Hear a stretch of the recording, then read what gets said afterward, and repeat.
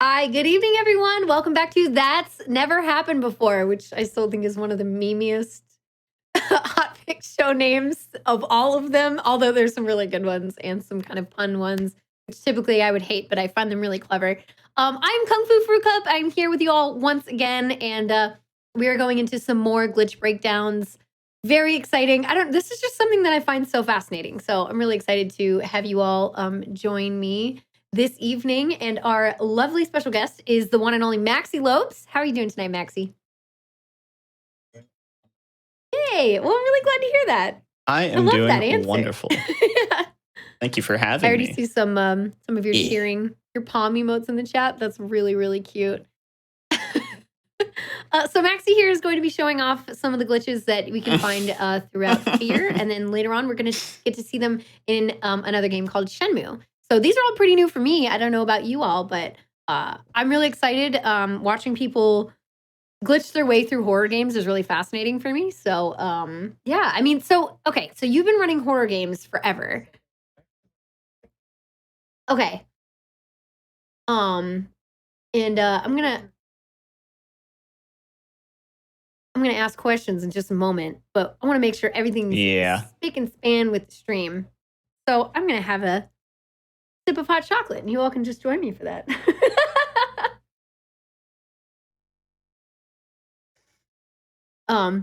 So yeah, if anybody is new to the show, that's never happened before. There is a command for it in the chat. It's TNHB. But yeah, it is a glitch centered show where we bring on runners who are at the top of their games and they break down the glitches in each game in different formats. We've had it from doing speed runs that get slowed down and we get to see kind of the glitches throughout, all the way to just pure exhibition style showcases where we see only glitches. We don't get to see anything else. It's just like save states, things like that. And oh, I forgot. I'm sorry. I forgot my mug had profanity on it. It's funny though. Um, but yeah, so this is that kind of show. If you come in and you're like, why isn't he going fast? Like, why are things slowing down? That's the point of the show, is to see a lot of glitches involved in it. So yeah, as long as we are all good. Okay, great. Awesome. Okay, so I wanted to know, Maxie, before we get started, why horror games? Like what brought you into kind of the scary game world, and then why speedrunning? Okay, so when I found speedrunning, it's because I was looking up random, cool tips and tricks and stuff that I could do in certain games that I was playing at the time, which was early 2015. And I found a tutorial on YouTube for the Ditman glitch in Resident Evil 4, which is a glitch that can make you go like 1.45 I times needed faster. that when I played. And you can do it. Yeah. it's really helpful. And it's quite a good glitch. You can utilize it in so many different ways. Mhm. So I was testing it out and I was like, wow, this is really fun. I actually want to run this game now if I can, like the whole thing. So that's how I got into kind of the horror side of things, because Resident Evil 4 ended up kind of segueing into finding Silent Hill speedruns. And Silent Hill 2 is one of my favorite games of all Right. time. So I was like, oh, okay, maybe I can run this too. This seems even more simple and easy to pick up. I'll pick this one up Right, too. gotcha. So it kind of kept going, and eventually Resident Evil Remake, Silent Hill 3, Silent Hill 1, Fatal Frame, RE7, it was just a domino effect for a bunch of horror games. Yeah. So. Now I know you do like marathons of all of these a lot of the time, and yeah, you have a ton of experience, especially in the Silent Hill and Resident Evil series. I had a question related to that, and it's already out of my mind, but now I'm thinking of the RE4 thing. Somebody tried to get me to do it when I played it, and I couldn't quite get it down. But this is not my forte. This is yours. So we're going to be going into F.E.A.R, and that's going to be our first game of the day. So, I mean, if you're ready, I'm ready. Awesome. Okay, so feel free, if you're good, you can start a countdown and lead us into things. Mm-hmm. So we're almost ready to get into things. Looks like we are having a little bit of almost ready funkiness with Maxi stream. Delay is still there, but way better before at least. Also, for those who are going to have questions throughout the stream, feel free to ask in chat. I will be checking it out so I can relay information, questions, thoughts, etc. It's kind of my thing. The hair. So we will be getting into this as soon as we can. Just want to make sure everything's stable.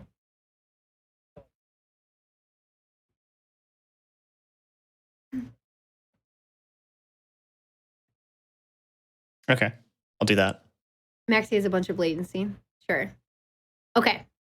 Yes, we will be getting yes, soon TM. I use the TM all the time. Okay, then Maxi will be back shortly. Don't worry. Everything's going to be fine. In the meantime, if you have any questions about the show in general, feel free to ask. We have some really wonderful episodes that you can catch up on, including ZFG is one of my favorite examples because we all know that ZFG is like the master of Ocarina of Time. And he wanted to come on and just do, again, it was one of the first and one of the best examples of just a pure glitch showcase. So it was like, yeah, I think it'll be around 3 hours. 5 hours later, we got to see so many of the glitches involved in Ocarina of Time, from beginner basic glitches up through more advanced things that aren't even related to some of the speedruns. So if you all want to check out any of the other shows, you can go on YouTube and do that. See our past shows. Check out that episode and many others we've had on Sonic games, other scary games. We've had on multiple Zelda games because Zelda games are all broken. Paper Mario, all kinds of things. Has interview lag ever happened before? In general? Well, it seems like it's happening now, so. I don't know, has it happened in a previous episode? This might be a newer thing. Where did I get the mug? It was a gift. It was gifted to me, actually, so unfortunately I don't have a good answer for that. Hoping Maxi gets chair skip first try. Okay. All right, how are we looking? Oh, no, not yet. Okay, we're not back up yet. We have a really lovely still of Maxi. When you saw GDQ starts and it's F.E.A.R, immediately assume it's going to be Maxi. Yeah, Maxi's, again, like I watch Maxi stream outside of this, and you all should make sure to go follow him as well. But Maxi has like a wide breadth of scary games, much like another one of our showrunners, like Dice's. But I think Maxi has more of like a focus. Again, kind of in a similar vein, you have the whole Silent Hill series, you have the whole Resident Evil series, or the majority of it, which is great. So there's a lot of really good, you can see a lot of really good content within those series that Maxi can run, which is one of the reasons why I wanted to have him on the show, because of his experience and knowledge. The shrimp. Oh, I don't think I understand that reference, Rumpelstiltskin, which is unfortunate. All right. Just want to check on things. I think this is the quickest technical difficulties we've had, but don't worry. I believe. Everything seems good? All right, Maxi, how are you feeling? Feeling good. Feeling better now. Awesome. You want to give this a shot? Yes, I do. I do want to give this a shot. Awesome. Well, thank you all so much for your patience, and glad we could have a little chat before we get started, but I'm going to leave it to Maxi. I'll be here in the background, again, bringing your questions for Maxi to answer, and providing a little commentary when I can. All right, Maxi, you can take it away. Feel free to do a little countdown, and let's get going. Awesome. Okay, let's go for it. 3, 2, 1, boom. Lots of cutscenes that we're not going to break down, but they're pretty good cutscenes. For those of you who are familiar with F.E.A.R, this game came out in 2005, and it was breaking people's PCs at the time, because before or after Crisis. I think maybe it was after Crisis, but yeah, breaking PCs in 2005. And the run starts out already. I have to stop and explain that because this is a PC game from 2005,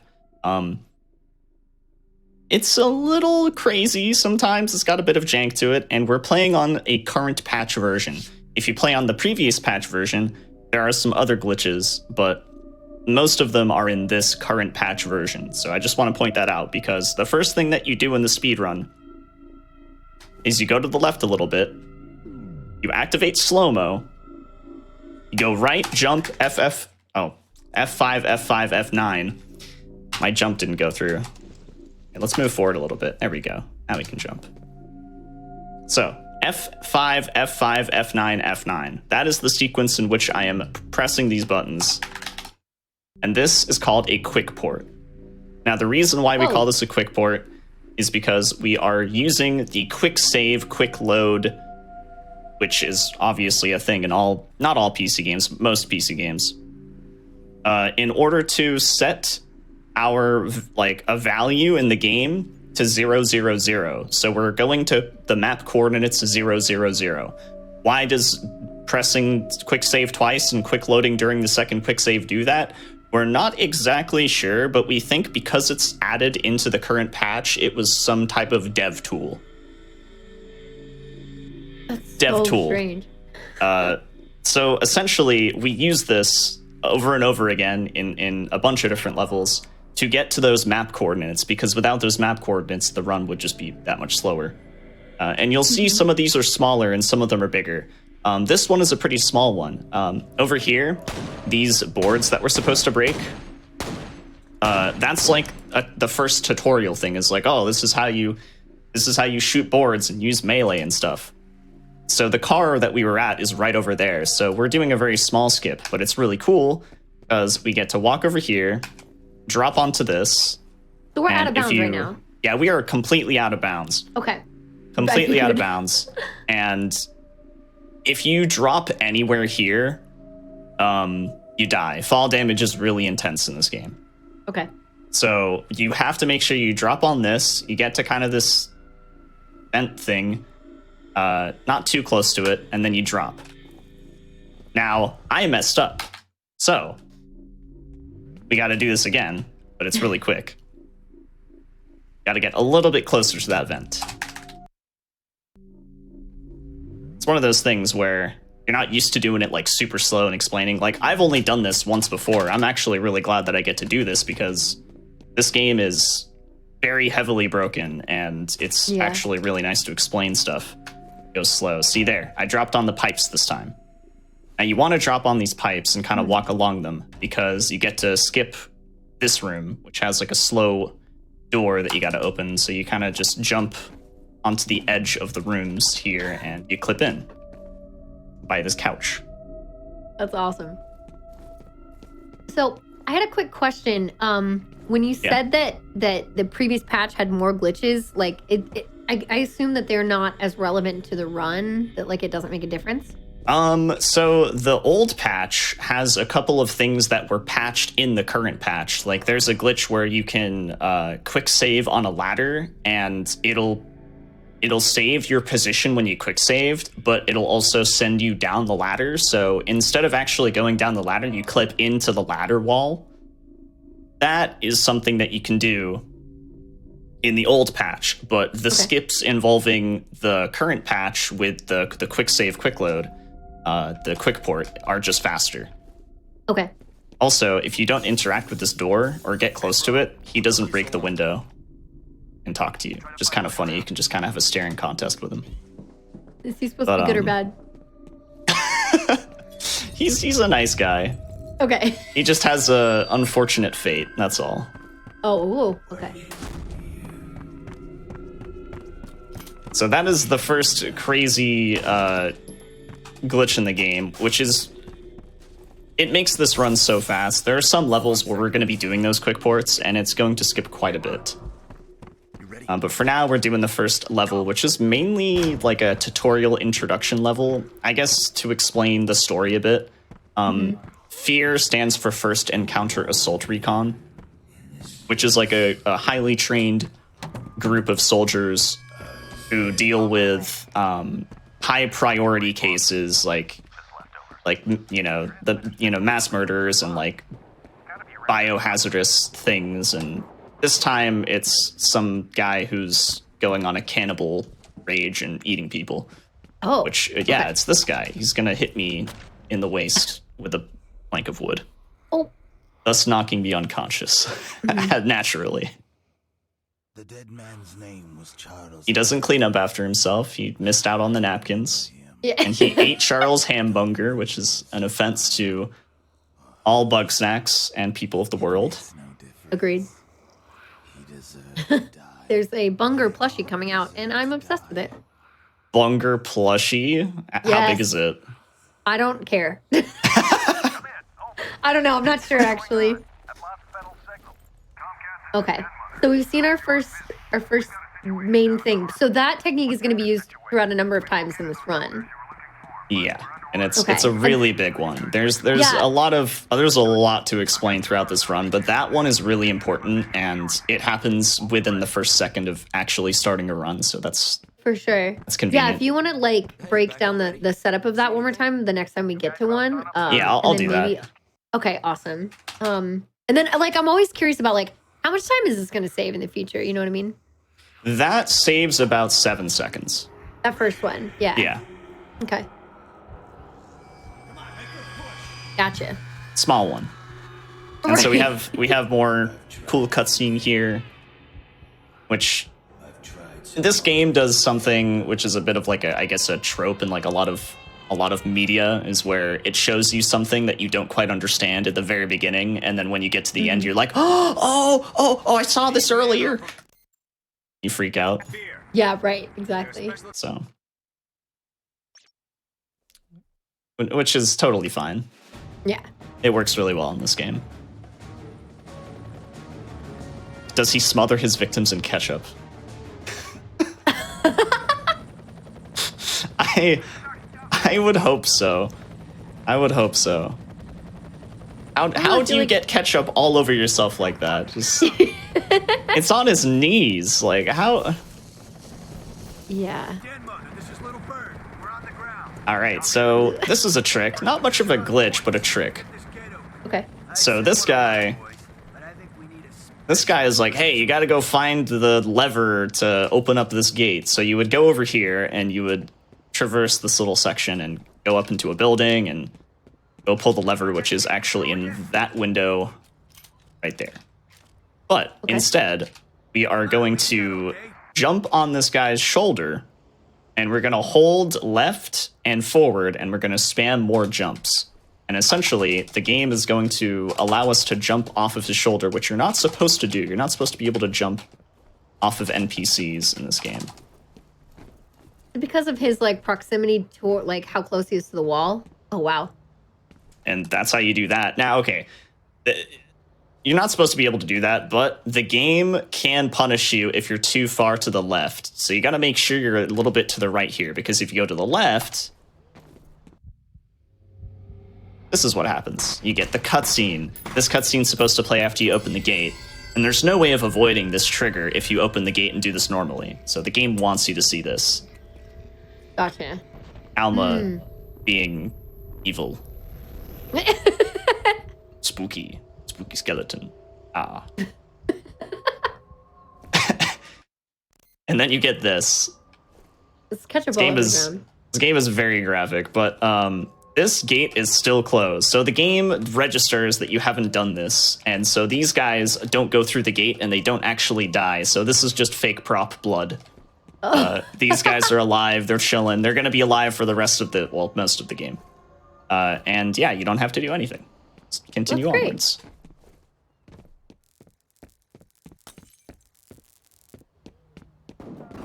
I'm glad they were able to avoid a fate for now. Yeah. The spooky skeleton fate. Yeah. So yeah, you're probably, for those of you who are, like I said before, like unfamiliar with F.E.A.R and the story and whatnot, the little girl that you saw who was turning those dudes into spooky skeletons, her name's Alma, and she is she's like a superhuman project called Project Origin. Okay. So she has insane powers, and that's a huge probably like the main thing in the story that has like the best information, the best lore, the coolest little tidbits. Everything else I would say is just icing. But Alma's backstory is the full on cake, the absolute foundation of the game. But here we're coming up to our next cool exploit, which I'm actually going to kill these guys because they can completely mess it up. Especially if We you're don't gonna, want that. Yeah, if we're gonna slow things down a little bit. Yeah, people are often like, oh wait, I have to actually wait a second, so I gotta clear out a room or things like that for these kind of I scripts. think might be one more guy around here.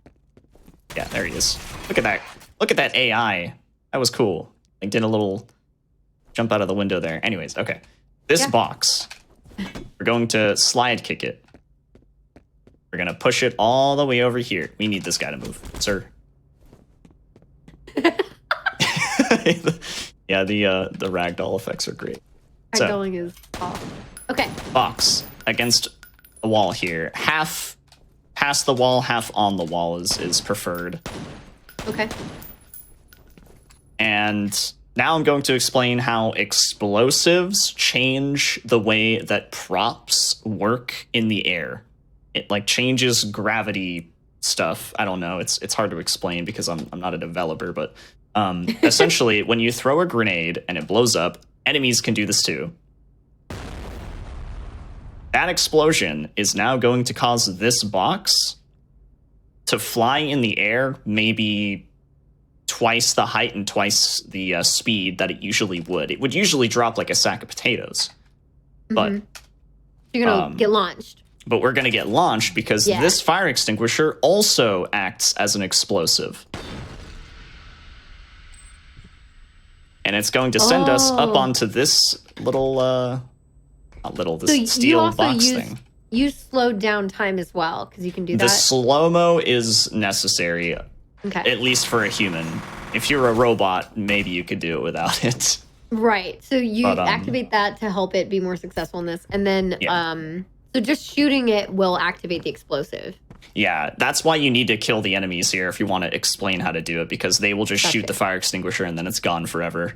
Oh, I see. Okay. So it completely messes it up, which happens in runs as well. I mean, the top runners will get to this point, and sometimes the AI is very tricky, and you'll try to set it up quickly, and they'll move. They can shoot the box too out of the way, and you'll have to reposition it. And it's this trick is actually a huge run killer, but gotcha. Okay. Yeah, it's a really cool one. It's one of the first examples of boosting yourself in this game, and it's you just call it the box boost. Real simple name. Cool. That's cool. Okay. Do you use anything else like that in this game? Or is that there's going to be a couple of instances where we do that. Nice. Oh, I forgot to explain that the soldier that we are right now is called Point Man. He's the most elite soldier in the F.E.A.R. Squadron, and he can literally just punch people in the face and they are instantaneously eviscerated. Right. He's just that powerful. And this works on surprisingly all difficulties. Melee is incentivized in this game quite a bit. Oh, and here's Spooky Alma. Oh, hello. So how long can you hold down like the slow-mo? For quite a while. There's actually boosters in the game to upgrade your slow-mo to last even longer. Obviously, we don't have time to get any of those. Right. That's quite a bit though. Yeah, you can slow-mo for quite a while. And again, another very incentivized thing in this game is slow-mo. The developers really wanted you to take advantage of that and use it as much as possible. I don't know how he survived. Worry about that later. Which in turn helps us play very fast. Gotta take that fucker out fast. Which is kind of a ironic thing. I must slow down time in order to go fast. To go faster. Yeah, that's true. But again, cool. like anytime like you can work with the lag or slow down something, like it helps you with the setup or making sure that you have more leniency to like get on this like 2-pixel wide ledge or Yeah. you know, go in the right direction when you're being launched or different things like that. So is this on a specific difficulty, by the way? this is on the lowest difficulty, simply for Okay. speed. Unfortunately, this game is so brutal on higher difficulties that speedrunning this game on something like hard or extreme would be it would be very slow. You'd probably die quite often trying to do a lot of tricks. But yeah, here's the next form of quick porting. This one, way bigger, very good example of how much time you can actually save with this trick. So again, and this is also a good example of a level where when you do the quick port, I'll just do it now. Well, I'll attempt to.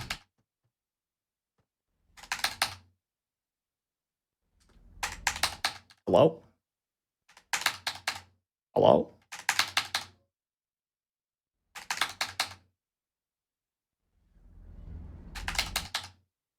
There we go.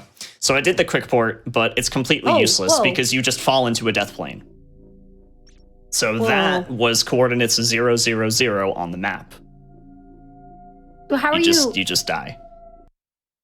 So what is the game doing again when you use that set of movement or keys, I guess? So F5 is quick save, F9 is quick load. F5 you have to press twice, and as soon as you quick save the second time, you have to start quick loading.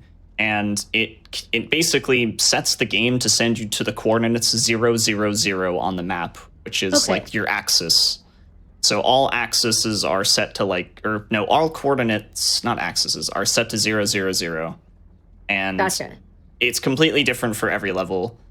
And it'll send you to a death plane. Sometimes it sends you to a coordinate where you can actually utilize it for the run. And in this case, it sends you to a death plane unless you go into slow-mo, you hold left, you jump, and as soon as you jump, you quick port. Gotcha. So instead of going into a death plane, I just sent myself into a room. Nice. And this room is not like super far ahead, but it's pretty far ahead of where you start. And it also is a quick port that leads us to our next trick to explain in this run, which we don't really have a good name for. We just call it the ladder glitch. We have very boring names for all of this stuff because there's too much going on. But this is essentially the way that you float in the air in this game. So I will make a quick save here. Now, floating is helpful for many different things, but it can also be really bad. Like, you can't just float your way out of a level. You have to have a very precise setup in the room to do it, and I'll explain why. So to do the ladder glitch, you hold whatever your jump button is, and spacebar. So I hold spacebar, and then you want to press crouch and use on the ladder at the same time. Okay. Now, if you do this successfully, this looks really funny, I know. If you do it successfully, you'll see like this weird smooth animation of Point Man kind of like sliding instead of just kind of like jaggedly hitting the ladder. He's like smoothly gliding into it. Okay. This means that you are floating. So that's a visual cue. An audio cue is if you start walking and you don't hear footsteps, you're floating. So boom. Now, that's what I was hoping. you can go pretty much anywhere you want as long as there is no collision. But obviously, there's going to be a lot of collision around, so you have to figure out how to get past all of this stuff. So what we're going to do is we're going to go back through this room. It's rooms that we teleported past earlier. And this is our first issue right here, is we can't wall, bonk. So the way to go down when you're floating is to crouch. Okay. The issue with that is that when you crouch, you go down, but now you can't go back up. There's no button to just go up. There's only button to go down. So what you have to do is you have to find things in the room, in the environment that you are in, that are just slightly higher up than your feet. and it will help a lot because Point Man will kind of just get bumped up into the air. Right.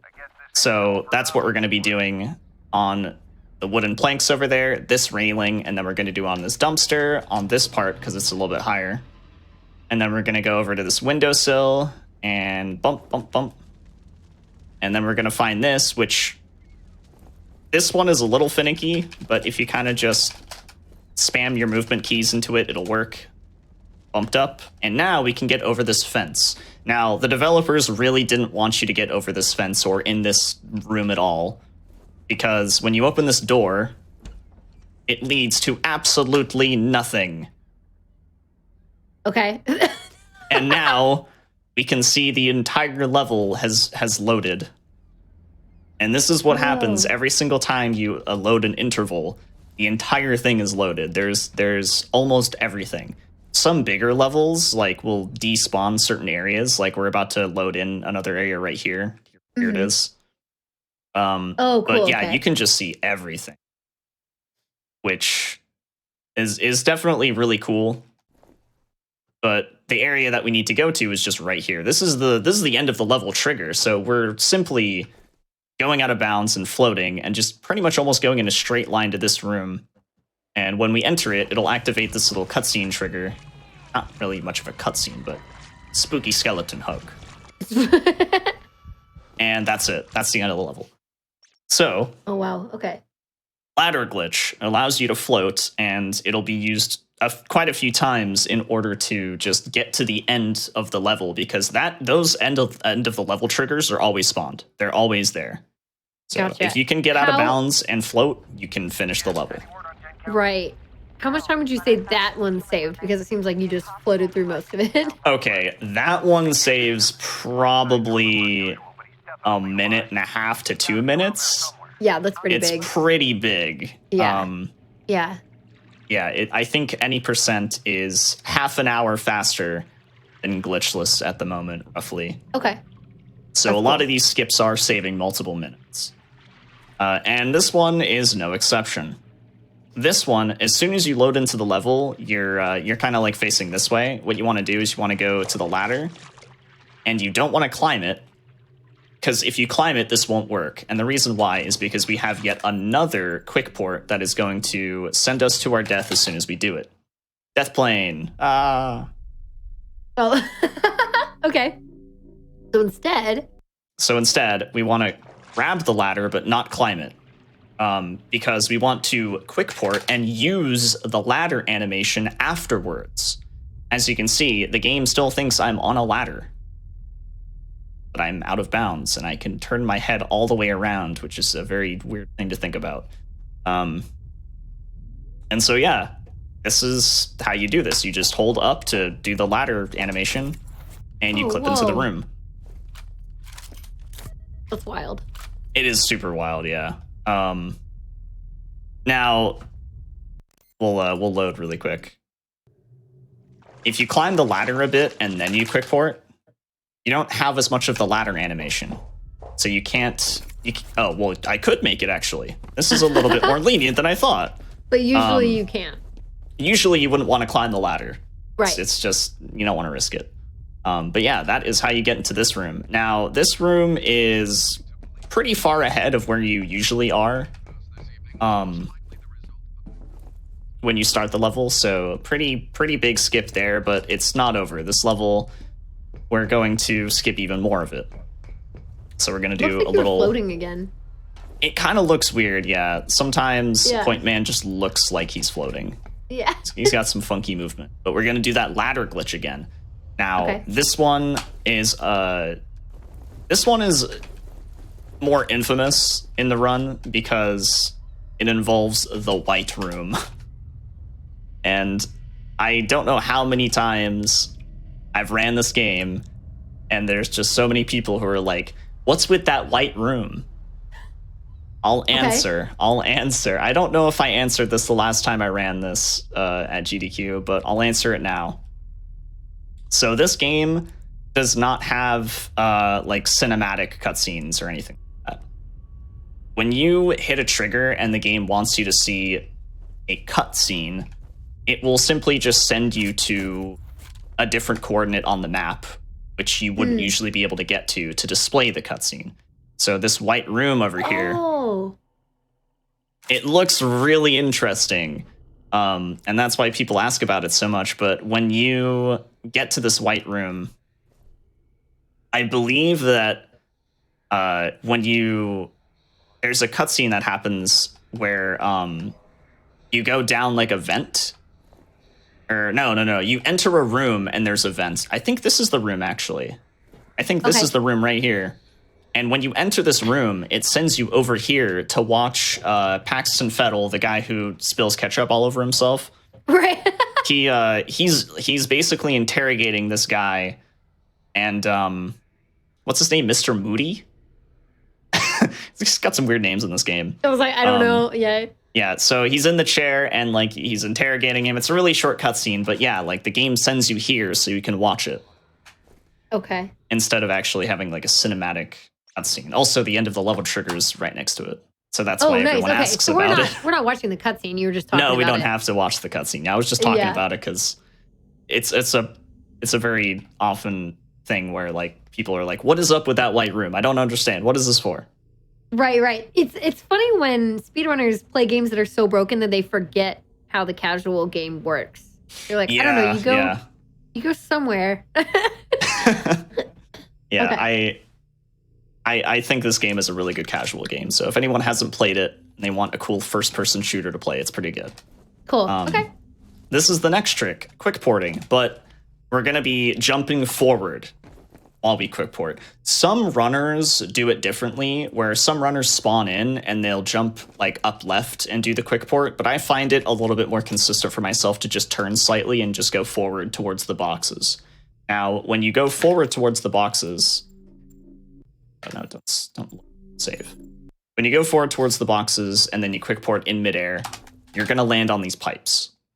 Well, you're supposed to land on these pipes. Okay, that's okay. It's okay. It's close. So this is another one of those quick ports where if you don't do this specific setup, you just fall into a death plane. Here we go. Here they are. Here's the pipes. This is actually an infamous level because when you drop down into this hallway right here, there's a cutscene, or not a cutscene, where you are going through like a hallway with a bunch of blood, and like Alma comes down from the ceiling and jumps you. It's cool. It's really cool. But we're just gonna skip all of that nonsense by doing a bunch of platforming here. We're gonna jump to this steel beam. Okay. And then we're going to jump into this vent. Now, this vent leads you to this room over here where there's like a big fighting sequence, and then you have to go all the way around and go through more vents and then pop into this room. That's the end of the level trigger right there. That's where we want to get to. So instead of doing all of that, we're going to land on the vent, but not in it. So now we're kind of on like the outside edge, out of bounds still. Do you want to like remain kind of in the middle of the seam? Yeah. If you go too far left, you're going to try and jump and you're just going to fall and you're not going to get the jump input. Okay. And if you do the jump input too soon, you don't have enough momentum like going forward to actually hit the trigger. So most of the time when I do this, I actually I run forward and then I turn and hit left and then jump. And you have to do that very quickly, but it's really consistent if you can get it down. Okay. And just like that, that level's over. That is the fastest level, I'm pretty sure. It's like 20 seconds. It's really insane. Do you know how long it's supposed to be casually? A few minutes. Okay, gotcha. For the glitchless record, it's a few minutes. So wow. Pretty big. That's awesome. Okay. Yeah, really big. So nice.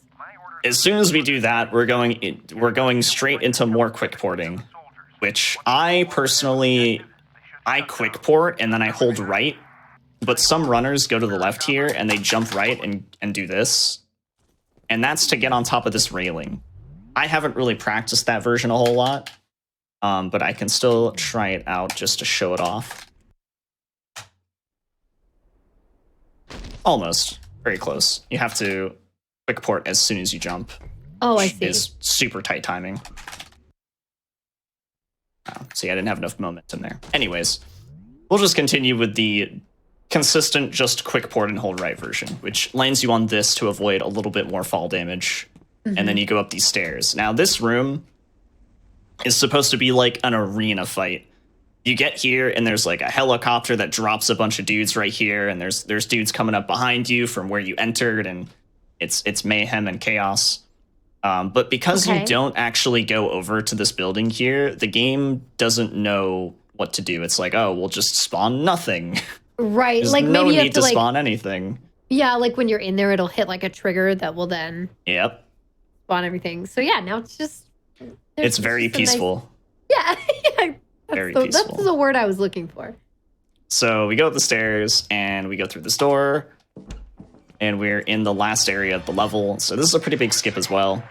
And this is where you actually have some action, though. You got to make sure you shoot this barrel, make a big explosion, and try to punch these guys if you can, because they will damage you for quite a bit. And they also just get in the way of the door, so you got to get through that. And now we're coming up to one of the more optimized fights in the game, because it's a required fight. What we're going to be doing is we're going to be taking that mine. We just picked out that mine, and we're going to switch to it. Melee this guy, shoot this guy. He became tomato sauce. You throw the mine? I threw the mine up on that ledge, and the reason why is because dudes are gonna... Oh, could you kindly... No, okay. They didn't run into it like they usually do. Oh well. So they're supposed to hit this. Yeah. They're supposed to hit this, and then they... Yeah, you can pick it back up. Looks like the HLC is close. Little landmine. Essentially, what you're... for some weird reason, I guess I didn't hit... Or I hit the railing, so it hit back down to this floor. It's supposed to be there. And then they go through the door, and then big explosion, and very fast. And then this helicopter comes and picks you up. Now, optional. Optional. Some runners do this. It's not needed, not necessary. But you can quick port after you kill all of the enemies, because once you kill all the enemies, the game reads that you have done the level. You're done. You're finished. Finito. So you can just quick port back to... Well, okay. Got to make sure you have enough health, otherwise you break your ankles.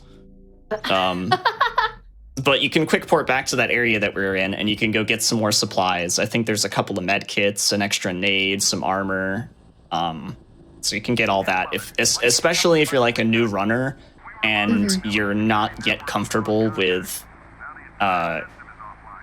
you know, how random the enemies can be and how much damage you can possibly take. It's probably a good idea to do that quick port to get all that extra stuff. Grab that extra material. Yeah. Okay.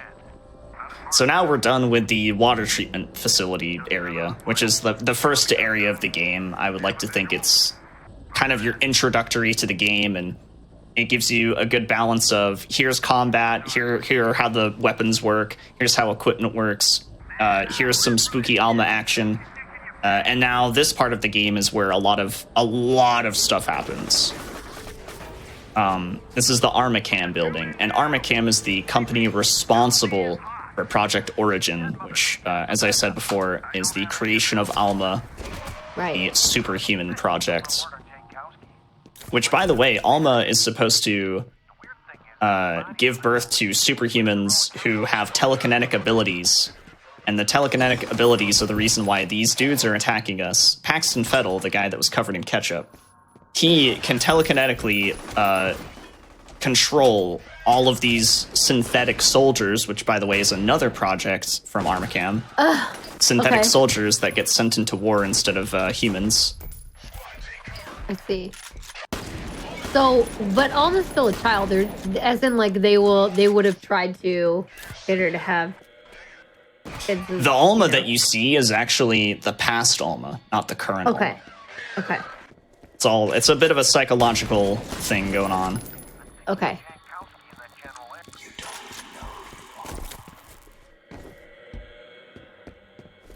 But this is a very Because, simple level. Mhm. You just kind of run through it. And Yeah, this one seems more straightforward. So we're not doing any big skips in this one necessarily. nope, no big skips. We're just doing the level as intended. Okay. It's a very short one, though, if you know what you're doing. There's a lot of optional stuff you can do in that level. A lot of optional equipment. Armacam has a lot of optional stuff for information and lore, equipment, and extra doodads to play around with and Right. stuff. So, like I said, Armacam has a lot going on. Like, probably one of the most well thought out areas in the game.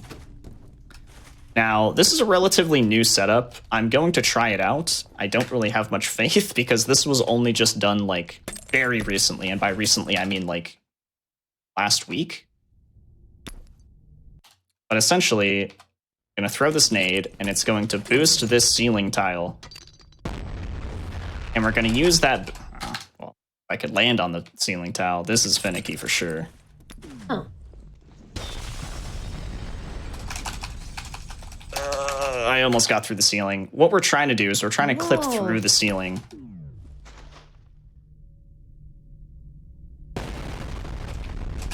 This was just found, you said? Yeah, this setup was just found. You could clip through the ceiling in this area before, but the setup was very inconsistent, and I despised it, and everyone else did. I died. So if the nade is too close, you die. If it's too far away, you don't get enough of a boost on the ceiling tile. Interesting. Yeah, I don't think I'm going to be able to do this. I haven't practiced it. Give it one more go, and then I'll show how to do the level regularly. Okay. I mean, that was close. That was close. So yeah, this is where you want to get definitely through. There. Yeah. And I'll show you where that brings you to. Stay out of my way. Also, if you enter that room and exit it, there's like a added little scare there from Paxton. Oh. Like I said, a lot of cool extra stuff if you do decide to look around in the Armacam building.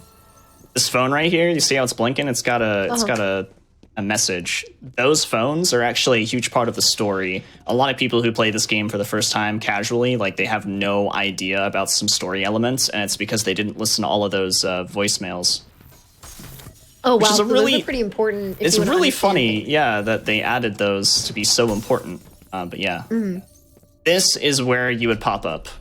The glitch I was doing earlier, or the attempted glitch to go through the ceiling. You'd pop up here, and then you would go straight through this room and enter the next area, which we're going to be doing probably one of the flashier skips of the game. Oh, cool. Great. We love to see it. And this is also a good point to explain crouch clipping. Now, you've probably noticed there's a few areas in which I crouch, but I'm moving at the same speed as you would when you're standing. Mm-hmm. To do that, you have to go into your key bindings, and you have to map crouch to scroll wheel. Whether it's up or down, it doesn't really matter. But for some strange reason, in this engine, actually, there's a couple of other games with this engine, the Lithtech engine, which Monolith uses for all their games. And they also outsourced it to some other studios. Okay. Right. But you kind of go up to the wall, crouch with the mouse wheel, and suddenly you're running, but in crouch mode. If you press crouch while you're doing this, you go back into crouch speed. So you just want to make sure you're always crouching with your mouse wheel. Oh, okay. The only exception is when you're doing the ladder glitch. You want to make sure that you have crouch bound to a key on your keyboard and the mouse wheel, so you can have more consistent ladder glitches, because the mouse wheel ladder glitch is very inconsistent. Gotcha. Now then. So your mapping's important. Okay. Very important, yes. Mm-hmm. This right here, I think most people who start running this game at first are very intimidated by this, which we call a bunch of different things. The original name for this skip is the Chester skip, because Norton Mapes, a character in this game, really likes cheesy poofs. They're called cheesy poos in this game, and it's a reference to Cartman in South Park. Yeah. Yeah, the developers literally were just goofing off with this guy, because he's a really goofy character. And we call him Chester because of the cheesy poofs, because, you know, Chester the cheetah. Anyways, he also has just Norton Skip, just if you want to call him by his actual name. And then there's a couple of other names, but those are weird. This ceiling tile, really important that it drops and you get it next to the vending machine. There are so many instances where these ceiling tiles will not cooperate and you'll just slip on them it's like they're covered in grease or something. And they won't go where you need them to. You just punch this one out of the way. Yeah. Okay. Get out of here. You're gonna ruin the trick. There we go. Okay. So, and this guy's also gonna ruin the trick. We'll get him out of here too. So, you wanna kind of go into this corner. You wanna switch to your nades, and we're gonna quick save for safety. We're gonna throw the nade against the wall, and this nade is going to boost this ceiling tile. And we're gonna do the same thing that I was attempting before. We're going to try and jump into the ceiling. Okay. Oh. Barely. Almost Really got it. Close. Yeah. Like I said, this is a more intimidating skip because it's super finicky and not There we easy. go. But there it is. You clip through the ceiling by boosting yourself with the ceiling tile, and now we're inside of this vent. Now, there's many different things you can do here, but all of them are bad except for the one thing that I'm going to be showing, which is this room. It doesn't look like this is a flat surface, but it is. So long as you don't like turn and press left or right too much. You just gotta go forward. Let's go straight forward and then jump on this gate. Okay. Oh, wow. So, gotcha. this part is tricky. This is like the jumping here is really risky. It's really tricky. And then you gotta land on like the edge of this room and ride the edge. Make sure you don't fall.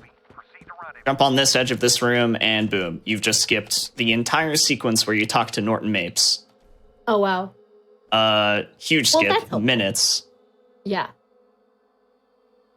Pretty big.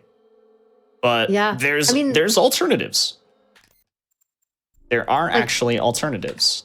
Other ways to kind of skip the Norton talk? Yeah. Which, I'll go back. We'll go Now, back down. the reason why you don't want to do it this way is because it spawns enemies. The spooky invisible men. Oh, gotcha. Somebody was also curious earlier if you know how quick porting was found. I don't really know how quick porting was found. I think a runner back in like 2016, 2017, when I started running, just randomly found it and just started utilizing it, and everyone else was like, what? Excuse me? How, what? Okay. And so that's how it kind of evolved. There were a lot of skips that did not involve quick porting that we used to do, and all of them were so, they were so difficult. I think this game's barrier of entry was completely eliminated by quick porting being so much easier and accessible. Oh, that's really cool, actually. Yeah, this game was way harder. Yeah. But the alternative is something that we call a gate clip, where you kind of angle yourself against a gate, and you can do this in slow-mo or not. It kind of just is frame rate dependent. This trick is totally dependent on FPS. I'm at 144 right now, so I'm going to go into slow-mo, and I am going to tap up and right. And eventually, you're going to see Point Man's fists raise, and that means that he's successfully clipping through the gate. Oh, wow. Oh, my gosh. Okay. And this is the gate that we jumped on previously, and this is like the edge of the room, and here's the other edge. Yeah. Yeah, the one you were walking along. So Right. This is the alternative, and the reason why you don't really want to do the alternative, you probably want to learn Norton Skip, is it's just slower. But if you want to be safer, you can do that. Okay. But it is quite a bit slower, and this, and now we're back here. So that's the alternative to Norton Skip. But I just find Norton Skip to be so cool. Like, where is it? The quick save. Huh. Yeah, just like, you know, clipping through the ceiling with Being the above ceiling it, right. tile boost and jumping here and Right. jumping here, and it's if you can practice this and get it down, it's so fast. I don't even think the current world record holder has even come close to his gold split or anybody else's really good gold split on this level, because there's so many variables to how this skip can work, and it yeah, just you can do it really fast, but most of the time you just got to be really safe. If you risk it for the biscuit and it works out, awesome, but if it doesn't, your run is pretty much dead. Right. So also, this guy, I don't remember what happened to this guy, but you can just take him with you. Pretty brutal. You like help Coming him with me, out? sir. Or are you kicking him? Oh my god, you got someone's blood on the wall. Gotta get him to the paramedics. Here we go. He's there, sir. Hang Now on, he's stuck sir. in that corner. I can't take him with anymore. There was enough effort, but that's not really why we're here today. Exactly, yeah. Okay. She is the original. So a couple extra med kits here. I only pick up that one because it's not out of the way.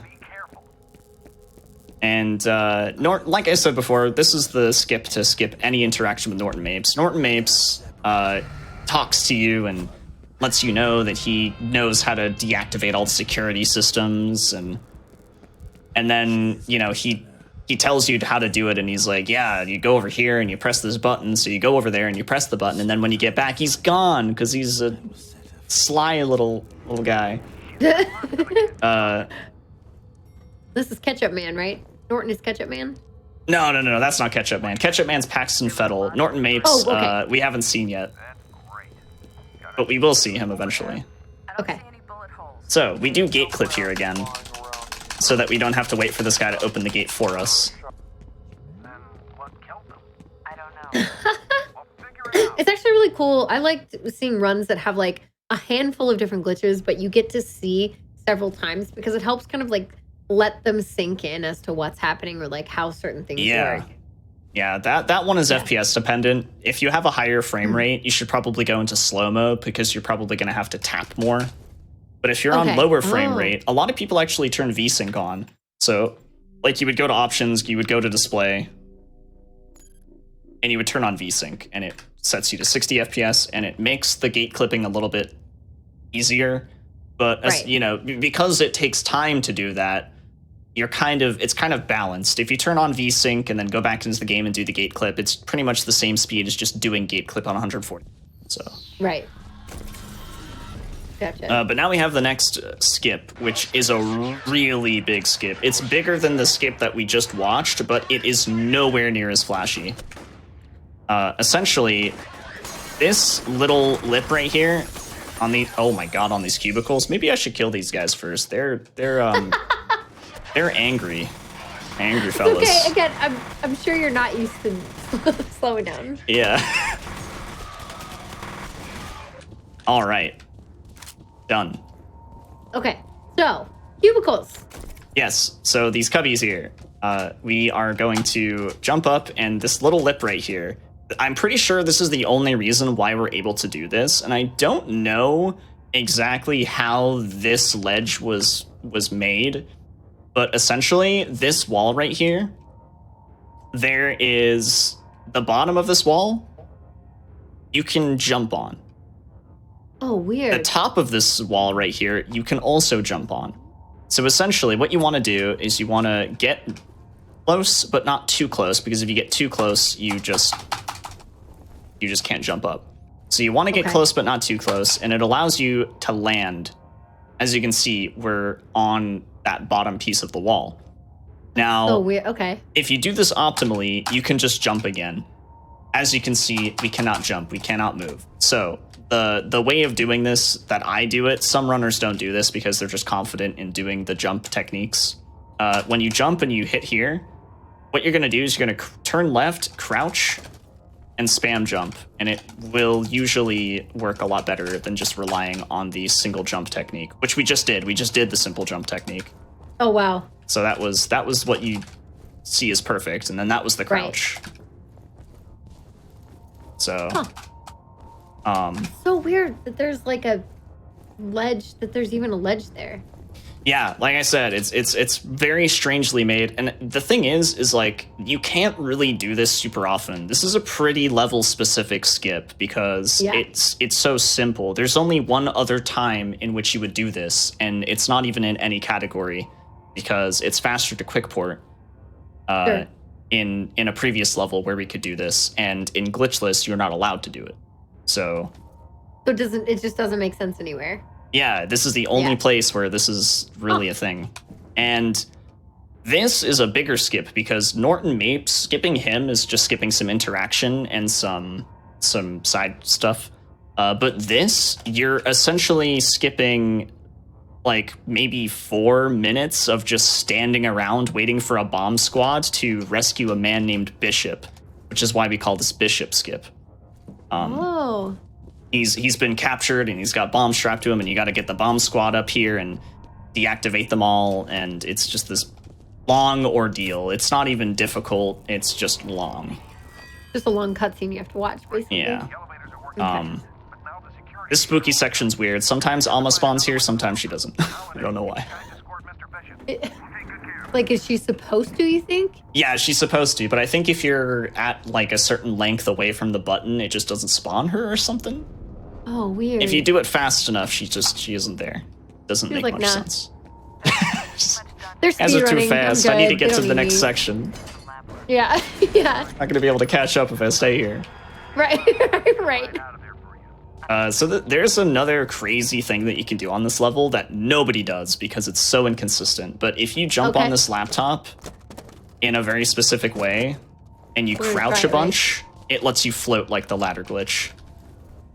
But it's so inconsistent, we still have no idea how this works, that nobody does it. And essentially, yeah, I tried it a couple times, but there's no way of really knowing if you actually get it, like which part of the laptop you need to crouch on, like how much you need to spam crouch, and it's messed up. But it's known, it's a thing, and essentially you would just go through this window, and you would float this way and skip. Oh, look at the birdie! Wow, I actually never knew this bird is just chilling here. It's okay, you don't use this strat, so. So you would just kind of float over there. Nobody does it. It's super inconsistent, and you would just pick up the nades and the armor and just continue like normal. If they found a way to make it consistent, how much time would it save? Probably about 15 seconds, I would say. Oh, that's actually not bad. I think you. Well, actually, I'm not too sure. The last time somebody timed it, it was like 15, 20 seconds. Okay. But it could be more. I don't know. So it could be significant, but that was only if somebody is able to like find. Yeah, it's the laptop. Okay, the laptop is a really funny thing in this game. It can do so many things, but nobody understands any of it. That one laptop, or is there another one? There's a bunch of laptops in this game, and you can do these weird tricks on all of them, but we have no idea how any of them work. So it's random. Yeah, there's only one trick, which I'll be showing off later in the Armacam building, that we know how to do with the laptop. Gotcha. Huh. That's interesting. Like, it must be because it's small, movable, has a bit of an angle. You know, there's a bunch of things that go into it. Yeah. Make it harder to like reason out. So this section is probably the one section where you actually go out of your way to kill because it's faster. Because those 4 dudes were blocking the doorway and you slide kick them. Sometimes you get all 4 of them with one slide kick, which is super cool. But that didn't happen. We got 3. Gotcha. But that's still pretty good. You don't have to go out of your way. You just have to make sure that you actually try to hit them because they will deplete your health quite a bit if you just run past them. So, and they'll just block your way too. For now, it's mostly just traversing normally, platforming a little bit. Yeah. The next trick is coming up soon. Oh, that's water. I was like, I assume that's intended because you said usually fall damage. That is water. Although it looks more like high sea ecto cooler. Yeah, yeah, it does. It is not looking good. All right, so what do we have coming up next? We have a bit of a demonstration of a glitch, or not really a glitch, more of an exploit that we don't do. I think the world record finally implemented this, but a lot of people don't do it because it's just insanely risky. You can just kill your run on something that doesn't even save that much time. So right. And fire. you just did 2 more examples of like the crouch running. Yeah, exactly. Yeah, we just crouch clip through there. Cool. Fire hot, fire bad. Yeah. Okay. But oh god, so some runners like to go into slow-mo and jump on this ladder and spam heal. And skip having to turn that valve off. I almost did it. Yeah. What do you do? I just do the intended route where we crouch clip through here, turn off the valve, come back through this door, and just go up the ladder. Gotcha. Okay. Now, the reason why this is really risky is because, you know, it's not too hard to go into slow-mo, get on the ladder.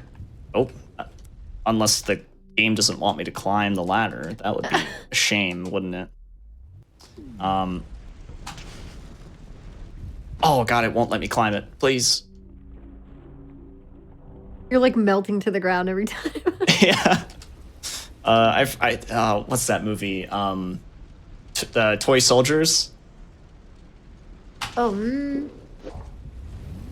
One of them like melts, one of their legs melts. Oh my gosh. Okay. That's an old movie, classic. Yeah. That's a throwback. You should be able to jump above it, and then you get set on fire, but you keep healing yourself. There we go. Time. There Oh, we nice. go. Yeah. So that's what you would do. But Right. now you can see I have 0 medkits. I have no way to heal myself for the next few levels, and that's bad. It's really So that's why risky. it's so risky. It's very risky. Some people do it without slow-mo, which is even harder to do. You have to, like, spam tab and hope that it all works out. So, Gotcha. yeah, see, this is a strat that if you want world record at this point, you probably have to do this. But, well, actually, maybe not. There are so many variables in this run. It's not yet optimized, but that's because this game is very hard.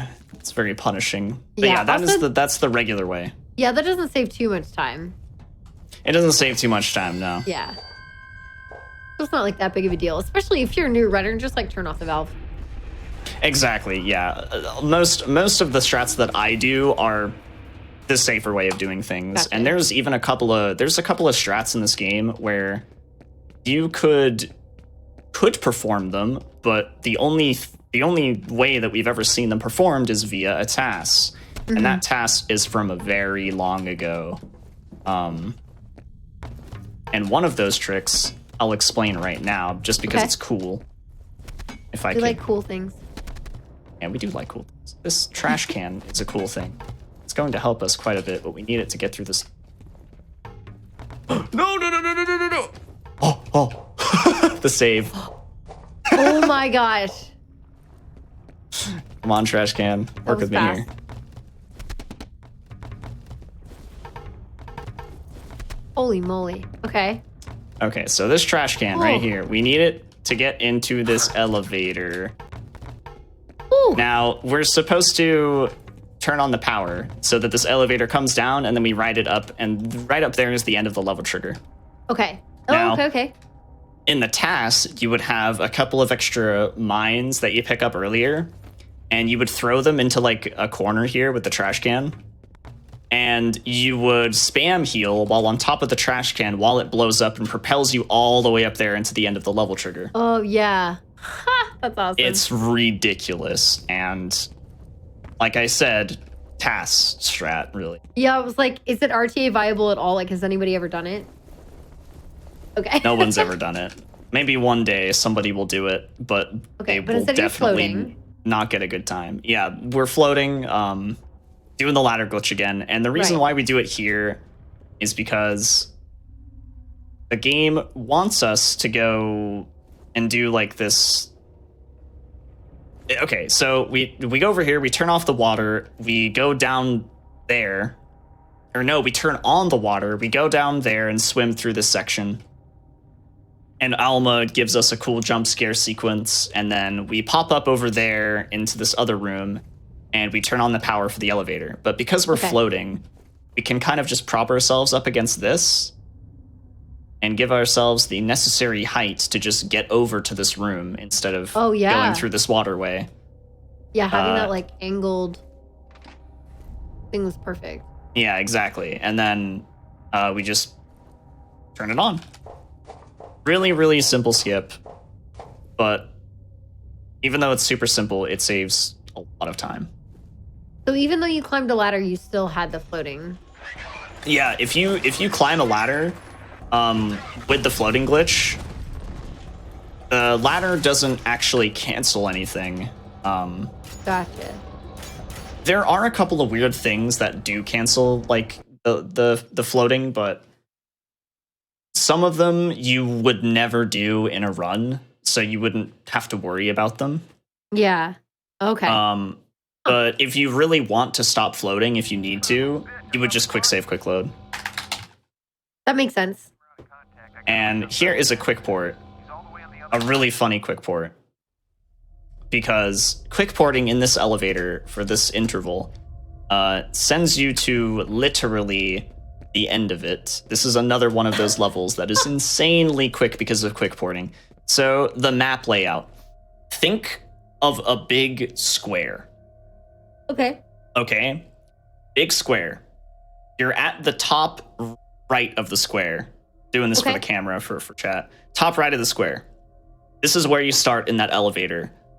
You go down a bit, and Norton Mapes is like, hey, you gotta do the thingamabob. You gotta turn on the power for the elevator, and I'll deactivate stuff for you. He. I'm totally gonna betray you later. Haha.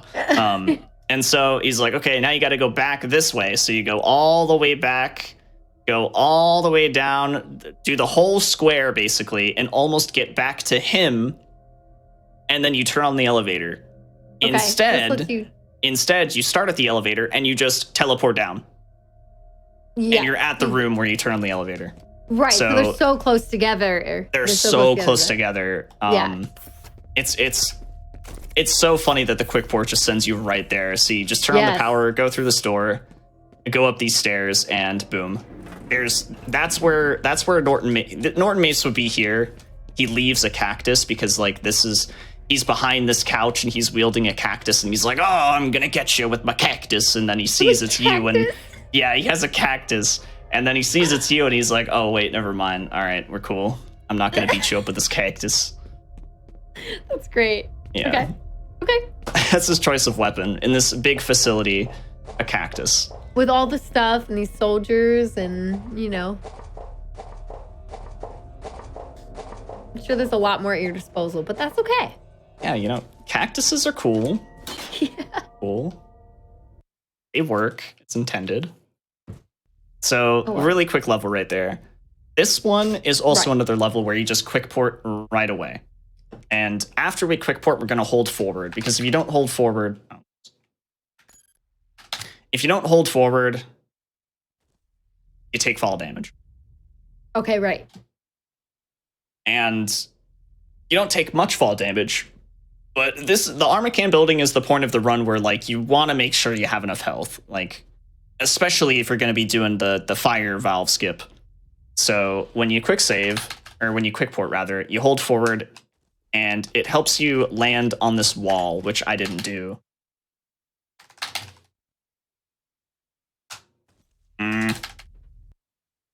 There's some tight timing behind it. Oh, I messed it up anyways. Oh well. But you land on this wall and you avoid the minimal fall damage. Right.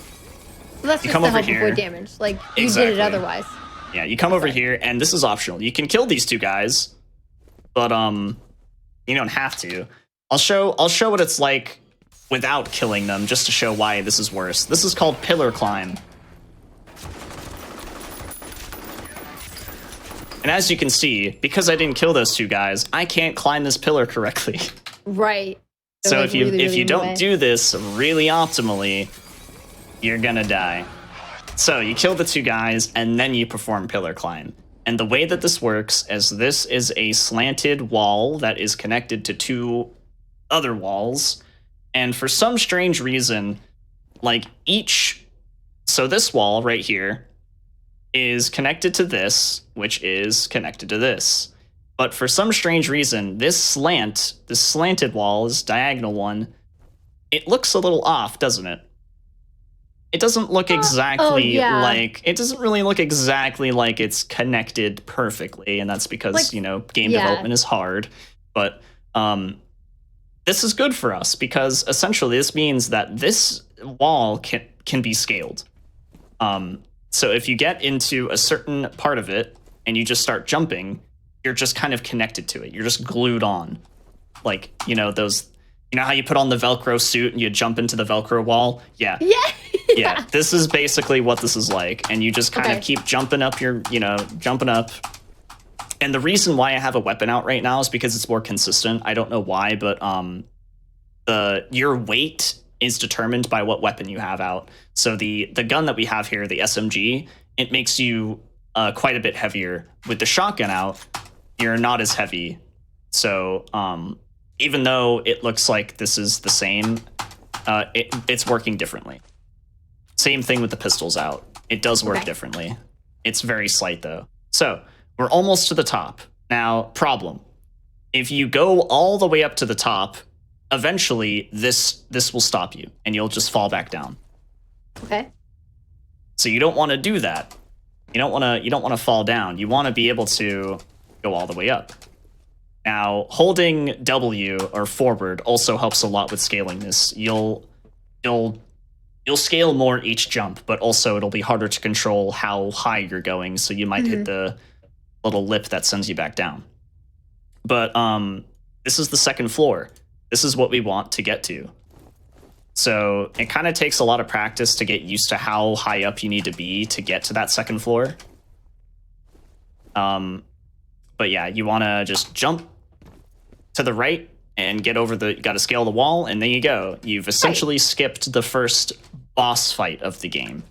Oh, wow. Okay. Yeah, so Armacam has these, like, big mecha soldier things that are just, like, they're just these big robots with missile launcher arms, and they just pew, pew, pew you to death. And they're not too hard to take out, but, like, it'd be nice to just skip them. So that's what we do. Which is perfect. Yeah. So that's a big skip. That's a few minutes right there. And the rest of the level is very straightforward. We're just kind of taking the optimal lines. Oh, I'm getting stuck on this guy, I suppose. Getting my butt cheek shot at. As I ran past everybody.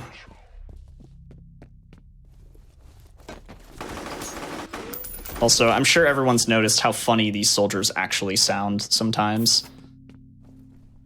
They yell at you, they make funny noises.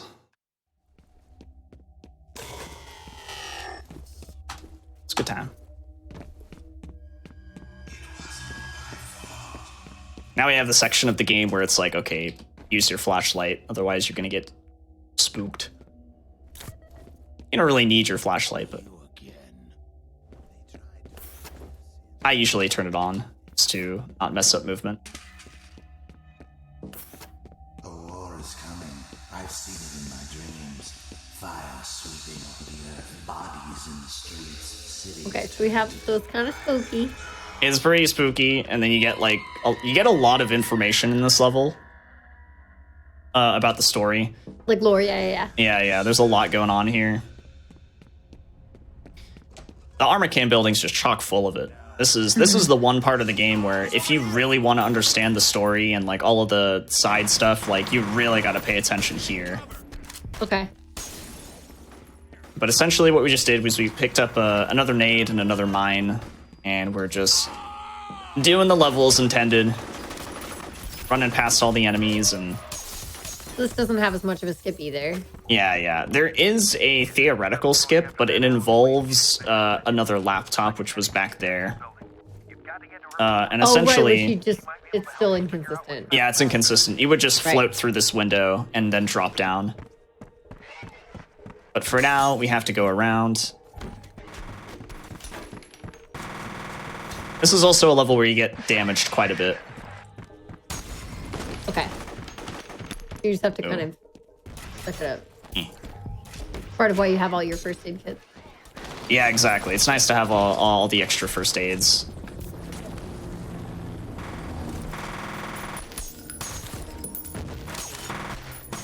Do you grab up like some extra everyone equipment. usually or no? Huh? How many do you tend to try to grab when you're running throughout this? So you can only hold 10 first aid kits at a time. Okay. So it's pretty optimal to have between 6 to 10 at all times, just in case, especially for levels like this. So, but thankfully, I think the developers understood how much you were going to be fighting stuff in these levels, so they have a lot of medkits just sitting around. So Yeah, I've seen a ton already. yeah, you can.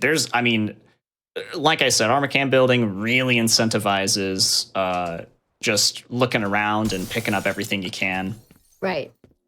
So there's a lot of hidden stuff, and they definitely want you to do that. Cool. Okay. So that level, that was completely intended. Nothing crazy there. But this next one, we have a pretty interesting couple of things. We're going to activate this elevator. After we activate the elevator, we're going to quick port. And quick porting sends us to where the elevator would take us, except we're actually right on top of the room that we need to listen to this voicemail. This is the only required voicemail. Oh, okay. As soon as you press that, the progression will continue for the level. So like won't register otherwise. Yeah, you can't do anything until you interact with it. So the reason why we activated the elevator before we quick ported is because if you don't, these doors right here are closed. So even though you activated the voicemail and this elevator will like drop, these doors won't be open. Gotcha. Now there is another optional skip that I will show off. But I don't even really understand how it works, so I can show you how it's done, but I can't actually do it. Okay, So sure. when you quick port, you land on this, right? And what you want to do is you want to, when you quick port, you want to hold up and left, I believe, or no, it's just left in slow-mo.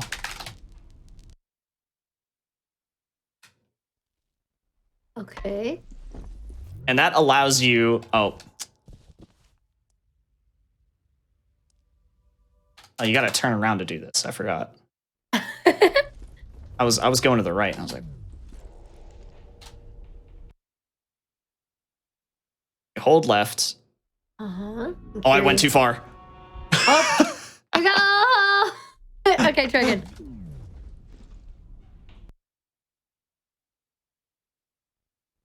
So interesting. Almost. You got to land directly on that wall where the phone is. Right above it. Yeah. Right above it, and it's a tricky one. Yeah, it seems like it. Oh my, okay, yeah. So, okay, let me just explain what would happen. Let me explain what would happen. Okay. So you would land on the wall, and you would get on top of this, right?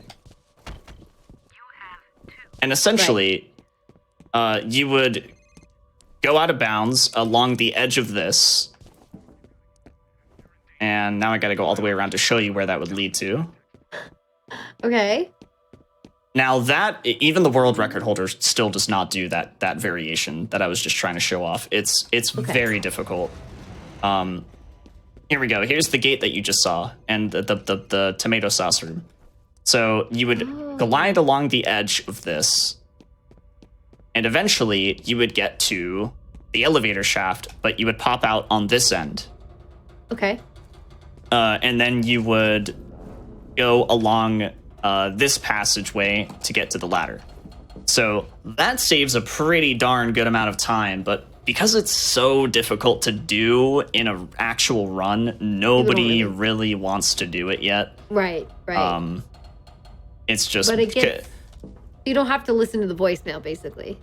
Yeah. You don't have to listen to the voicemail, and you actually don't have to activate the elevator either. Essentially, you could just quick port from the very beginning of the level.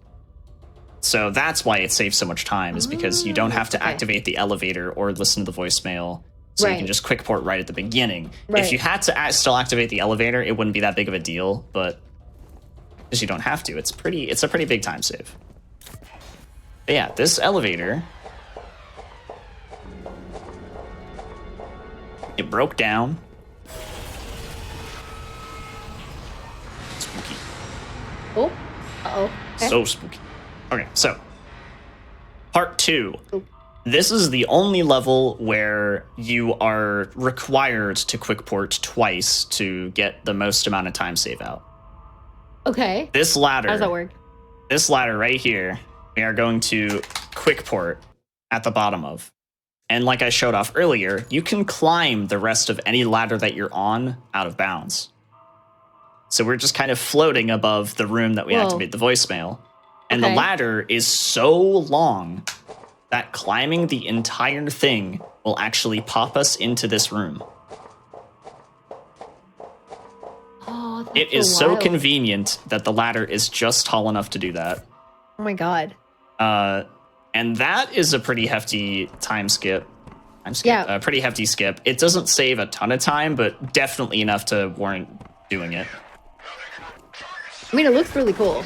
It is really dope, yeah. Yeah. It's so cool, like, the things that you can actually do in this game. What's happening right now? Oh, right. So, that isn't a skip or anything. It's just a little piece of tech where we get on top of the... Is that an ATM or something?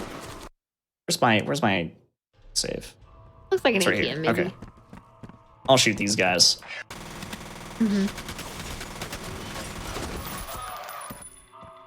Okay. So, security sector armacam thingamabobber. That's history, tour, and people. Yes. Okay. I didn't want to break it, but all right. No history, no tour, no people. So we're going to jump on top of this, and we're going to get to kind of like the close right edge. And if you just hold forward and jump, you can't make this jump. You won't land on top of this. So what you have to do, you don't have to, but I go into slow-mo, and I tap forward, and then I jump, and I do an air kick. Oh, okay. Oh, no, I have to kill the people again. I forgot to quick save. That's fine. That's okay. It's not like this is a real run right now. Exactly. And we won't destroy the history tour people this time. Keep it intact. So, slow-mo.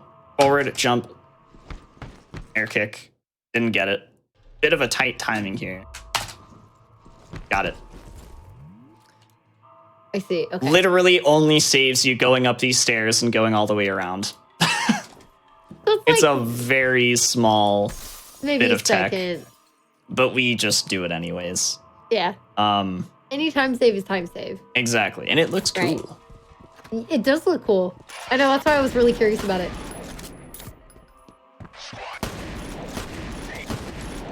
So we're gonna kill these guys. We don't really need to, but So how often do you tend to heal throughout a run? Because you pick up so many first aid kits. And you said you quite can help them. often, even though it's on the lowest difficulty, the AI is pretty random with how good their shooting is. Okay. So they have really good days, and then they have really bad days. Sometimes they will kill you on the lowest difficulty before you even notice that you need to heal. So I would say, if I had to estimate how many times we actually use a med kit in this game, it's probably anywhere between 30 to 40. Okay. Even more if you're doing the fire valve skip, probably like 50 plus. Wow. Gotcha. And that's just for low difficulty. If you're playing this on like hard, if you're doing like a casual playthrough on like hard difficulty or something, like you're picking up everything you can. So I was gonna say like every single one you pass. yeah. Exactly. But now we're going to be doing gate clip. This is the singular gate clip that it saves the most amount of time. Every other gate clip that you could possibly do on the run is pretty small compared to this. Because essentially you have to open this gate and there's like a power thing you got to turn on, and it's a bunch of enemies, and it's just annoying. And you essentially just do the gate clip again, which is FPS dependent. I'm on 144, so I'm going to go into slow-mo because I'm probably going to have to tap up and right a lot more. Right. And as you can see, I'm clipping. But I'm going to back out hands. real fast because I want to also explain that the angle in which you go into this gate is pretty important. So, like, Is this let's the same say with all gates or no? every single gate that you can open, all of the gates that are non-openable, you cannot do this. Okay. Gotcha. So yeah, the angle's really important. If you're just looking at it straight on, it just is so much harder to do. For some weird reason, I'm just very good at this. So I just clip through anyways. But if you're at like a bad angle, like let's say you're at, like going like this, and you're trying to tap.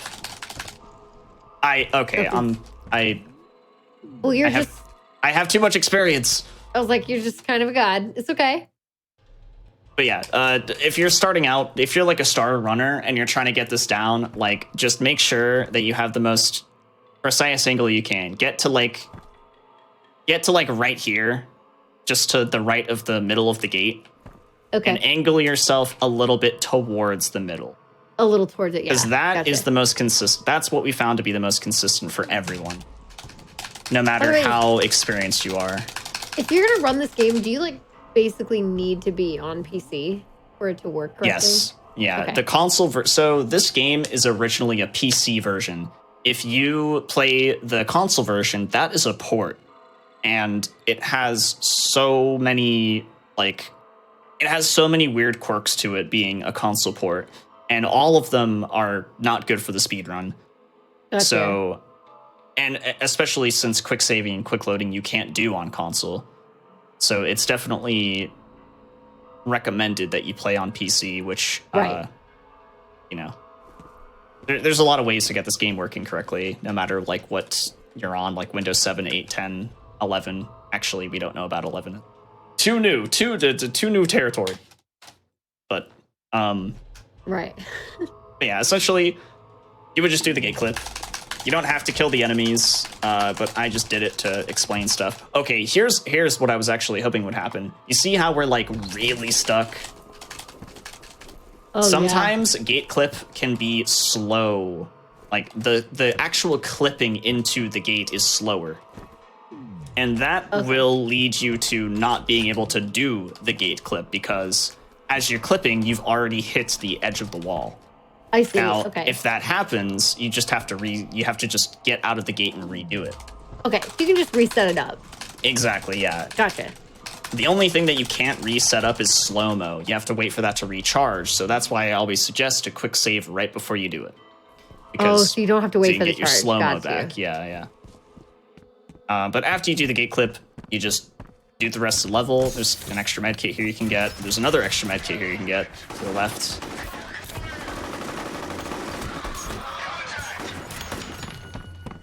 And this is a very optimized section of the run. We're going to put a mine down there because there's going to be a bunch of dudes coming through that elevator later. I just punched this man in the buttocks, thus ending him, because that's how that works. And then we're going to... Oh my... They're trying hard. Oh my gosh, wow. They're really in it today. They know where they are. Did medkits not heal you all the way up, or did you just get hit after? They don't heal you all the way up. Oh, I didn't realize that. Okay. So some of these enemies here, like, you need to take out, or they Oh yeah, you absolutely need to kill everybody on the second floor here, because this lovely lady here, Alice Wade, is the escort mission, the first and only escort mission of the game. Thankfully, it's not too bad. It's not like Ashley or Eileen from RE4 or Silent Hill 4. Yeah, she's one cool. bad part with Ashley, I would say. Was it in the castle? Yeah. Because when she has to crank the levers. The water, yep, water room. Yeah, yes. Yep. Oh yeah. Otherwise, she was fine. She didn't like scream out for me much. Because I just had her with me the whole time, so I never like left her anywhere. Anyway, so we killed all the dudes on the second floor. The reason why we do this is because Alice Wade will not follow you if the dudes here are not dead. The people who spawn on the first floor, they can eventually run up to the second floor, but they don't count towards this weird Alice Wade trigger. Yeah. And we also need to remember to pick up this gun in replace of your pistols. Need that. Oh, here, by the way, this is the model of cactus in which we were going to be attacked with by Norton Mapes. Oh, that, that's huge. Can you just What the heck? imagine a guy just holding his cactus like, ah! Oh my gosh. Okay. Well, I can't. You can't take someone like that seriously. No, you can't. Okay. Absolutely not. All right, so Alice is following us, I'm pretty sure. She's just kind of... Her movement speed's pretty slow, so... Oh, by the way, all these dudes died from that mine that I set up in front of the elevators, so that's good. Nice. That's working as intended. So she'll come down eventually, and you're just taking everybody out while you're waiting for her. You can just jump down and kill all the guys here, and then you get cool elevator music. Nice. While you wait. Hmm? There she I'll really is. have to wait for this. Here she goes. Fun fact, this isn't even like some weird stock Mess around, do you? music. It's actual just music. They made it specifically for this elevator. It's in the soundtrack. That's hilarious. Yeah, it's pretty good. I love when games do that. Why are all the floors lighting up? Uh-oh. Somebody's pressing the call buttons. Get So ready. now we have this cool gun that we picked up. It turns people into skeletons. Ah! Oh no! Oh no! It's super overpowered. Oh, and she also has ketchup on her shirt. She also doesn't know how to use napkins properly. She She's also really hungry. People always wonder, like, why is she barefoot? Okay, let me explain. In the story, she has to climb out of her office window, and she has to climb on the outside of the building to get to her father's office. Oh. Which there's no way you're gonna do in high heels. Yeah, that's fair. Hey, look, somebody who's reasonable. Right, exactly. I mean, chat. Oh yeah, right. I forgot to show off that her toes are webbed, so she's actually an otter. Yeah, Biddy's talking about toes. Yeah, they're just connected. I always just reference otters because those are the cutest, but there's other animals with webbed toes. You can she's got a disguise on, clearly. The true villain. Mm-hmm. Also, when you slow-mo, dialogue also goes slow. Oh, that's weird. I can show off right now. What's going on? What happened to the power? I'll wait here. I don't have audio. I wish I could hear it. Okay. Chat. Slow-mo's really good. Slow-mo is a good thing. If there's a game that's coming out and it's like there's slow-mo in this game, buy it. Just it's slow-mo is like one of the greatest things you could put in your video.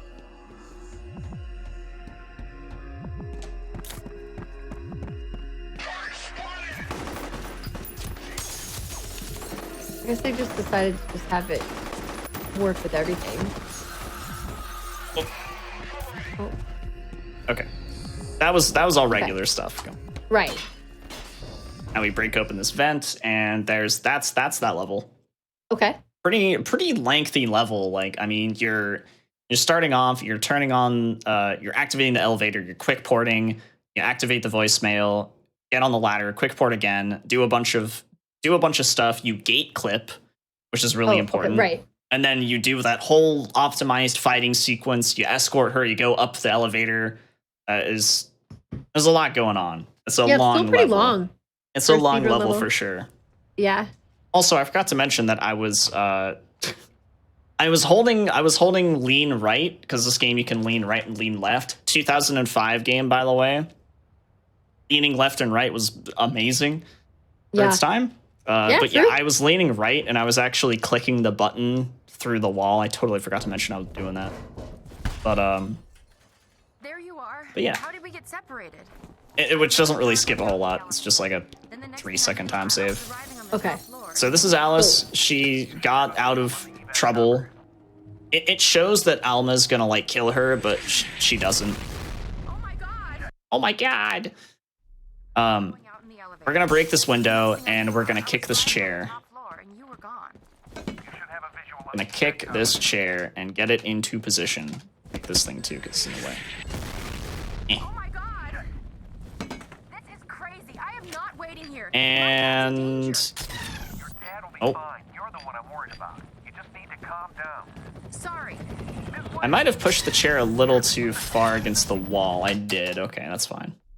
Power going out in the elevator. Okay, I'm just watching him. I'm like kind of Yeah, to yeah. see what. You should have a We need This this is all about. chair in order to get through that window. We can't get through this window without it. Oh my god! Oh, weird. Okay. This is crazy. I am not waiting. There we go. This is a really good spot. Okay. dad will be So fine. You're the one. the way that way that this Oh. game like wants you to do this section is you're supposed to wait for a helicopter to come and blow open this door, Calm down. Okay. which you would continue the rest of the level. And they made sure of that because you can't get through this window that we're facing without doing this. You're gonna slide kick. You're gonna make sure. Well, okay, hold on. Let's make sure this is right up against the wall. Headed for the garage.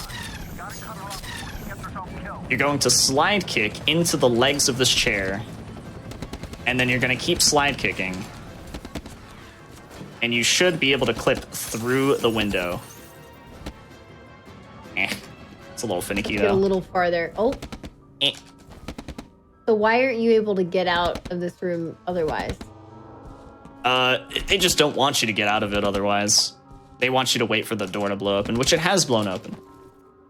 Oh, we're seeing what you're supposed to do beforehand. Yeah, Okay, yeah, gotcha. yeah. But it is being super finicky, so I'm actually going to reset the chair. Wait. Okay. Damn it. What the hell is she thinking? How much time There does we go. it save Got it. then? Gotta cut her off. So optimally, Oh wow. optimally, you can actually already be at these double doors up here that you're supposed to go through before that door explodes. So, Okay, it nice. might not be a huge time save, but it's pretty nice. It's like a little over 10 seconds.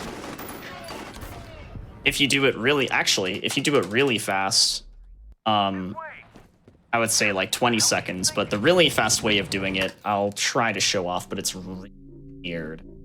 Okay. It's a really Hey, you know weird what? one. Weird and fast is perfect for the show. So we can give it a So shot. How did we this get chair, very consistent. I actually found how to do this really consistently with the chair. This is kind of like my doing. But Okay. a good friend of mine, KZ also ran this game for a little bit, and he was like, what if we could do this without the chair? Because it takes a while to set up the chair. not waiting here? Um, My dad's in danger. So he tried using this, You're the one I'm worried about. the mop bucket. Calm down. Sorry. Okay. But He it tried also using seems the like mop it takes bucket. a while. And I don't know how he was able to do it, but he made the mop bucket work. I don't even know the right positioning for this, but he made it work. And you can clip through the window with this. Somebody recently was like, huh, well, if you could do it with the mop bucket, why can't you do it with, How did we get you know, separated? this box? Okay. So you can also do it with this box, but both of these methods are not as consistent despite being faster. Oh my god. So this one, you don't really clip through the window. You clip through the lip of the window. But yeah, I was gonna say you, you seem like- lower. You clip through the wall almost, in a way. This way. Damn it. What the hell is she thinking?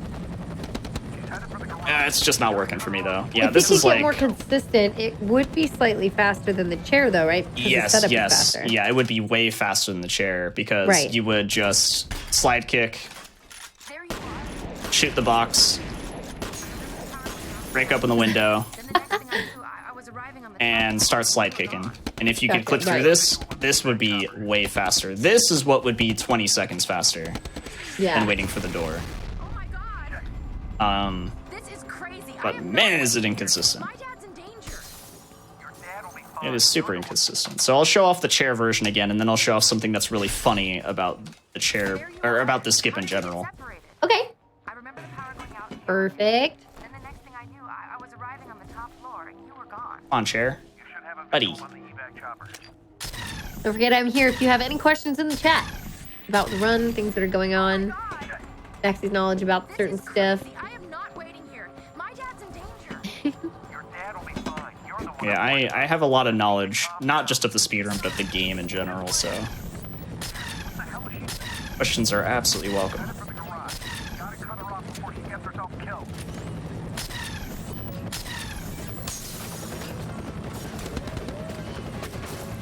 Eh.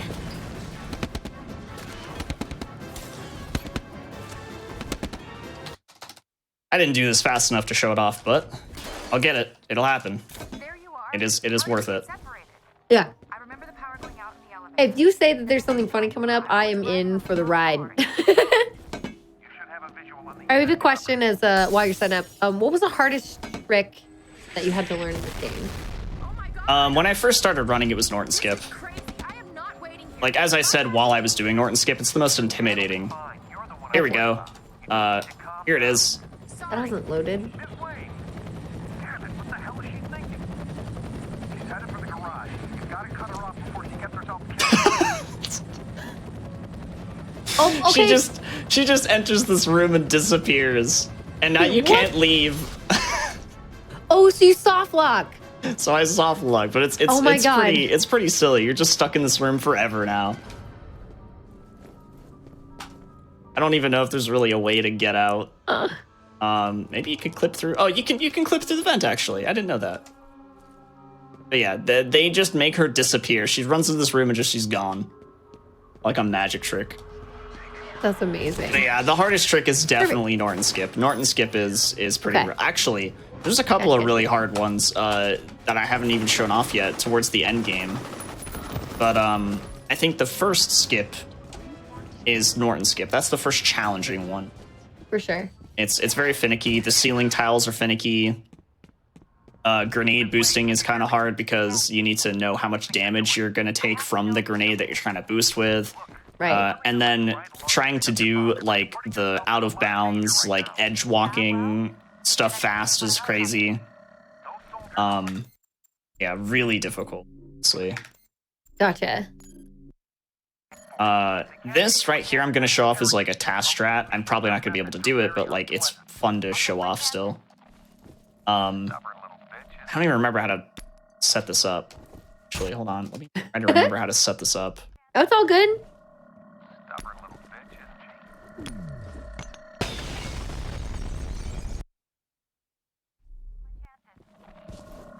Stubborn little bitch, isn't she? That's not it. I'm like trying to remember where to throw this nade.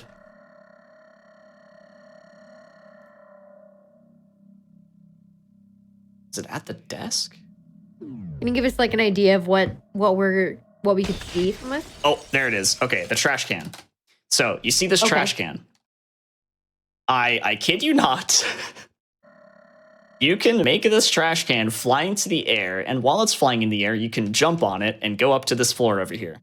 Oh my gosh. No one, I think there are maybe 2 people who have actually done this trick before. For real, yeah. For real. Just like after hours of trying it. Wow. So it's brutal. It's rough. Oh, that's So the setup. Not run viable. Not run viable at all. Yeah. There's no way of knowing where this trash can's gonna go. The trajectory is completely random, and you're better off just never even trying to do it, even not in a run. Right. Yeah, not a run. Now, It'd be just like a personal challenge to do a cat. this is definitely a personal challenge. This is a crazy task strat. Yeah. But yeah, you go up to the second floor, and it skips having to do this next trick, which is the laptop. Like I said before, laptops in this game are very weird. They do very strange things, and this is one of them. Now, one of the earliest forms of this was you get on top of this, like on the couch, like the Okay. hand section, and you just simply walk into the laptop. Oh, okay. But this is the one you know how to use. Yeah. This is the one that we actually understand how it works, and I'm basically just showing off like its earliest form, and then what we eventually got to doing, which is more consistent. As you can see, the laptop sometimes just like is randomly moving me into a part of the room. Okay. And this is essentially what we're going to try and do. We're going to try and use the laptop to move us to another part of the room. Trying to show off the just the walking into it. There it is. So you saw we got a bunch of height. We almost lifted to the second floor. Yeah. Just by walking into it. And this is kind of how this was found. But eventually we noticed that you can shoot the laptop while you're on top of it. And it's actually going to be sending you to the second floor a little bit more consistently. It's not very consistent, but this is how a lot of people did it for a while. And a huge run killer, by the way. I've lost many good runs to not being able to do this trick. With the laptop, right? Because even though we kind of know how it works, the way that it works is weird. It's just weird. It's not consistent. But recently, there has been some toying around with this laptop because I guess people just got sick of resetting to it over and over again, which I totally understand. Which, by the way, this is an Alienware computer. Oh my gosh. Which I find very funny. I don't know what the text said, but wow, that's very blatant. Did they work with them on this game? Or Don't know. I hope they did. I was like, or they just stole it? Or So we're going to get on top of the laptop, and we're going to shoot the top right of it.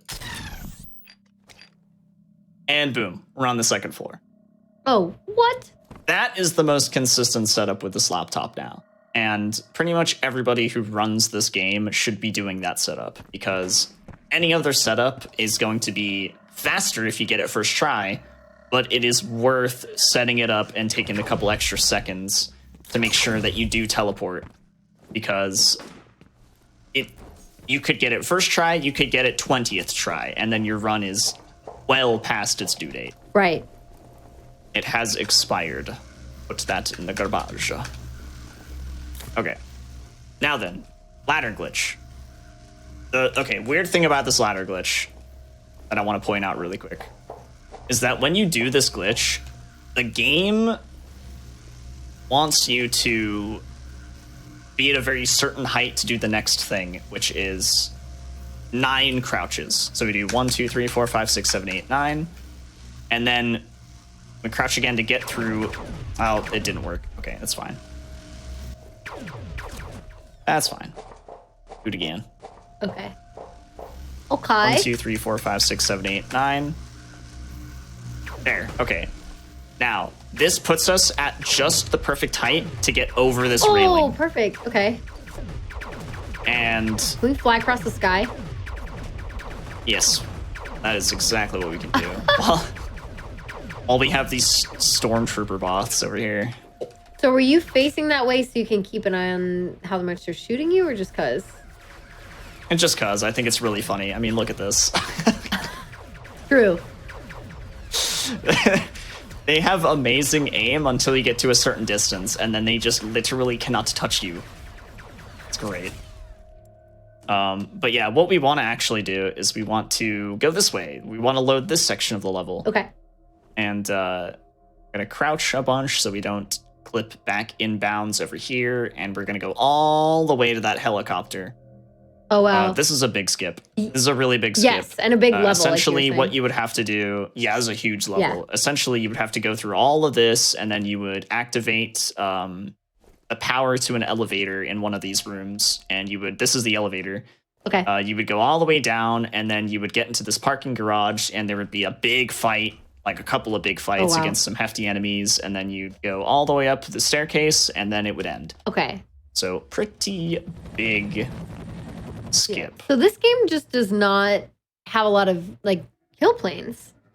Seems like.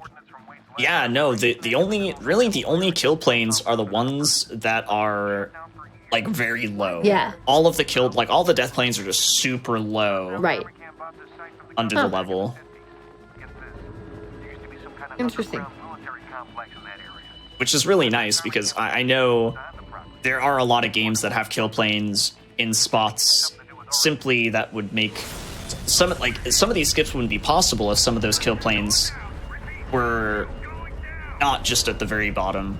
Like if there was a kill plane, let's say, if you got far away enough from the building that we ladder glitched away from. Right. Like if there was a kill plane there, we wouldn't be able to do that That's what entire I mean. skip. Yeah, is that like So none of that matters because they just don't. They just didn't put anything there. Like, why would you be there? If you're there, you're probably falling and you would die. exactly. Yeah.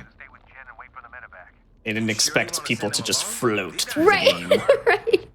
like a ghost. Not really an intended strat. So that's the Armacam building. That's the second area of the game. Oh, wow. Completely done. Now we're in the third area, which is kind of like this weird hidden facility area. This is like downtown. Okay. How many main areas are there? Just the three. Oh, okay. There's the water treatment facility, the Armacam building, and then this third area, which is it's like a combination of being outside in downtown and then going and finding the secret entrance to the laboratory, the underground laboratory. Gotcha. F.E.A.R. Oh, it's very Resident Evil in that instance.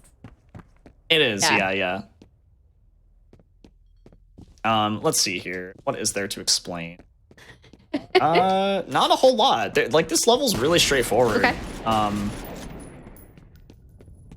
You know, just a couple of like optimizations. There is one trick, but it's not like a crazy glitch. But I'll explain that. When we get to it. For now, we're just gonna shotgun some planks of wood because they're in the way, and then we're gonna throw this nade to get rid of some other plank. That's not a nade. Give that back. Sounds good. There we go. Okay. Oh, we got the triple kill. Slide kick.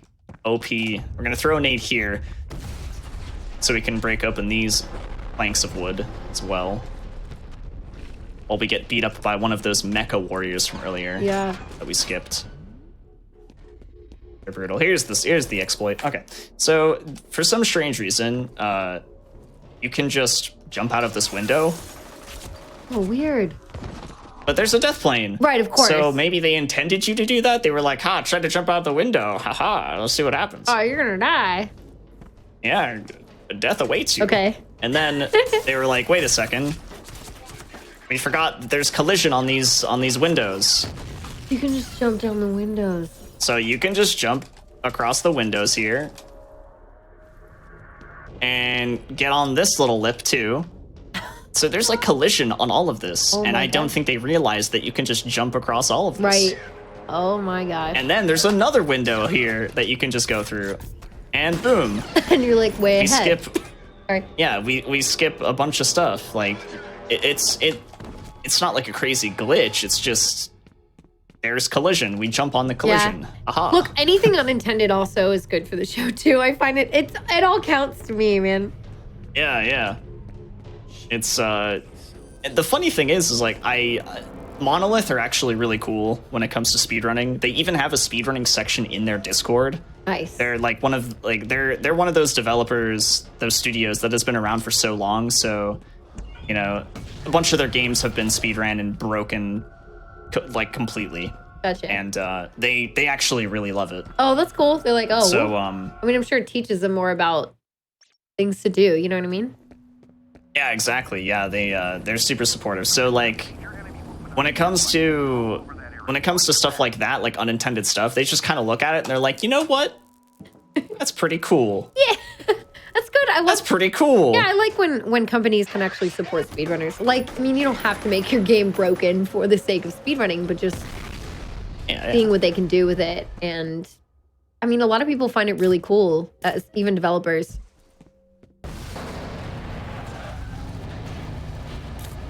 Not too much going on here. Just picking up some med kits, going through this level as intended for the most part. For later. Okay. taking some missiles in the back. That happens. That's pretty often you'll get shot by the missile launcher, but it doesn't do too much damage. It's survivable.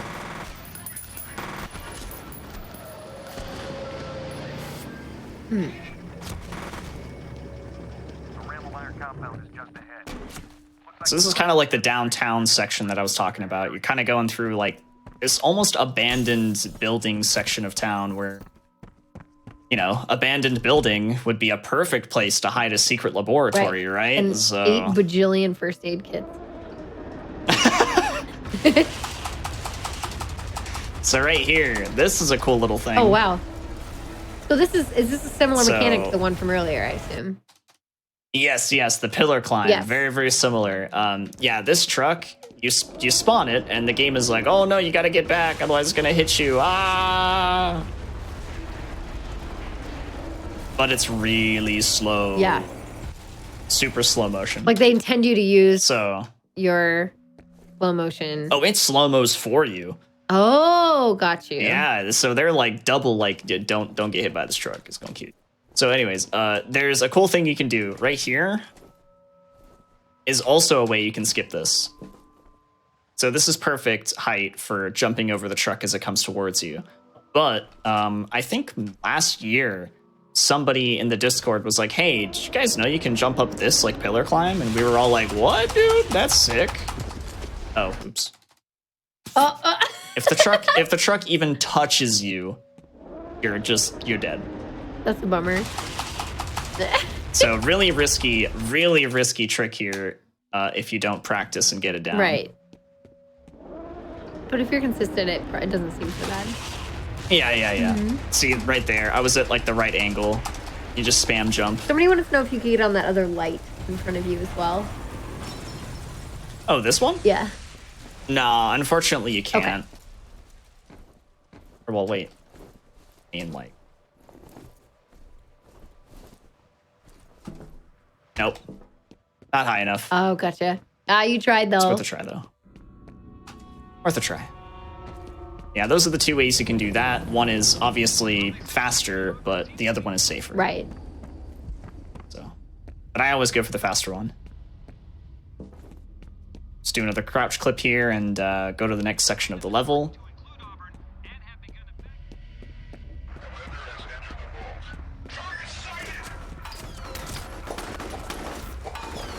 This is also a really random section. You can either get shot so much to the point where you have to use like 3 or 4 health kits, or they won't hit you at all. And you're Weird. just chilling. And you just get lucky. That ladder, it can just be spooky. That ladder. Okay. Just never know what's gonna happen.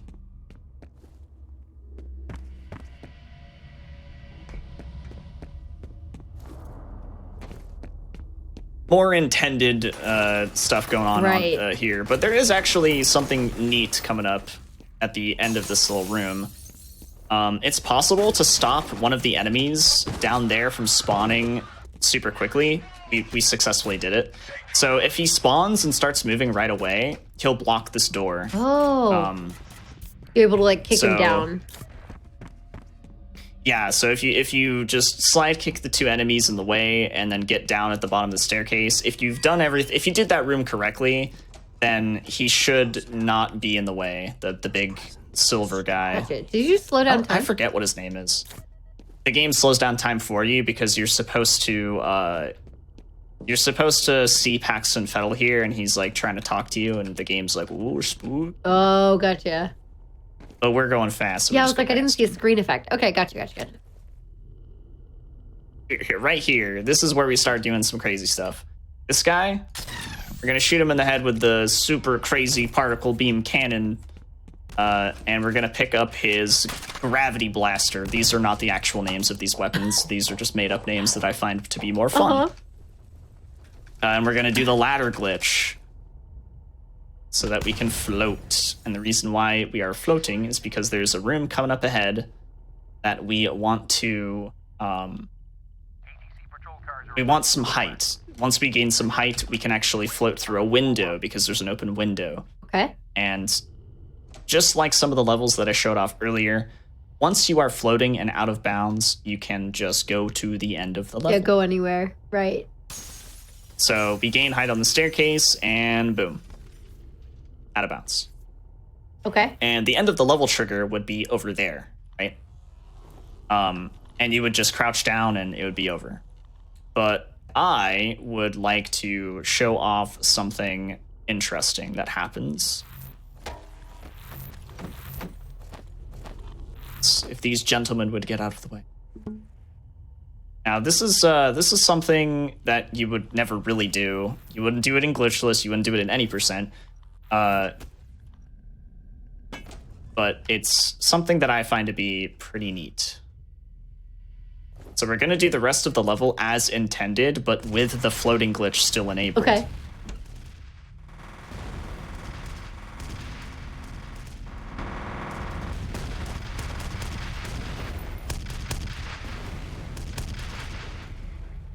Don't mind me, gentlemen, just floating Floating by. away. Floating by. Oh, That gave you a little more height? Or no, you're trying to stay down? it doesn't matter what height I'm at Okay. at the moment.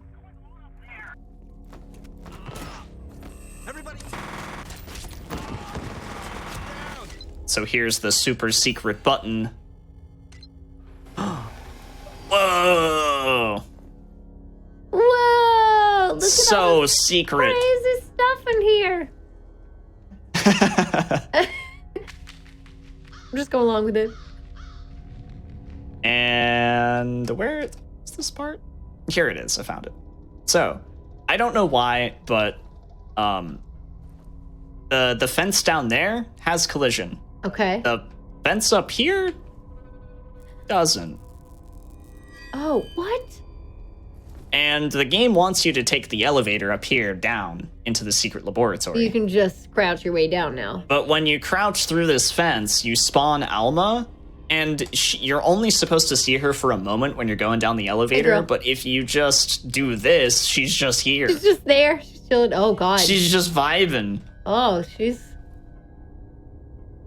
Yeah, you can see how scary her model actually Oh, is. yeah, you never get to see that.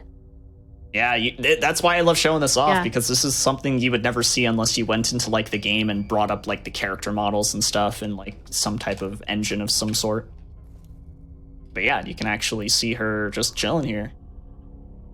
She made a mess. She really needs to clean. You need to clean up. Yeah. Girl, you... Clean up here. Too much ketchup. Too much ketchup. Oh my gosh. And yeah, just go down. There's a really easy way to like make yourself just fall. And I mentioned it earlier. You just quick save and quick load. And by doing that, you eliminate the floating glitch and you just... As soon as you got weight in the girl. And we'll just fall down straight into it, and then it loads. Cool. Now then, this is, I would say, the second hardest glitch for people who are just learning the game. Okay, so how you do this is you jump forward and then quick port. And you're going to see me falling down towards what looks like just death. It looks like I'm just going to take fall damage. Right. But what I'm going to do is I'm actually going to interact with a ladder before I hit the ground. And that is going to negate all of the damage that I would be taking if I had just landed on the ladder without interacting with it. Oh, nice. Okay. So we're going to jump, do the quick port. We're going to go into slow-mo. And right there's an example of hitting the ladder Rather than grabbing onto the ladder. rather than grabbing onto it. So I'm going to grab onto it this time, and boom. No fall damage. And now it gets even trickier. We're going to get that gravity blaster. Okay. We're going to do the ladder glitch, but funny enough, when you do the ladder glitch and you switch weapons, this is crazy. The bullet value switches. I have my shotgun out right now. With 25. This is the gravity blaster, but I have my shotgun out right now. Oh. So this gun is supposed to do damage to me because it's an area of effect weapon. Okay. So if you do this, if you try to do the rest of this skip without doing the bullet value switch, You'll kill yourself. this will just kill Yes. you. And so we switch the bullet value to the shotgun because the shotgun does not have an area of effect you can switch to any gun that doesn't have area of effect, which is literally every other gun in the game. And this will not do damage to you anymore. And this is also a really good way of gaining height. Okay. So we're going to gain some height. We're going to come over here, get into this vent, and we are going to boost ourselves up this vent like this. And now we're at the top. And we can clip through either one of these, but you want to clip through the one to the left. Oh, wow. And here is the entire level. High level. Okay, now what? Now, very conveniently, the end... Okay, so this level just has a lot of, like, backtracking and circling around. Like, it's essentially... You can see it's like a big square, just like that other level that I explained. Or at least this area of the level. There's stuff over here.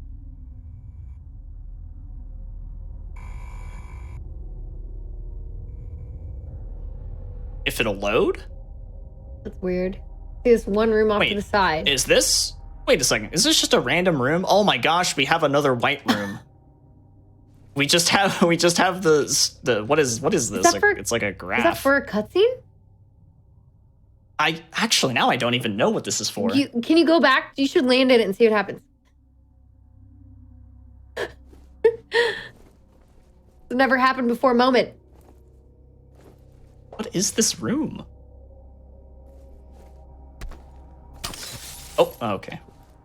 Oh. Just ruined the statistics of whatever that was tracking. Okay, well, that's a thing. There's no explanation behind that, but that's cool. Where am I? Where am I going? This way. Okay. Level. Beating the level. Where is it? Lost now. I'm sorry. Here it is. No, wait, that's not it. That room distracted you. I got so distracted. That's fair. I don't blame you. I gotta do this again. It's a cool skip, so show it off again. Okay.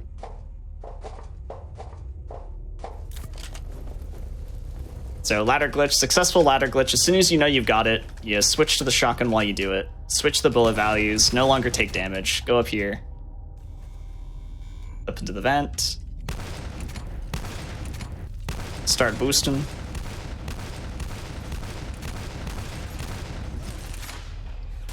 Okay, see, like... Some of this is just, like, if you go off track with some of these glitches, they're just... You just lose what you're doing. Yes. But yeah, you just crouch spam down and there's the end of the level trigger. Yeah, pretty hefty skip. That's one of the biggest skips actually in the game. The level we just skipped is called Lapdog. Okay. And it is long. It is your introduction to the underground lab. There's a lot of info, there's a lot of fights, there's a lot of cool like level design and stuff. Like it's definitely a hunky chunky part of the lab. Uh-huh. So then, like, how much time would you say it saved overall for us to do that? Oh, okay. Like 4 or 5 minutes. Wow. It's pretty massive. What is happening there? So that's Norton Mapes. Let's go say hi to him. He ain't doing so good. Man's dying. Suddenly this feels very Silent We'll Hill. go say hi to him. Oh my gosh. Here we go. Here he is. So this is Norton Mapes, the man, the myth, the legend. He's the one who deactivates the security systems and like betrays you. He betrays you, but he's not like bad in the end. Okay. And he loves cheesy poos. And that's Norton Mapes. Yay! Cool guy. Can't hear cool his voice actor. Story. Does he sound like Cartman? No, but close enough actually. Oh, okay. Also, he's got a really cool belt. Look at this belt. Look how cool this belt is. You know what, I don't know what this means, but it's cool. I'm going to show off an old way of doing this. This was before quick porting was a thing. But I think it's a really cool way of doing it still, so I'm going to show it off. We're going to pillar climb our way my god, you have to mash so much for this. When you're on lower frame rate, I think this works a This lot goes faster. all the way up. Oh my gosh. We're just going all the way to the top. Because Norton Mapes is sitting in front of a huge door that leads to the very underground laboratory, like the place where they do all of the final testing. Gotcha. And birth the superhuman life forms and The whatnot. RE2 part. Resident Evil 2. Yeah, exactly. How far up are we? Not that far up. I feel like I'm not making as much progress as I should be.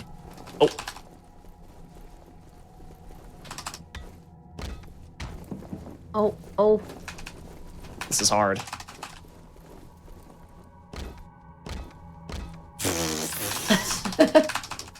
My goodness. My poor keyboard. Okay, maybe I'm not going to be able to do this. Not as good anyway. The strat. It is not as cool of a strat, Yeah. but essentially, okay, you get to the top of this, right? And you crouch clip, which is something that was found in multiplayer in 2005, which people would exploit online to clip into things, and you can't see them, and you would kill people from inside the walls. It was a dirty strat for sure. Yeah. But you would clip through the ceiling, and you would get into the vault. But now that we have quick porting, it's a lot faster to go over to this ladder, Okay.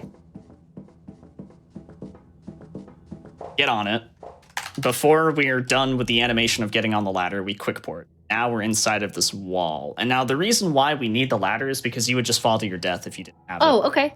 So you climb, and you hit this edge right here, and you are inside of the vault. Oh, wow. Oh my gosh. Okay. Just another one of those ridiculously convenient quick port locations. Sometimes that helps. That's how And it goes. makes the level We may be out of contact really with the fast. Oh, yes. This is very RE2. not only knows what he's capable of. Yeah, exactly, yeah. Taking this platform elevator down, and here's the chamber in which they held Alma. Like all this crazy, like it's very futuristic. Yeah. But She's still in there? Or was she actually released? now the guy that you saw earlier who shot Norton Mapes is Harlan Wade. He is the lead director of Project Origin. Okay. And he is basically going through a total breakdown of his entire life because all of this stuff is happening. Paxton Fettel, one of the superhumans, got out and is telekinetically doing all these crazy things. And Paxton wants to kill the people involved in his creation. And so, obviously, Harlan Wade is a part of that. Right. And Alice Wade is too. Alice Wade, the escort that we did, Right. The woman we escorted earlier, is his daughter rather. So Harlan Wade shot Norton and is now trying to open the chamber that has Alma in it, because he's a man chock full of good ideas. Yeah. But we're Okay. yeah. So theoretically, she's So still we're in going. it. Yeah, she's still in there. It's just projections of her, I guess. Yeah, the reason why we've been seeing her throughout the whole game is because she's she has that power, she's telekinetically Right. interfering with your psyche.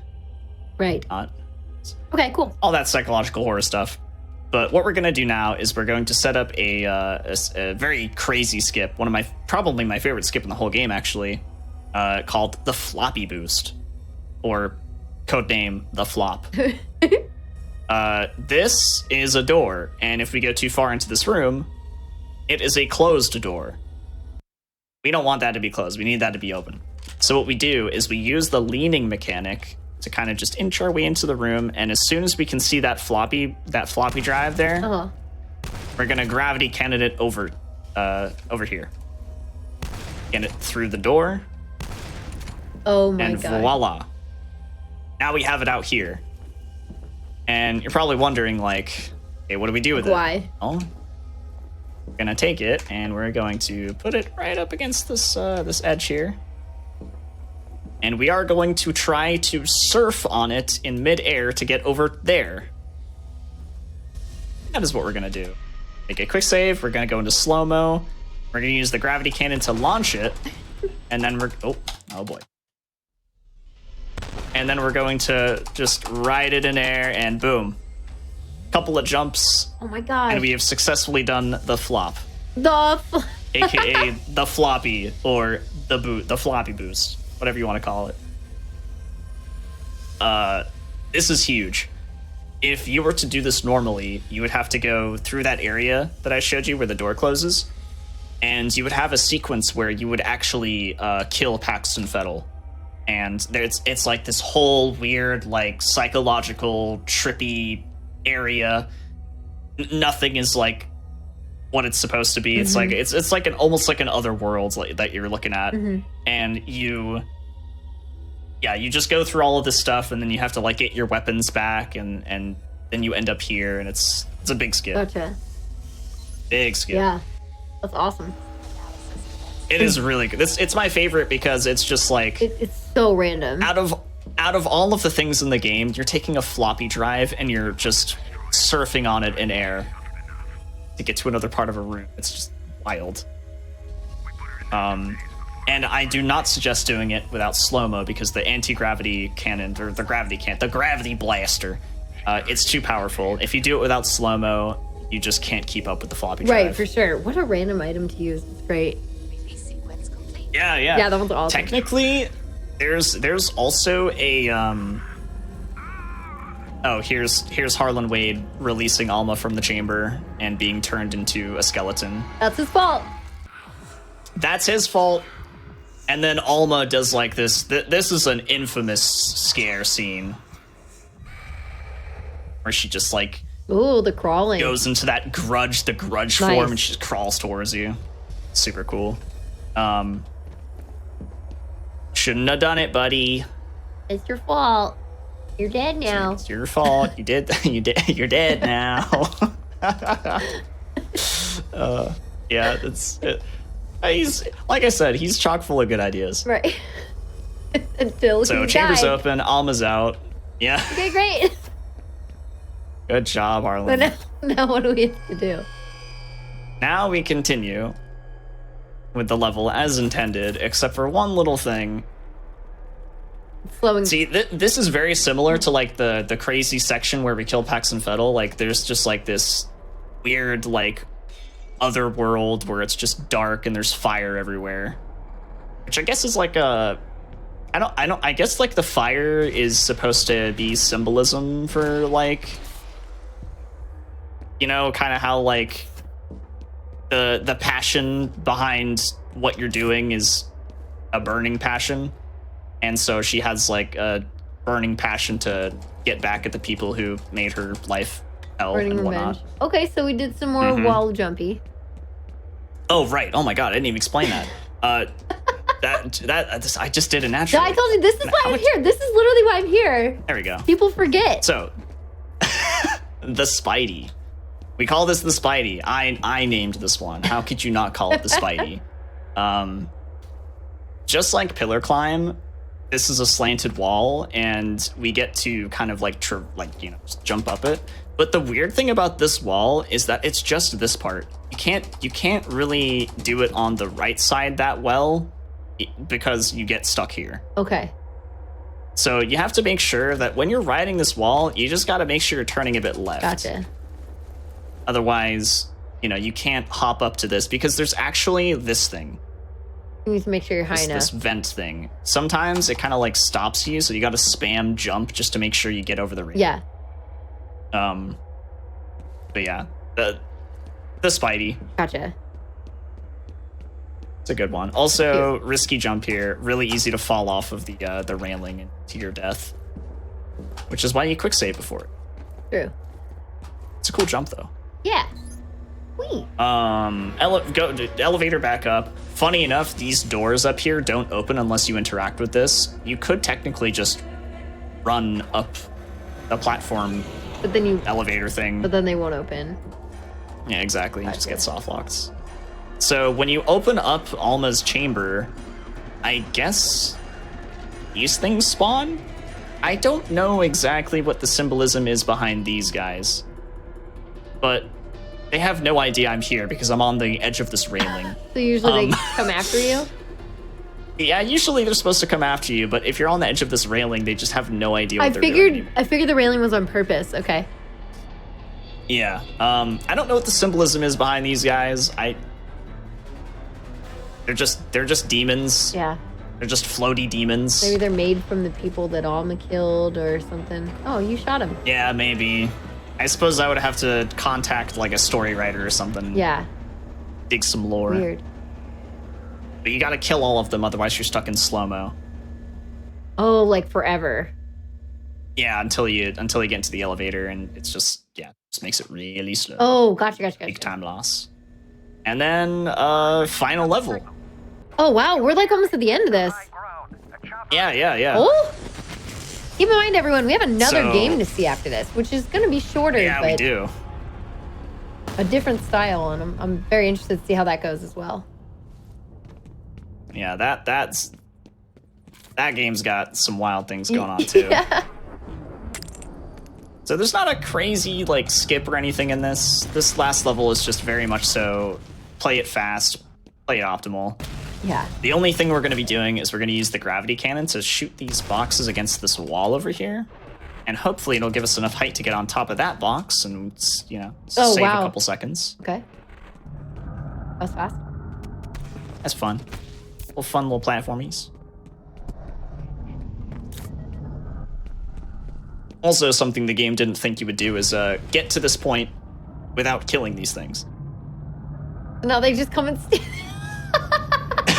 Yeah, they're just chilling. They're forming Oh my just God. one mass demon. And it gets really loud too. Like I'm standing a bit farther back because they just get really loud if you're close to them. That's so funny.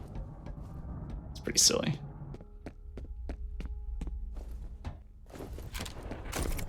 All right, we're gonna pick up some gravity cannon ammo. We're gonna reload. And now we're gonna do this forced fight against the spooky demons. Which this gun is perfect for. Because it's an AoE gun, and these things don't have much health, you kind of just Blast them Blast all them. away. Yeah.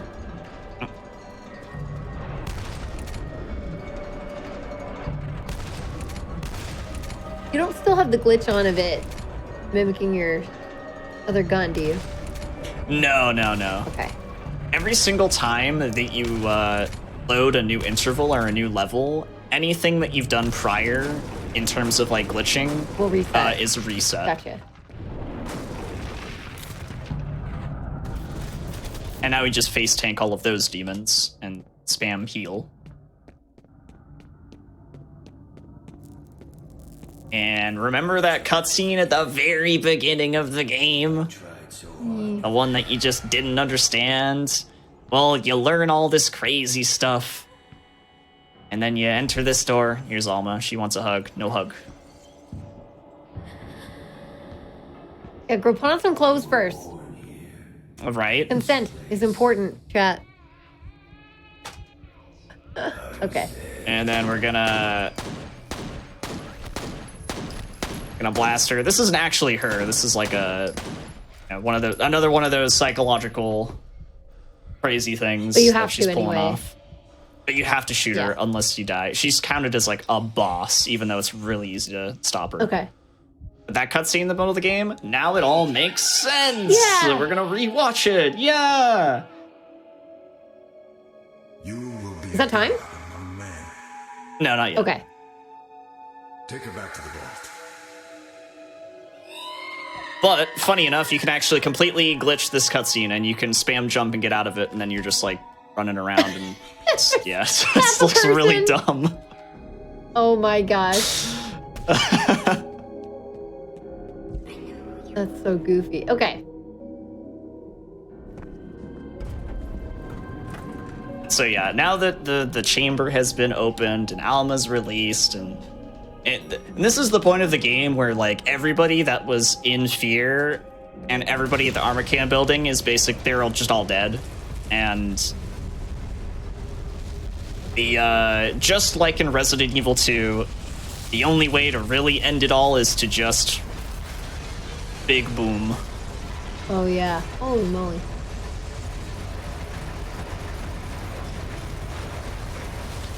Here it comes.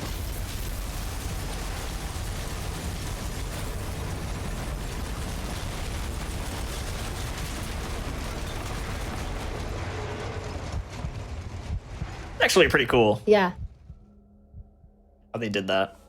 But that is time Oh, right now. that's time. Let's go. Yeah. That was really cool. Yeah, there's a lot of stuff in there. I mean, again, like, I think it's interesting to see the actual,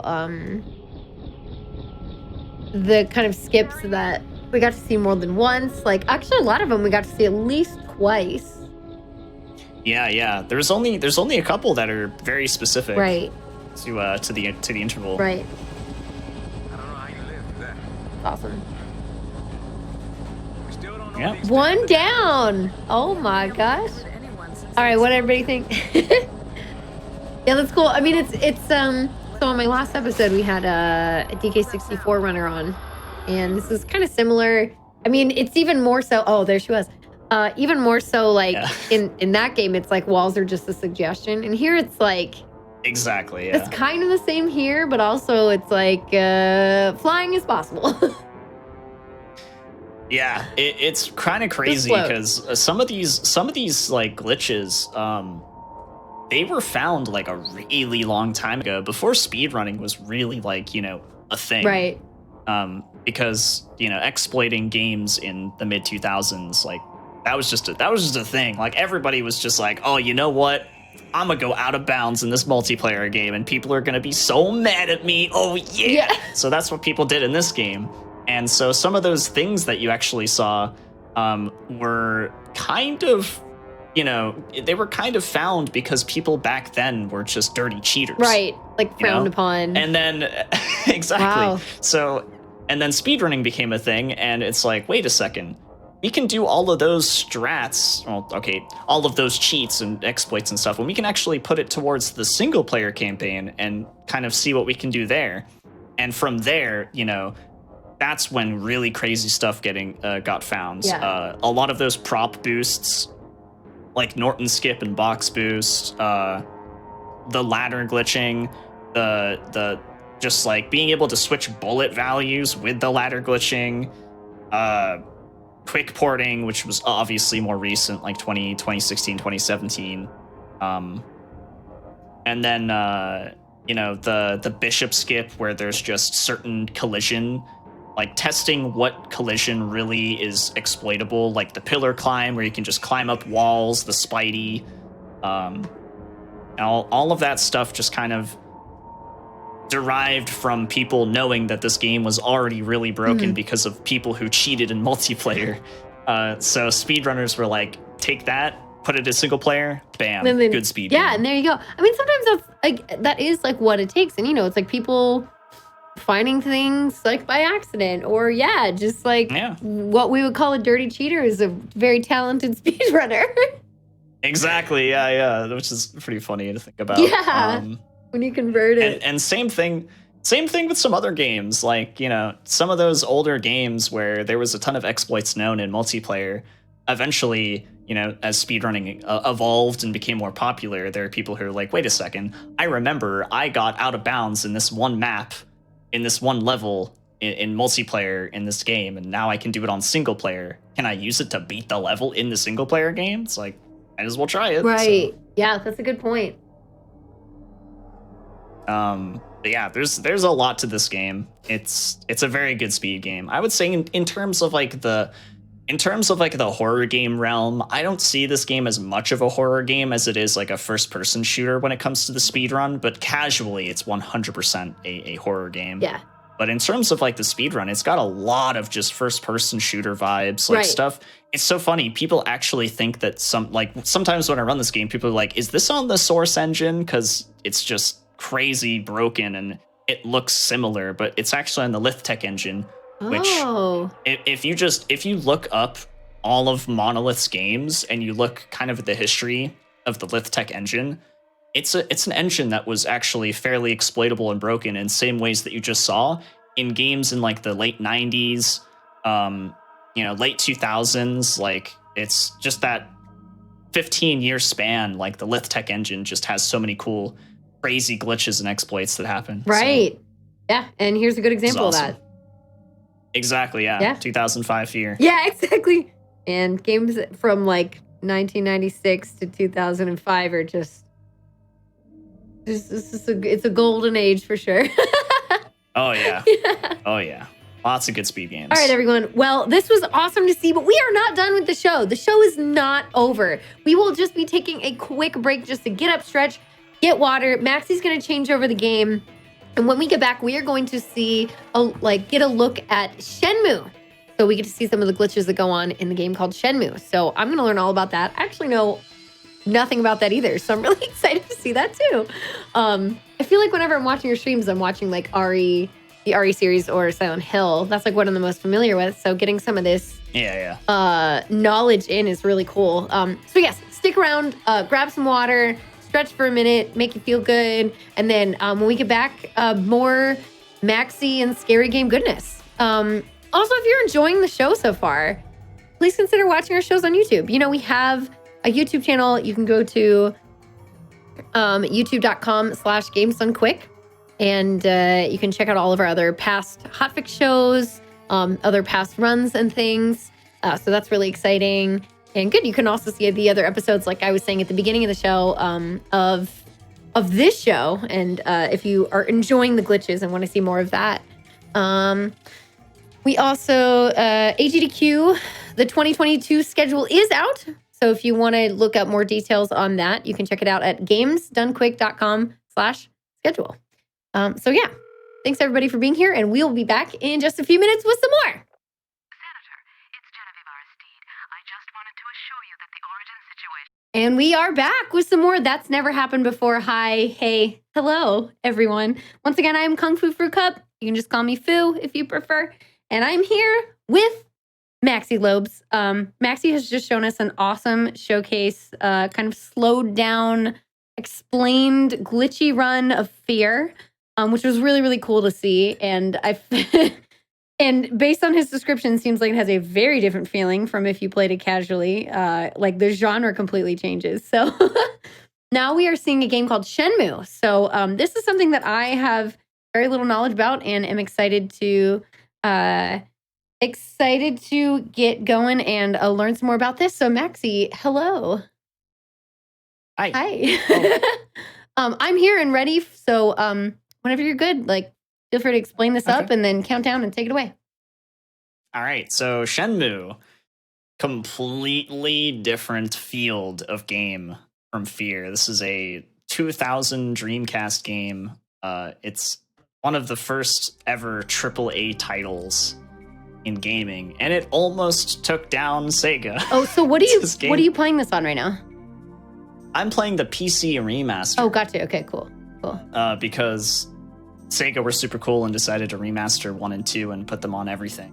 And that's actually the reason why I got to play this game for the first time.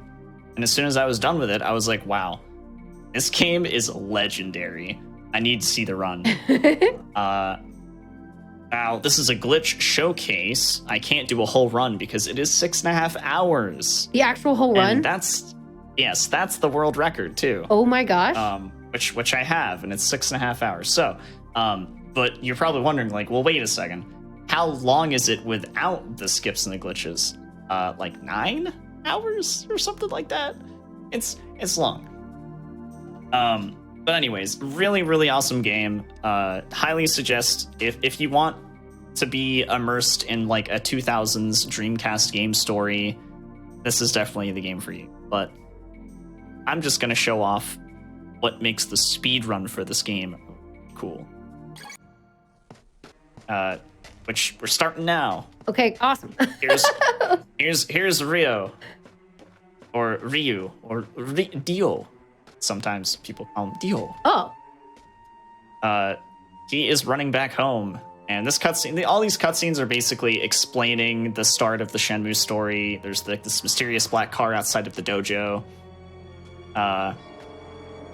and a man named Lan Di has come to their home and is trying to take something from their family, the Phoenix Mirror. Here's Ine-san, the caretaker, and Ryu-san, I'm all right, but Hazuki-sensei... Hazuki-sensei, his father, is in danger. Anyways, I won't let everything play out. Because we got stuff to do. But Lan Di ends up killing his father. That's how the game starts. And this entire game is about Ryu's, which, by the way, Ryu is young. He's a young lad. So obviously when you're this young and something like that happens to you, you're dead set on revenge, and there's nothing that's going to stop you, despite throughout the whole entire game people telling you like, oh, father wouldn't want this and yada yada, but he's on a quest for revenge, and you basically go through this whole story of like talking to everybody in the small little town that you live in and finding out about all this cool stuff in the story. It's an awesome game. I highly suggest it. It's really cool, but the cutscenes are not skippable. So if you're wondering why the run is 6.5 hours, unskippable cutscenes is a lot of it. But I personally find it okay because the game is so legendary. I'll get depressed. I understand. We're going to sit through this first cutscene, and then right afterwards, I am going to show off one, in my opinion, one of the coolest glitches in any game that I run, which, by the way, I literally run like 30. Right. You run a huge amount. Okay, awesome. This is sick. So it's super sick. So we're seeing the game opening now, but you have different saves for this, and so you're just going to be showing off things and then opening the next save. Right. Okay. Really? Thanks. Ooh, I'm excited. You know, there's something to be said about these, like, definitely older graphics, but at least, sometimes they just look really clean. Because honestly, this game was very well done, and, you know, the time that it came out, people were amazed. Yeah. Absolutely amazed at the graphics. Even if it's just textures on the skin instead of, like, real wrinkles, like, in the model. Like, they were able to kind of paint it on really well. What to what? Anyway. We're going to pick up this mysterious key, which is how we're going to do the first crazy glitch. Literally within minutes of starting the game, you do this crazy glitch that I'm talking about. Perfect. Just like the last game. So we're going to pick up the mysterious key, and we're also going to pick up this flashlight inside of this cabinet here. A key. To what? Are you seeing quotes and stuff? It's good. Yeah, ahead of its time for sure. Yeah. So there's the flashlight. And we're headed outside.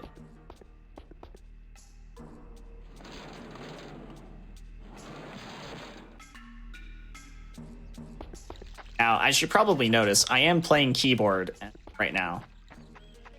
But this is actually one of the two games that I know how to run that you are actually required to use both keyboard and controller. Like, to use them at the you need to use same time? You need to use both at the same time.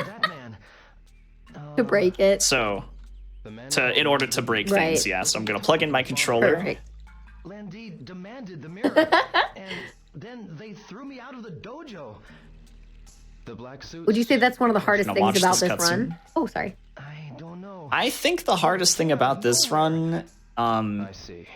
is how If you remember anything at all, I would say it's how you juggle like the controller and the keyboard and how you do the tricks, but I would say like the hardest thing about this run is actually committing to certain things in the run that are very precise. Like, you need to do certain things in a certain way right in front of otherwise the game I will have and my the revenge. speedrun itself won't progress the way that you want them to. Okay, gotcha. Like there's a lot of triggers in the story and things that you have to do, and if you accidentally forget one of them, you have to spend an extra day, and that's definitely not what you want. Gotcha. So, here we go. I can't stop time like I could in F.E.A.R, but that's okay, because I have save files and stuff, so I'll just explain. This tree right here, once we get close enough to this tree, there's a cool cutscene of Azuki-sensei teaching Ryo how to, like, balance the muscles in his body to do, like, the cool, like, elbow thing that he does to Yeah. beat up everybody in the game. So there's like that cool flashback cutscene. And what we want to do is we actually want to go and open our watch at the same time as activating that cutscene. Okay. And now, we're in an unbound state. Oh my gosh, okay. Okay, we're not supposed to see this.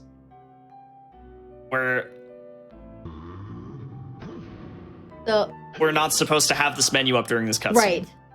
So what I did was I activated the watch at the same time as activating the cutscene, and then I went into my options menu, and I unbound a key. So now it says you have unbound keys, and this is being in an unbound state. Huh. Okay. So now what can you do with that? Or did I So miss? now we're going to keep this menu open until the cutscene's over, and then we're going to do some cool stuff. Now, because I have unbound keys, if I use my keyboard, it kind of defeats the purpose of having this menu open. I can't use my keyboard. Because it'll assign a key. I have to use my controller now. Ah, okay. Okay. But this is the thing about the PC version, is that, or the HD remaster in general on the PC version, you're not supposed to be able to move with this menu open. You're not supposed to be able to use your controller like this. Yes. Oh my god, how do you see? So we still have the menu open, and we have unbound keys, and it wants us to bind a key. But yeah, let me hold on. Let me like rebind. Let me cancel doing the glitch and stuff. And I'll kind of explain like why this is significant.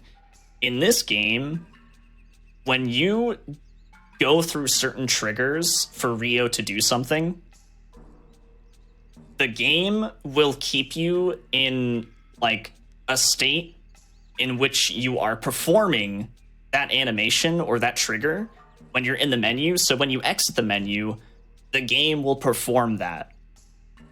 So you're basically storing animations and triggers.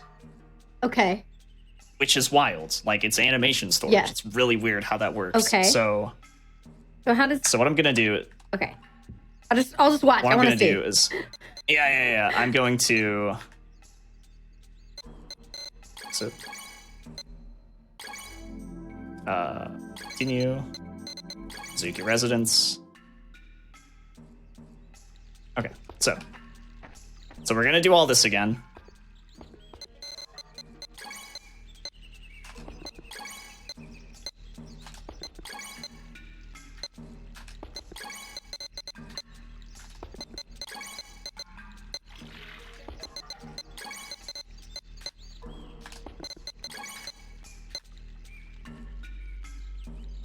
Is this the right save file? Maybe it's not. Uh-oh, hold on.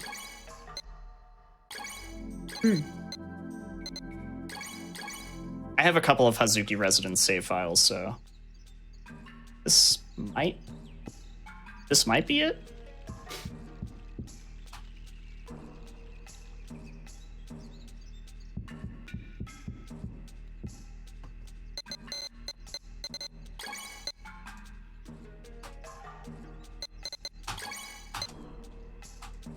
Weird. Wait, did I already open this? No, I didn't. Okay, yeah, no, this is the right one. This is correct. Okay. Yeah, it opened.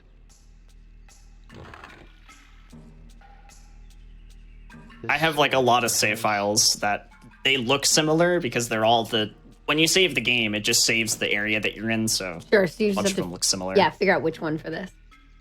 Sure. Yeah.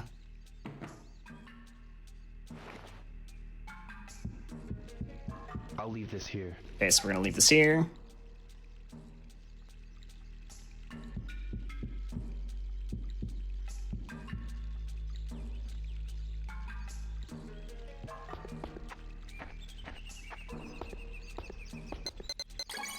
Okay. It's weird though. I already have the letter to father. Maybe this isn't the right save. This probably isn't the right save still. It's not. Okay. All right. Hold on. Which one of these is the right one? It says Hazuki Residence. I assume that it's Hazuki Residence. Right. So. Or okay. Wait a second. 832. 12.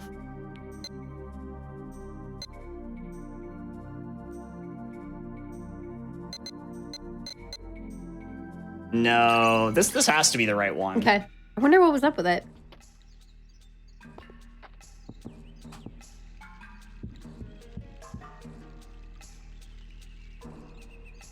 Is the sword here? Yeah, the sword's here.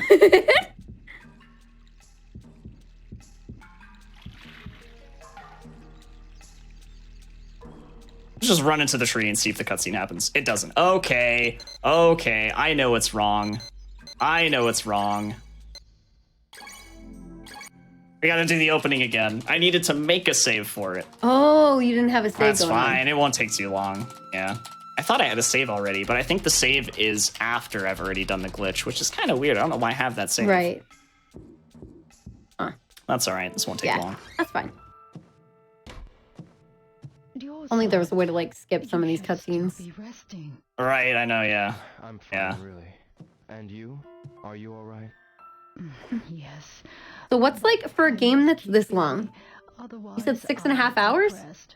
6.5 hours, yeah. So for a game this long, like what would you say is the first thing that you did to help yourself kind of like cut down on the time? By the way, It's one of the biggest things you can do. this for you. So, This is for today. in general, like this game, like I said before, it has a lot of story triggers that you need to make sure you Every day. do. Right. So when it comes to a run this long, have notes. Mm-hmm. Have notes. Like when you run a game that's like 40 minutes and you've already practiced the run in like 15-minute segments, like you're probably going to be okay. You might not need notes. You're probably going to be all right. But in a game this long, you need notes because if you like, there's this one part where if you forget to talk to somebody at the harbor later, and you go to bed without talking to him, you have to do an extra day. And that extra day is legitimately like 30 minutes of extra time. God, okay. So you're going from a possible 7-hour run to a 7.5 hour Yeah, run. for sure. Okay. That's pretty So significant. that is brutal. Yeah. So notes for sure. Take notes. And practice all of the skips, all of the glitches, as much as you can, because some of them are very unforgiving. Do you know how long this is? Which I'll explain. Do you know how long this is glitchless? Yeah, glitchless is like 8.5 or something, or 9 hours or whatever. It's long. It's long. And the reason why is because in the skip that we're about to show off, it's essentially skipping, like, okay, the Sega Dreamcast Shenmue has a couple of discs. The entire first disc is being skipped. And that is a couple of hours already. Right. So glitchless has to go through all of that. Oh my god. Okay, we're almost back. We just gotta watch this cutscene again. It's pretty short. And then I'll make a proper save. Your son, is A everything okay? proper save. Don't worry, I'm fine. I would say the cutscenes probably make up about Oh, that man. an hour. An hour? What did he Oh my tell gosh. your father about? All the rest is actually like being in the game and doing gameplay. Right. Okay, well that's nice. I mean, it's still a really long time for a speedrun to be stuck in an hour of cutscenes. Yeah. But it is a long run at the same time, so it's kind of like, Do you ever have any that are long enough So- if you need to like take a bathroom break or Be like? sure to tell me. Yeah, there's a couple of sections where you can take a break, which is why I think this game is actually accessible Yeah. for being a long Yeah. speed run. There's a couple of sections where you can Not going after them. legitimately get up, Please. go make a don't. snack, Look what they did eat to the snack. Haruki-sensei. go pet your They dog, killed my father. go turn on the air conditioning, put on a set of laundry, like, and get back to your seat, and then you're good to go. And then you're like, okay, and next finally. For my father. It's accessible in that way, which is really nice. Okay, Okay, here we go. make save. Save over game data 2. You know what? That goes back to the notes part. Make notes of your saves, Yes. everybody. Lesson number Make 1. notes of which saves are which. Okay, so, this is why we save. This is why we save, everybody.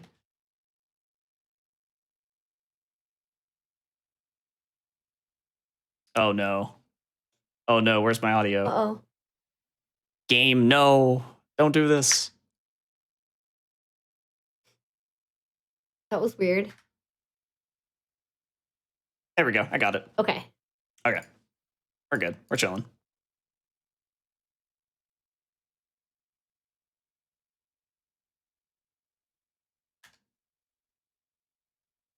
Let's pull up that watch. Have the cutscene happen. Okay, so when I do this, remember, we're going straight to the control menu and we're unbinding a key. Right away. Yeah.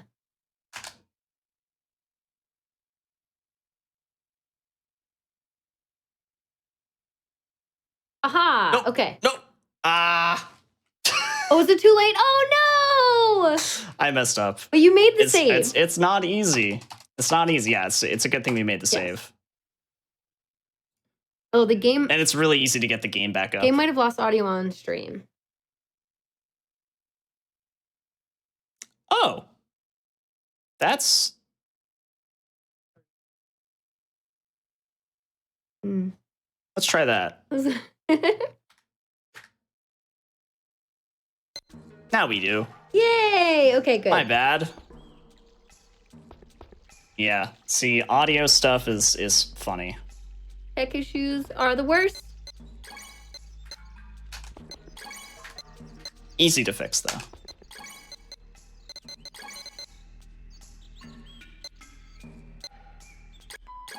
There we go. Unbound state. There we go. Done. Okay. Unbound state. Okay, now we wait through the cutscene.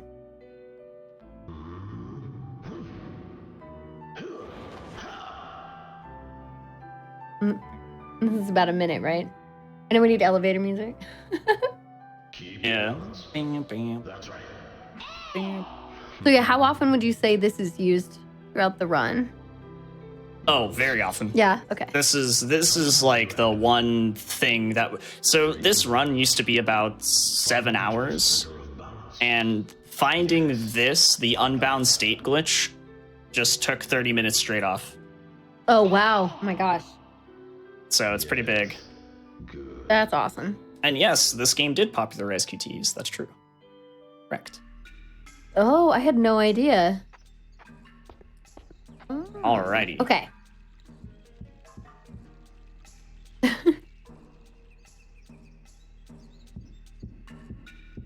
Oh, wait a second. Did I get the sword?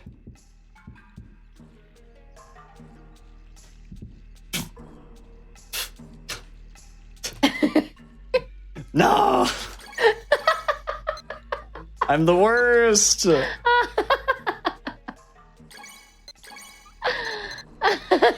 Lord. Didn't get the sword! Cat, put your favorite laughing emote in the chat, please.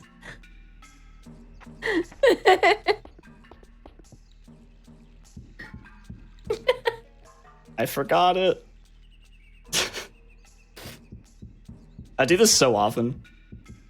I'm like trying to explain something super techie, and then I'm just like, oh wait a second, I forgot a vital step. Yes. Please hold. I mean, there's a bunch of steps in here because you're trying to like utilize a save and make sure you have the things at the right time. And Yeah. oh man, Okay, sword. we have the sword. I'm gonna make a save after getting the sword, so we can avoid doing this again. Yes, I think the no, this is a glitch showcase or a speedrun. Yeah, so the trick, it's not about I'll leave skipping the this here. cutscene there. It's about the payoff that we will see once we have the Yeah, you'll see. You'll see. It'll all make sense when it actually happens. It'll make perfect sense. 'Cause I'll explain how it all works. Okay. Save game. We did it. Oh my goodness. Okay, we have the proper save now.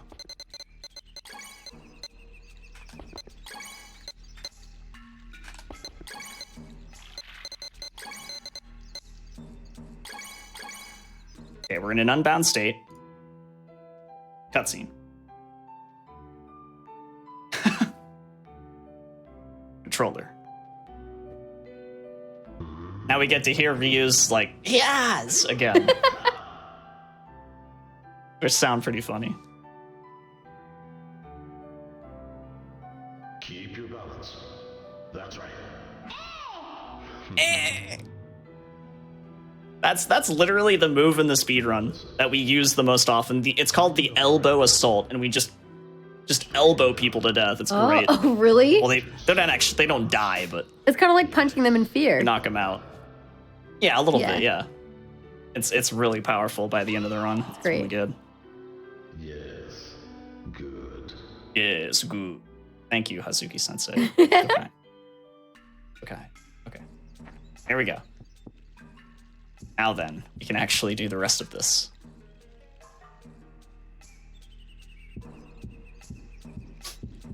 So we're gonna pick up the sword.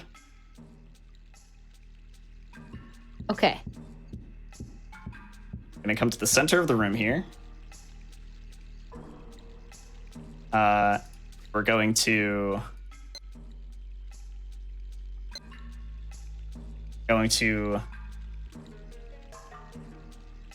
rebind and then we're gonna click no. And now we're on the save menu. Oh, weird. Okay. I'll leave this here. Oh, it didn't work though. Oops.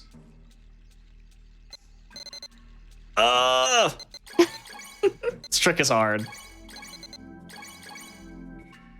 So what would be happening? This trick is brutal. Okay, so basically we pick up the sword and then we go and we rebind and then we don't save our changes and go to the save menu, which allows us to skip that trigger that just made Ryu want to put the sword back.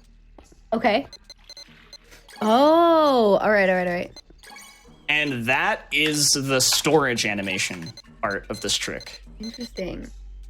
That is how we're storing an animation. Okay. Is we're taking the animation of Ryu looking at the sword, like he unsheaths it, he looks at it, and he's like, but why is this here? Oh, or no, and then he puts it back. We're storing that animation. Okay.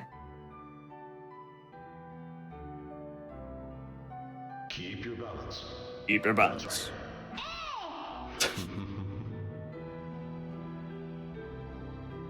Now listen. Tighten up your abdomen. So then how do you utilize that animation later? Find your center. So because we're going to be skipping the trigger to make that happen, it's stored in the menu, which means if we change the menu, the game will try to do the animation. So you're storing the animation to do it later, and it's actually going to help us go out of bounds. Oh, interesting. Okay, so Which is very vital. gotcha. So that's the payoff. Mm-hmm.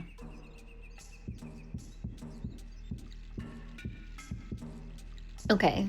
So you wait through this to get the Get the sword. yeah. We go through to the middle of the room.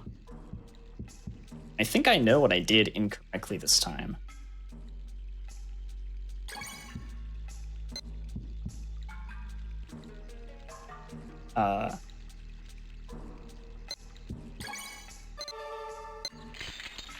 Never mind. I didn't do it correctly. Trying to hide the sword on purpose. Oh. It's tricky. I'll leave this here. There it is. That's the animation that we're trying to store. The one that you saw where he like unsheathed the sword and he was like, "Oh, why did father leave this here?" Yes, and That's what we're trying to And store. then put it back away, yeah. But it is giving me issues right now. Okay. That's okay. It happens.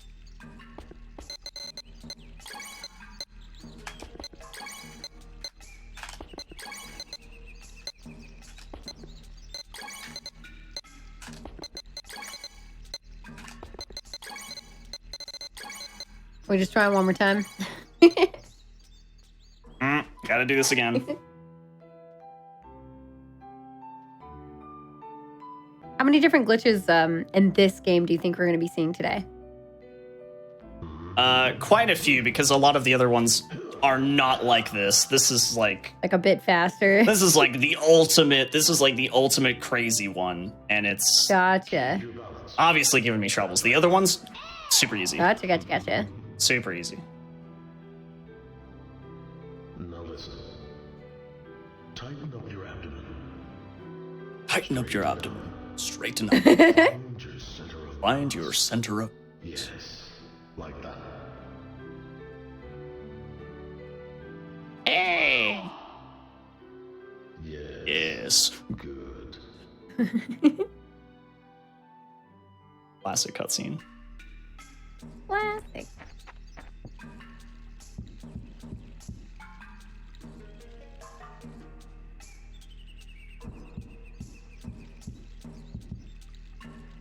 Okay, pick up sword.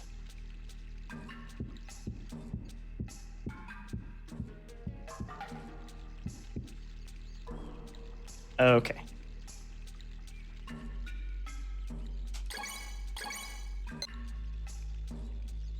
Okay. Here we go.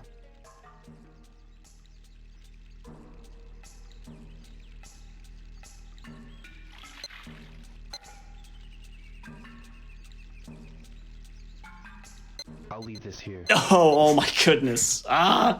Maybe there's something like little that I'm doing wrong. Hold on. I have something that I can refer to. Okay.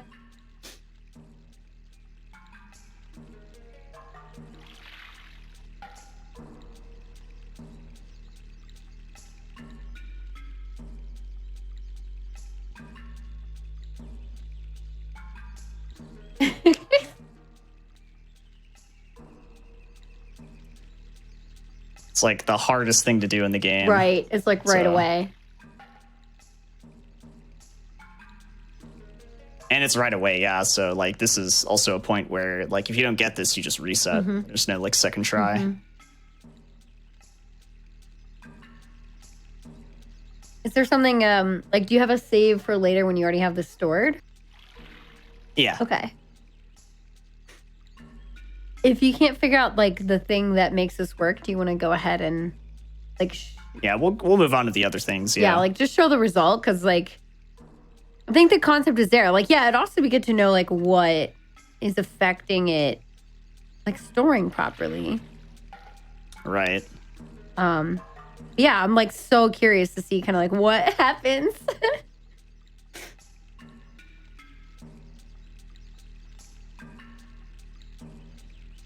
Oh. That's okay. Okay. I might have figured out why this is not working. Oh, no, that's new game. Stop it.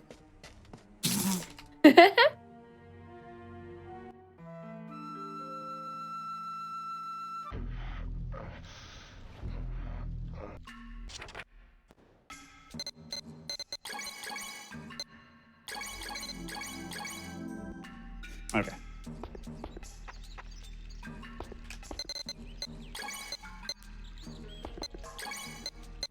Oh. Okay.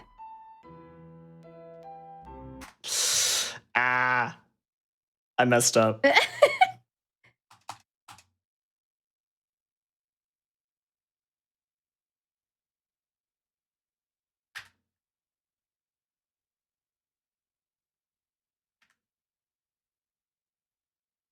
Oh, please.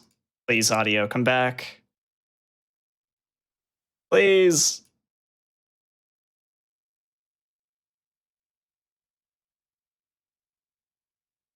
This game has given me so many issues.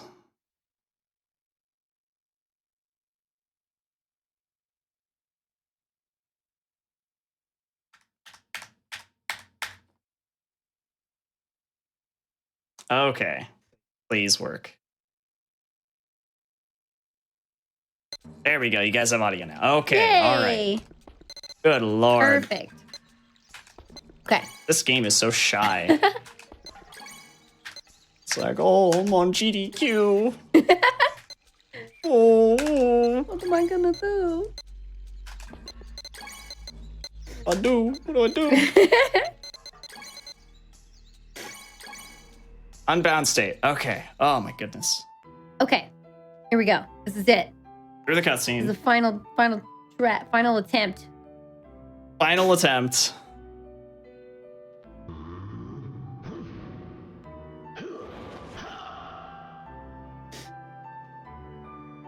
I'm ready. I'm ready. Keep your balance. That's right.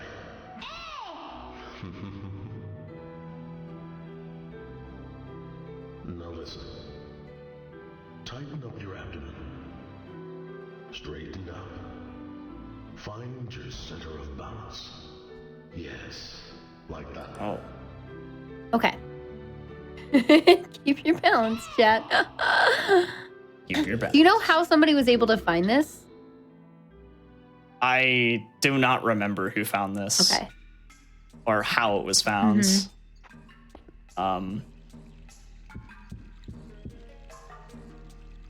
But it wasn't too long ago. Yeah.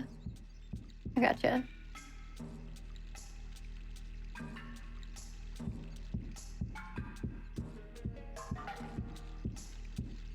Okay. So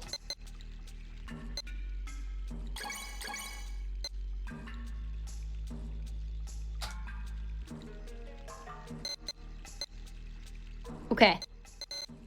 ooh, it's not letting me. Okay.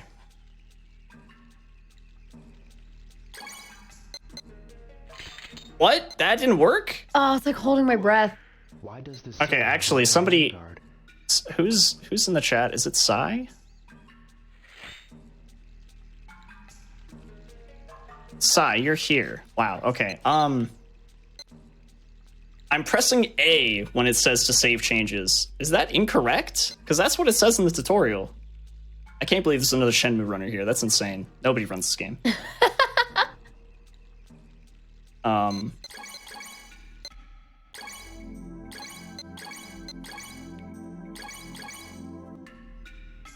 Okay. When you do this glitch, let me just show off the animation. Hey, he says. Let me show off the animation Okay. again. And then we're going to see it in the future. Okay, so sheathing. Was Father trying to hide this sword on purpose? This animation you can only do in the dojo. So what I'm trying to do is I'm trying to take the sword outside by bypassing the trigger that makes Ryu put the sword back. Okay. I'll leave this here. This. Right. So when you're outside and you go down these steps, you still have the sword. Okay. So then... So what you do is you go over here, and because the sword sheathing animation can only be done in the dojo, Ryu walks through this flooring and does the animation. And he walks through it, and you're out of bounds. Because he's trying to get to the sword, or because... He's trying to get to the dojo. He's trying to get inside of the dojo so that he can do the animation, because the animation's only supposed to happen Oh, it's in like there. pulling him in there. It's pulling him in. Oh. So what you do is you go into the back of the house out of bounds, and behind this wall over here is a secret passage. into like a secret basement area. Oh. And you can enter that secret basement area via the out of bounds. And what this does is it skips the entirety of disc 1. Oh, wow. Okay. Because you're not supposed to be able to get what's in the basement, the Phoenix Mirror, until you do a ton of different things. Obviously, this is, like, giving me a lot of trouble, so I can't really show off exactly what it looks like. Right. But I do it in the world record, so if you're ever curious, there's that video for you. But let me go ahead and show off the Dobuita stuff. Actually, I can just do that right. Or no, I can't actually, because I haven't done the Phoenix Mirror glitch. So Okay. So we're gonna see another one coming up. yeah, I'm gonna show off something different. Yay, let's go. I know, right? I want to see it too, Sigma. Yeah. Do you have a save that shows how we can get behind the, like, once you have the animation stored, or does that not save correctly? Is this the right save? No, it doesn't save correctly when you do that. Oh, okay, so you have to You can't- get it and do it at yeah. the same time. You can't save and do it, unfortunately. Gotcha. It's my I see. Yokosuka Harbor. Somebody mentioned 1158. I mentioned using the mouse for the menu stuff. Funny enough, that's what I did the first time and it didn't work. So Weird. that's Okay. odd. It is really odd. So I don't think either of these are correct. Let's go.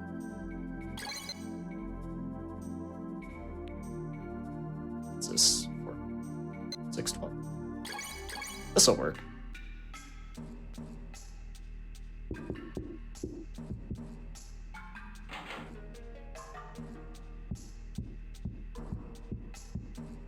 This'll work. Today's allowance. Okay. So when you walk up to this door, you can warp to like different areas. Okay. But if you just leave it, the menu will just go away. Eventually. There it is. It goes away. Okay.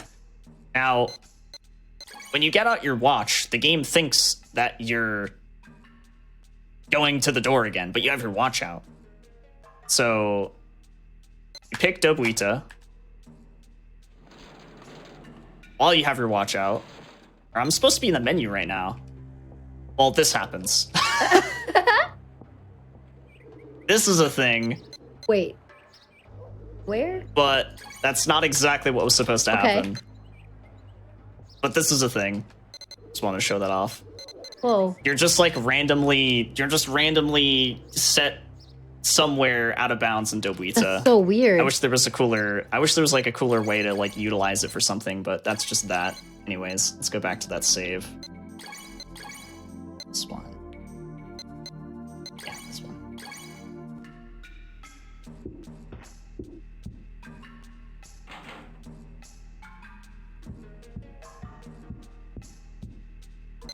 Huh. I have to be sure not to waste this. So same ordeal. We're gonna wait for this menu to go away.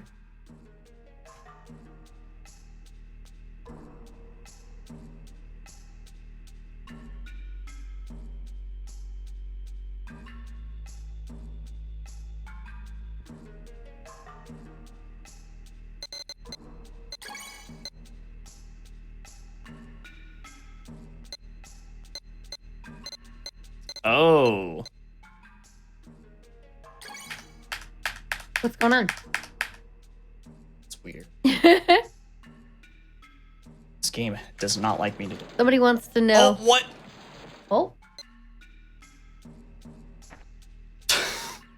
The camera's out of bounds. Oh my gosh. Yeah. What? Rio, you can still control and stuff, but like camera's out of bounds completely. Is that supposed to happen? Like, is that what you wanted to No. happen? No, Oh. not at all. Uh-oh. I'm in so much trouble. Okay, hold on. You got this.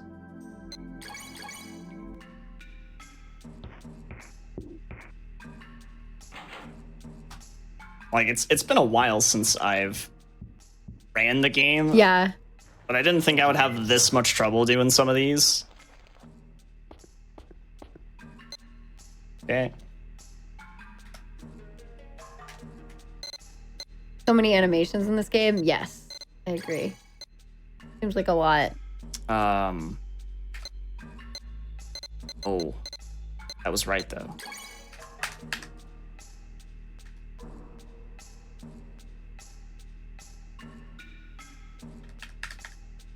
Is that right?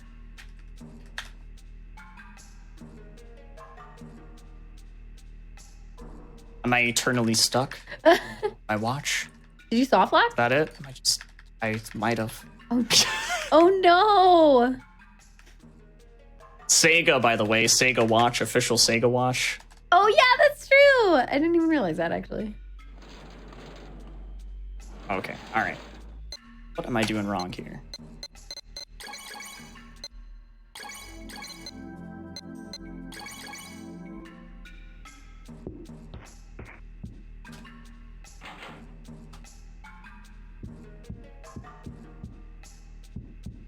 My goodness. I have to be sure not to waste this.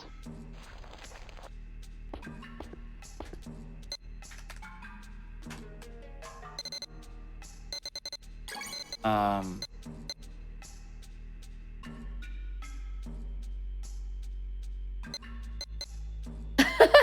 know it's like such a long run. Oh, before you unbind? Oh my god, see, Sai, you're saving me right now.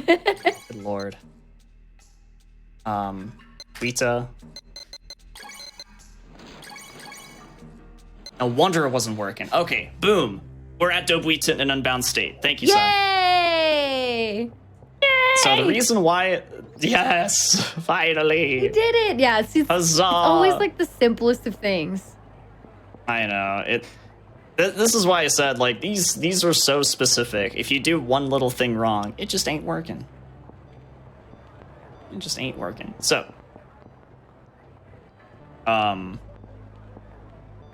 open the door to the tomato shop here.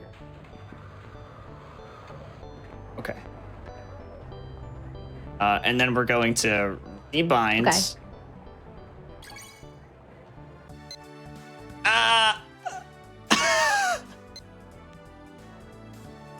What just happened?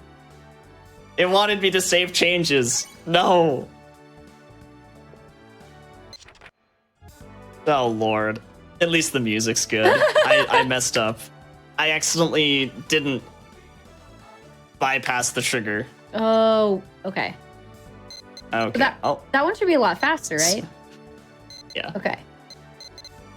Let's go. So silly. So silly, this game.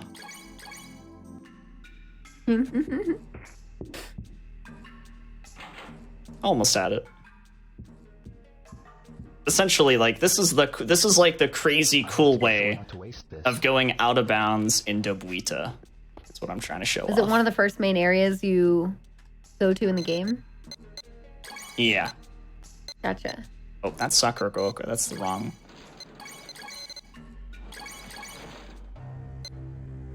Well, you're Sakuragaoka, I guess. It's okay. We can go to Dobuita still.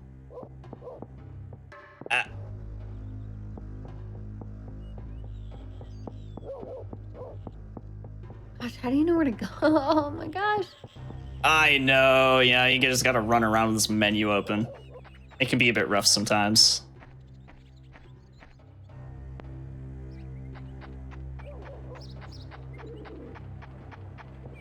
Here we go.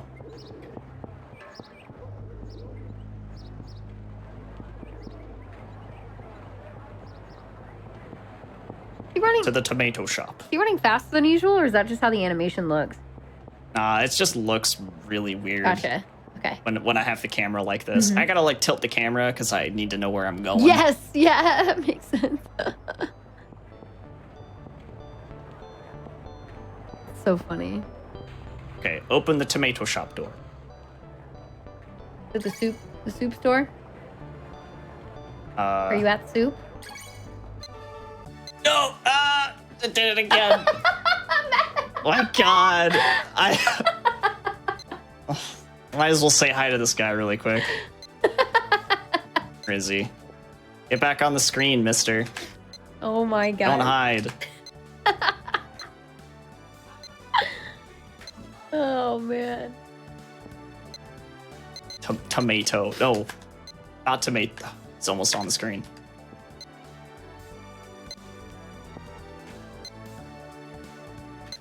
Where is he? I can't find him. Oh well. Okay.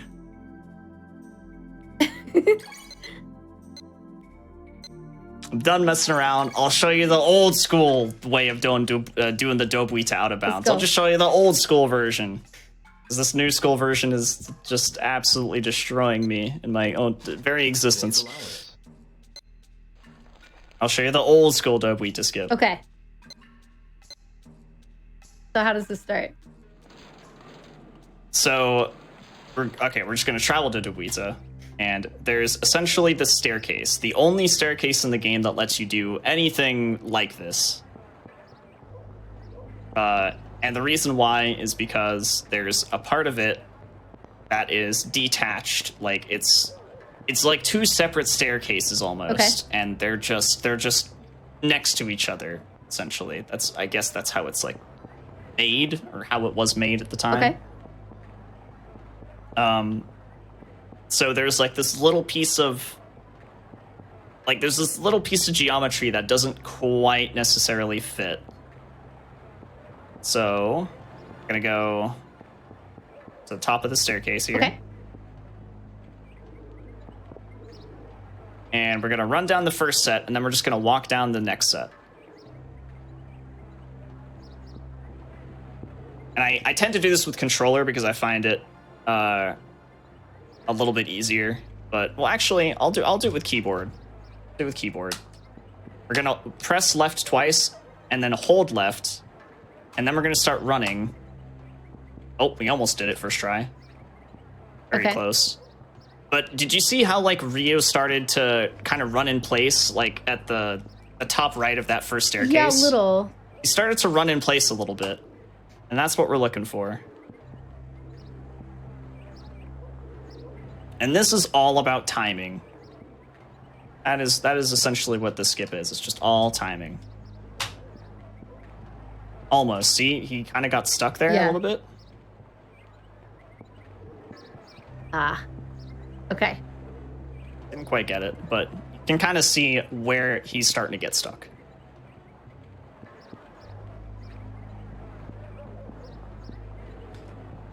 The reason why he's not getting fully stuck is because I'm pressing run a little too early. Okay, gotcha. Just gotta press it a little bit later. We'll get it.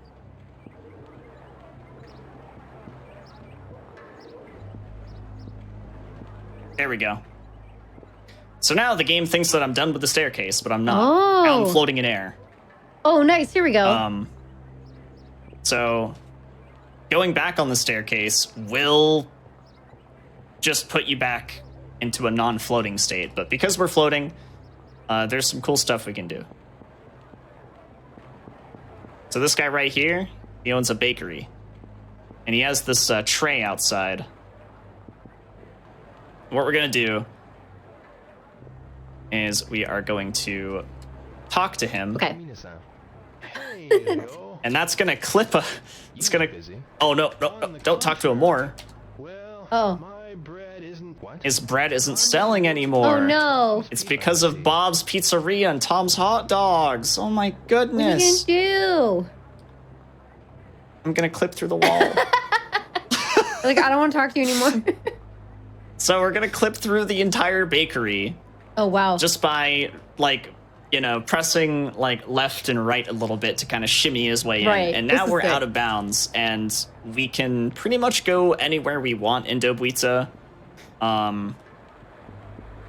There's a couple invisible walls, like this one that leads to the street, because there's always an invisible wall on the street. They don't want you to get hit by cars and stuff. But the way that we skipped the first disc before we found the Phoenix Mirror skip, which was the crazy glitch that I was trying to show off at the beginning. This would be the original way of skipping disc 1. Oh, okay. And I mean, like, technically you can still do this in a viable run, because you can go to the arcade during one of the days where you're supposed to go to the arcade, but it only opens at 12, but you can start the day at like 8:30 and do the glitch and go straight to the arcade, and it'll trigger the sequence. So you can still do it in a run, it's just there's other faster ways now. Gotcha. But yeah, we're really out of bounds. We're just really out here. Oh my god. And you can run for a while. Is there a You death can run lane? for a while. No. Shenmue is made in the way that, like, it's just supposed to be like an immersive kind of life sim slash, you know, virtua fighter story mode thing going on here. So there's nothing to prevent you from doing things out of Oh my bounds gosh. except for invisible walls. This is awesome. Okay. So the entire Dobuita is yours to kind of mess around with, but what we really want to do is we want to show off the fact that to skip disc 1, you need to go to the harbor. And the way of going to the harbor is going out of bounds and going to the bus stop. The game will usually not let you go to the bus stop until you are required to go to the harbor in the story. Oh, okay. So the bus will show up, and you'll still be stuck out of bounds when you're interacting with the bus, but you're able to get on the bus. Yeah, that's really cool. So can you click on it from here? Yeah. They did not make it so that you have to be on the sidewalk. You can just be kind of in this box. So- There's like a big box that counts as It like thinks you're going on the bus now. it does. I don't know what this screen is, but it does think I'm going in the bus. All right, here we go. And this is how you get to the... Oh my god, what is going on here? This camera. I've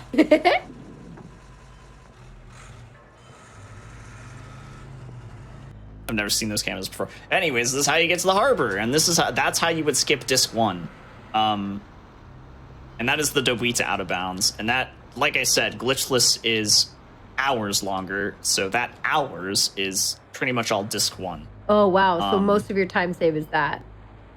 Right, exactly. Gotcha. Now, I'm going to show off, because I don't have a save for the cutscene itself, but I'm going to show off something really cool. Okay. There's a certain day at the harbor where you actually get your forklifting job. Which, that's a thing. Okay. In order to avenge your father, you have to get to China to find Londi, and to get to China, you need money. So you have to So you get job. get a forklifting job. You get forklifting job at the harbor. Of course. And this is like the room right here. This is like the building where it's like the meeting room for the guy who gives you your job. Okay. And on the very last day of your job in the game, I guess in the story progression, he gives you your last pay, right? And when that cutscene is happening, you can actually have your unbound state. Okay. So you'd be in an unbound state during the cutscene, Oh. but what you do is you bind a key, and then you save your game in the cutscene. Saving your game in a cutscene usually leads to disaster, but this time, if you save your game during that cutscene, this happens. Oh, we're going to another save. Voila! This is the room in which you have the meeting. Oh, what? So when you save your game and you reload it, it thinks that you're outside. Or, it thinks that you're inside, Okay. but you're outside. It's complicated. I'm not sure why the game thinks that you are outside when you saved your game inside, but it does. That's so weird. Okay. So this lady's sitting, she's magic. She's magic. Anyways, She's we're good. still inside though, technically. Like, we can't... There are invisible walls that are going to stop us from actually going anywhere, and that's because the game thinks that Rio is inside. Right. Even though it thinks we're outside. But if we open the door to go outside, the loading trigger is now putting us inside the office. So now the game thinks we're inside. Wait. But we're outside. Wait. Yeah, I know. It's really, really weird. And I think it works vice versa too. Like if we try to go inside, it'll think that we're outside. Okay. Yeah, look, it thinks that we're outside now, even though we're inside. That's so weird. Okay, that's so strange. That's awesome. It is really strange. But us, again, invisible walls and oh, well, except for that wall, I guess. There's a bunch of invisible walls that we're not going to be able to get through, Sure. so we have to use the door to get back For the most part. Except for that. inside. Yeah, so we're inside, but we're outside, and that means that walls are a suggestion. Walls are a suggestion. That's what I've learned about speedrunning. And it's good that walls are a suggestion because there's a trigger on this day that makes it so that you can't ride the bus until the day at the harbor is over. Okay. But with this, we're able to go through all the walls and be out of bounds, and we can just ride the bus when it comes. Perfect. So we get to skip all of that waiting. But this is a really, really cool... This is a really, really cool glitch because it's...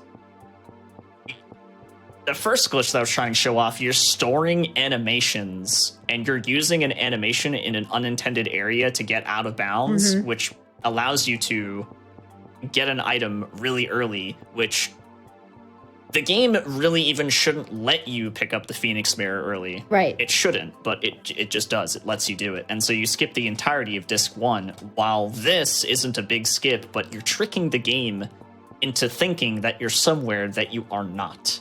Right. Which I think is really cool because you just get to do crazy stuff like this. Like there's no invisible walls and stuff. You just do it again. Running. You can just run and go into I wonder if there are other... Actually, I've never tried this before. There are other doors that we can enter, and I'm curious to see if they lead us to being outside, Right. but in an out-of-bounds state, so or if they wild. just send us back into the same place. But let's go test. Let's go see. I've never tried it. Yeah, there's one like right over here. Oh, here's Tom's hot dogs, by the way. This is what the baker was so worried about. Hot dog stand. Tom's really cool. Look at him go. Legend. Okay, here's the door. Look at that. The game won't even let us interact with the door. Oh, it has no idea now. It has no idea. Can I use the vending machine? Oh, by the way, Rio has an absolutely insane addiction to orange soda. Oh, you can. We can use the vending machine. Is it gonna There's correct absolutely no audio. the position or anything? Whoa. What? Oh, okay. No, we can cancel. That's cool. He just chugs those like a madman. Can we talk to people? We can talk to people. Are you still like out of bounds? Technically, yeah, we can just go through. Oh, wait. Let's see if we can go into the tomato shop, but still be outside. Ah, see? So it's only the trading office and outside. Okay. Once we go somewhere else, it resets everything. It's now reset. I believe. Gotcha. It's now reset. That corrects it. So that does indeed correct it. That's cool. That's cool to know, though. That's cool to know. All right. What are the other saves I have?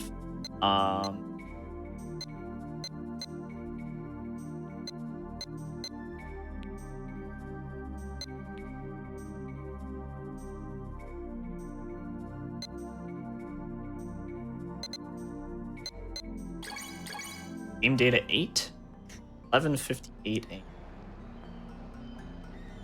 This is for. Yo, bro! I've got you a No. job, man! We'll have to watch the cutscene, otherwise the audio messes up. Aw. Anyways, But you know, I had to go through I think this save is for showing off how to skip the first forklift day. Job I found. Shut your lip, Gotcha. But it's gonna take way too long to show that off, unfortunately. Gotcha. Hey! You two Okay. know each other. What would you say is To next? find it for you. I'm only Uh, lunch to Harbor Dorm, so I asked the foreman I know for you. You gotta think through there it. is another skip in the harbor, but I don't. Now I'm afraid I don't have a save for it. So, where Maybe should I have a folder on my computer with other saves. Hold on. Just ask for Yada-san. You have an appointment. I don't think I do though. Okay, no worries. Alpha Trading Office. We're just here to like get a look at some of Shenmue. what we can expect, you know? There's no extra folder, so I don't know what to do. Right. Hold on, let me check the other Yokosuka Harbor saves. Like, game status 7. What was this one? 1:56 p.m.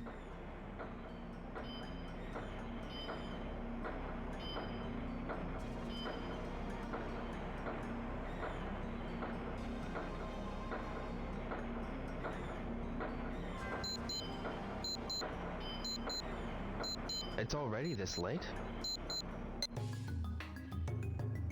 First, take the cargo to warehouse number 8. I'm just trying to Then see what we go to have warehouse number 18. available. Oh, this would take too long too. I thought I had to save closer for this one. Okay, that's fine. Ah.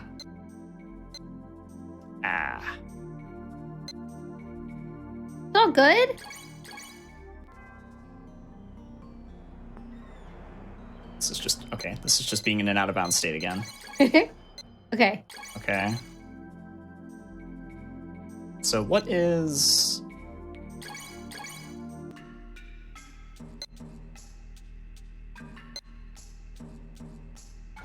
Sleep.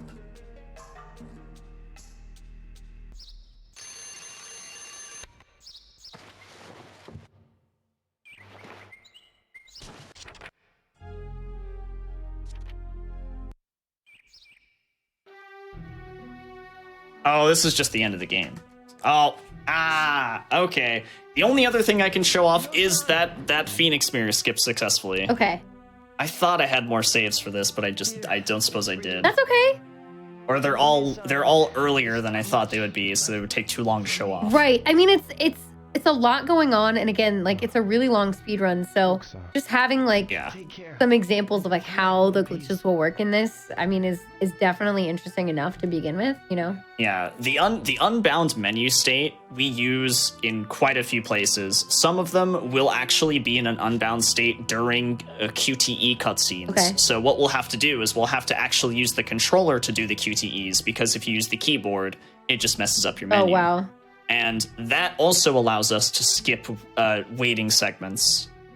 So it looks really funky because you're like sitting here doing QTEs with the menu popped up. You like 60% of the screen's taken up by a menu. Right. Oh, that's so weird. Okay.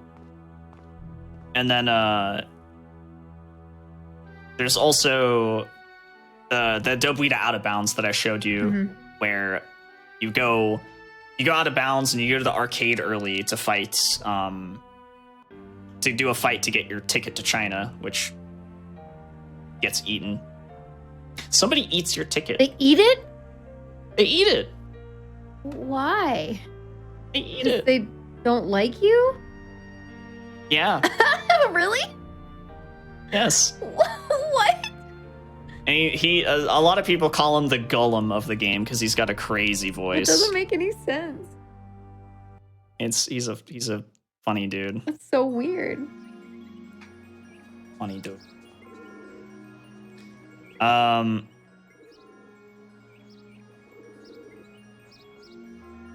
Yeah, I don't really know what else I can actually show off. That's okay. Do you want to try to go back and do that one from earlier? Yeah, I could do that. Okay.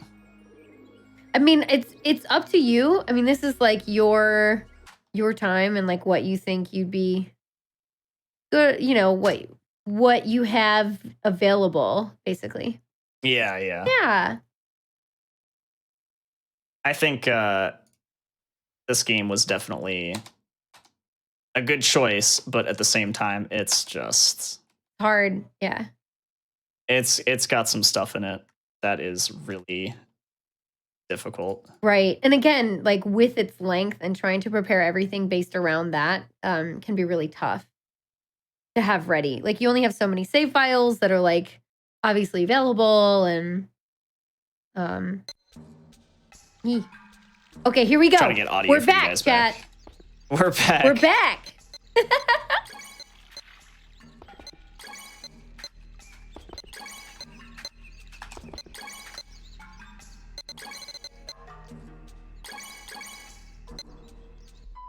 Okay. All right, let's see. Unbound state.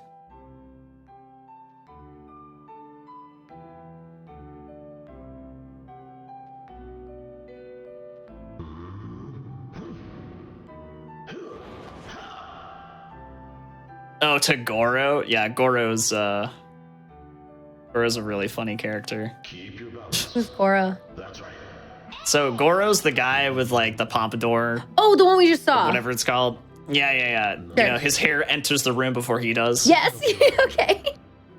Yeah, he's really funny. There's a lot of really funny characters in this game. Nice. Balance.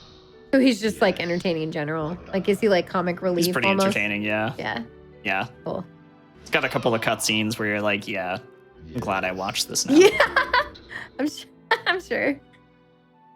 Okay, sick. All right. So we want to Alright, get in that room. Back to doing this. We want to get into that secret entrance. We want to see that room.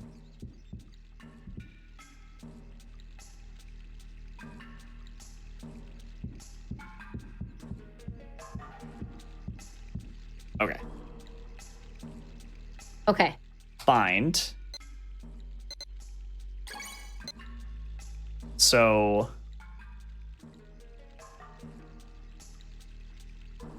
mouse on. Okay, wait. Sai, are you still here? You said you do it with the mouse. Click no with the mouse. I need him in chat. Actually, It's okay. We have a sec. What's the consensus?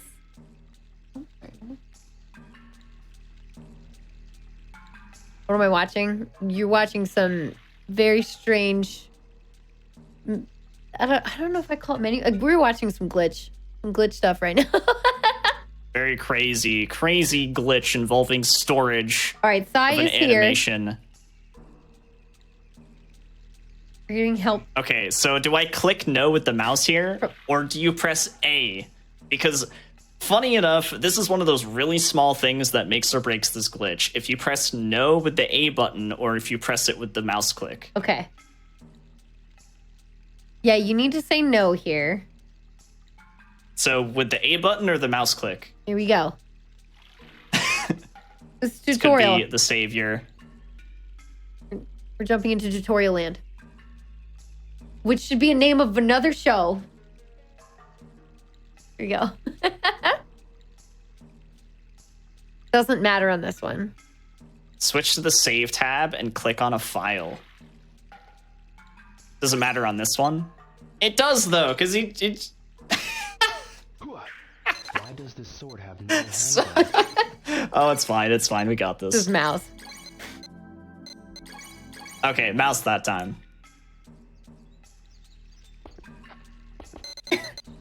We're gonna make this happen. Yes.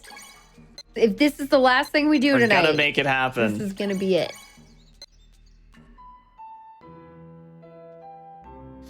It has to be. It's like one of the coolest things. You're like confusing the game into thinking that you're in an unbound state in a cutscene, which it's not supposed to do. Right. So you're storing menu stuff to then play the game with the stored menu, which then you store an animation in the menu, Right. and then you use the animation out of the menu in a place where you're not supposed to use the animation to go out of bounds to then skip like an hour and a half of a game. Which is awesome. It's wild. And again, we did like a kind of more old school version of this skip, but this one's gonna be. We did an old school Dobuita skip. Right. Yeah, we did an old school version. It's gonna be a lot faster when done right. You know. Yeah, Like it. exactly. Yeah. Yeah, the learning stuff for this, yeah, it is like this. Like, this is honestly how a lot of this goes. Where you're like, okay, like asking members of the community is really helpful. You know, and kind of experimenting, and it doesn't always go right. Like, this is how speedrunning can be sometimes. And like, you know, you come on GDQ and sometimes you're like, you just see it from beginning to end, and that's it. Because you're trying to see people like go super fast. That's what speedrunning's about. But there's this whole learning process because it's just like learning any other kind of skill. Okay, and then we press no on the controller for saving. You got to get to the save menu. Then you got to bring up the do you want to overwrite prompt. There it is. There it is. Okay. Voila. We've passed the trigger. We did it! We've done it. We did it. Oh my good lord. Yay! Okay. Yes. So that's what I was missing before was the save prompt. Do you want to overwrite prompt? That is the one that I was missing out on earlier that I somehow forgot about, even though it's extremely vital. Right? And it's just like the simplest things, like we were saying. Yeah, yeah. Okay, now So what? this next section, you have to be really careful here. So in order for Rio to actually run down the stairs, he needs to be at like the very edge of them. Like you need to inch Ryu as far forward as possible. And then, like I said before, that animation is now stored in this menu. This save menu, you cannot switch out of it unless you want to do that Right. animation. So the run button is the L trigger on the controller, which is going to send me to the moves menu. Okay. So as soon as you're running down these stairs, you need to go back to the save menu. Just like that. Okay. Very vital, otherwise you've messed up everything. So now we have the animation stored, and we're going to switch off of this menu. He's going to do the animation, and boom, you're out of bounds. Yay! Does this sword have no handguard? That's awesome. Why does the sword have no handguard? No handguard. Well, it doesn't matter anymore, Rio, because now we're going to skip everything. Yay! So here's like the back portion of the house that I mentioned earlier that we needed to get to in order to do this. And then here is the secret entrance. Now, the only thing that you need to do in order for like the rest of this to work is you need to clip into this room. Okay. And the best way of doing that is literally just pressing the A button, because that's where the animation is stored, is in the A button now. So you press the A button, and Ryu tries to go back into the dojo, but instead of going to the dojo, he just clips into the secret Oh, room. sick. Okay. So now that you've clipped into the secret room, you just need to go to the right, And you'll go into and the there's a weird, like, there's just this weird trigger that you hit that makes it so that Ryu climbs down the ladder Oh. into the underground section. So now you're in the basement. And you're not supposed to be here, but the game is okay with it. The game's fine with you being here. It's like, Yeah, you turn on the flashlight that we picked up earlier, which, remember, we picked up the flashlight? You need the flashlight to be down here, so you need to pick it Oh, up. so you have to have it. Okay. Yeah, you have to have it. And then you go to this box, and you have to pick this up because there's a cutscene later that you can skip if you already have He this. was young, but The who's picture- younger than him? Picture of Azuki Sensei.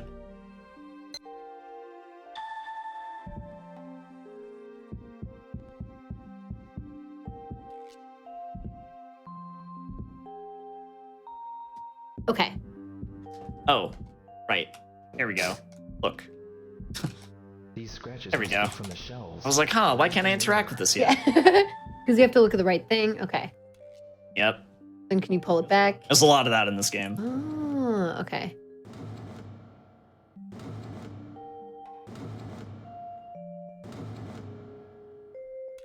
It's a crazy trick. Right. I mean, there's a lot, It really definitely is. a lot involved What's in it. this? Yeah, and it just goes to show that, like, even if you just mess up one small little thing, you can't do it. Everything can be thrown Just- off. Yeah. Huh? That wall. Yeah, you just have to do it perfectly as it is as you need to. Right. Just every button press needs to be specific. As you saw, like, pressing the A button activates that prompt, so I needed to use the mouse Family crest. instead, and you need to make sure you're on the save prompt, and when you're on that save prompt, that's the menu that you have to press with the A button. You can't use your mouse on that menu. Oh, okay.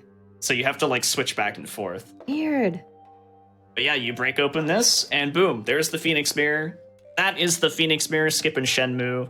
You do it within like the first 5 minutes of the game, and you successfully have skipped the first disc of the game But in Sega Dreamcast terms. okay, right, and for what they want. So that's like the same thing. Exactly. Yeah.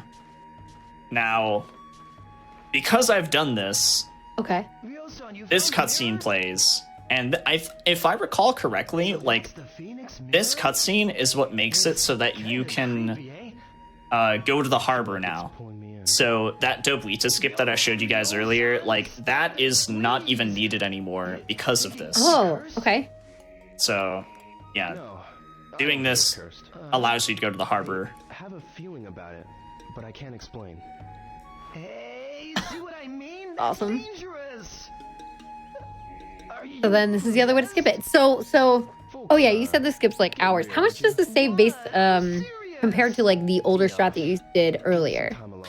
So the older strat, I think, would be about 20 minutes slower. Oh wow, that's still pretty significant. Yeah, because there's a bunch of stuff that you have to do before you do Dobwita, the other Dobwita skip. Okay. So about 15 to 20 minutes, depending on like how fast you can do everything, and if you make the right bus cycle. Wow. Because bus cycles are also a thing. Gotcha. Just like a real bus, this game, the bus comes every 30 minutes. Oh wow, so you actually have to Except hit that's- that. Right, yeah. How long does that usually take in game? I don't even remember, actually. Okay. Don't. I think here you go to Sakuraka Oga, you do the unbound state, and you can't see and stuff.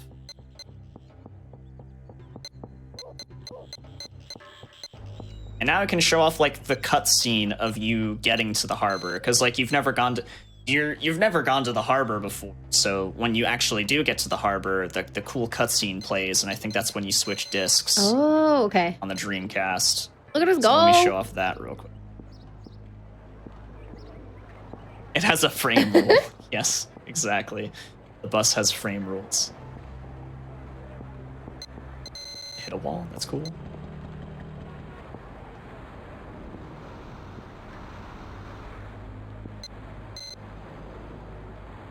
Oh, I might have to wait for the bus. You missed the cycle. I missed the cycle. Lots of explanation later. Right. Doesn't take too long for it to show up, though. Yeah, that's fair.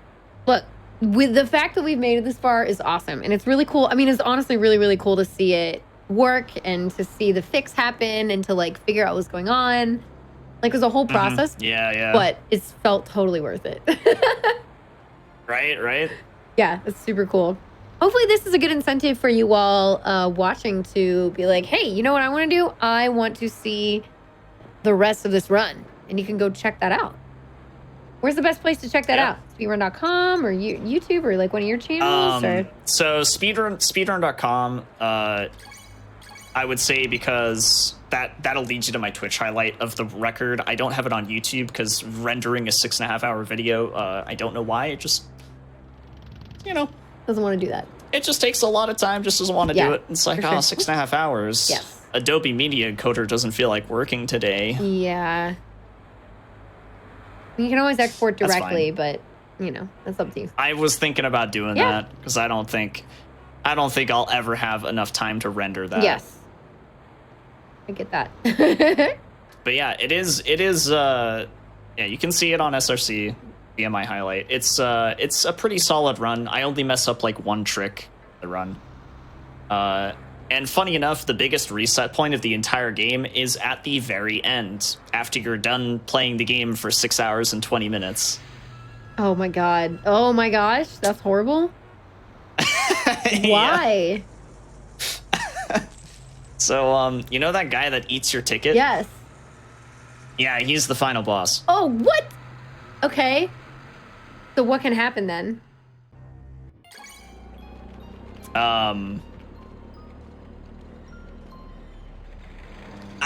I mean, he just beats you up. He's just really hard. Okay. He's just really hard. Oh my gosh.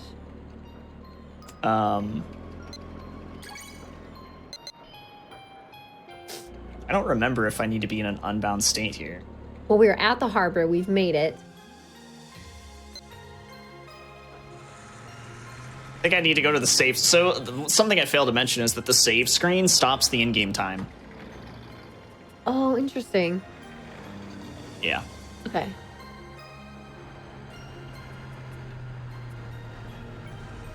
So, like, you get out of an unbound state, and then you wait until Ryu gets off the bus.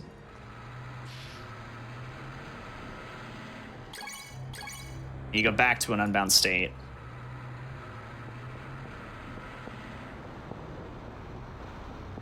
And then you rebind. Oh.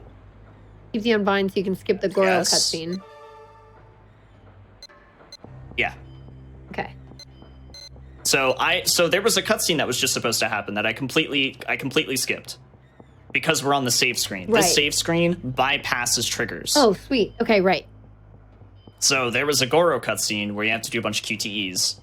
I've completely skipped it. And this gives me the opportunity to just do the rest of the harbor. Oh god, that noise. it lets me do the rest of the harbor, essentially. And I can actually get out of the screen.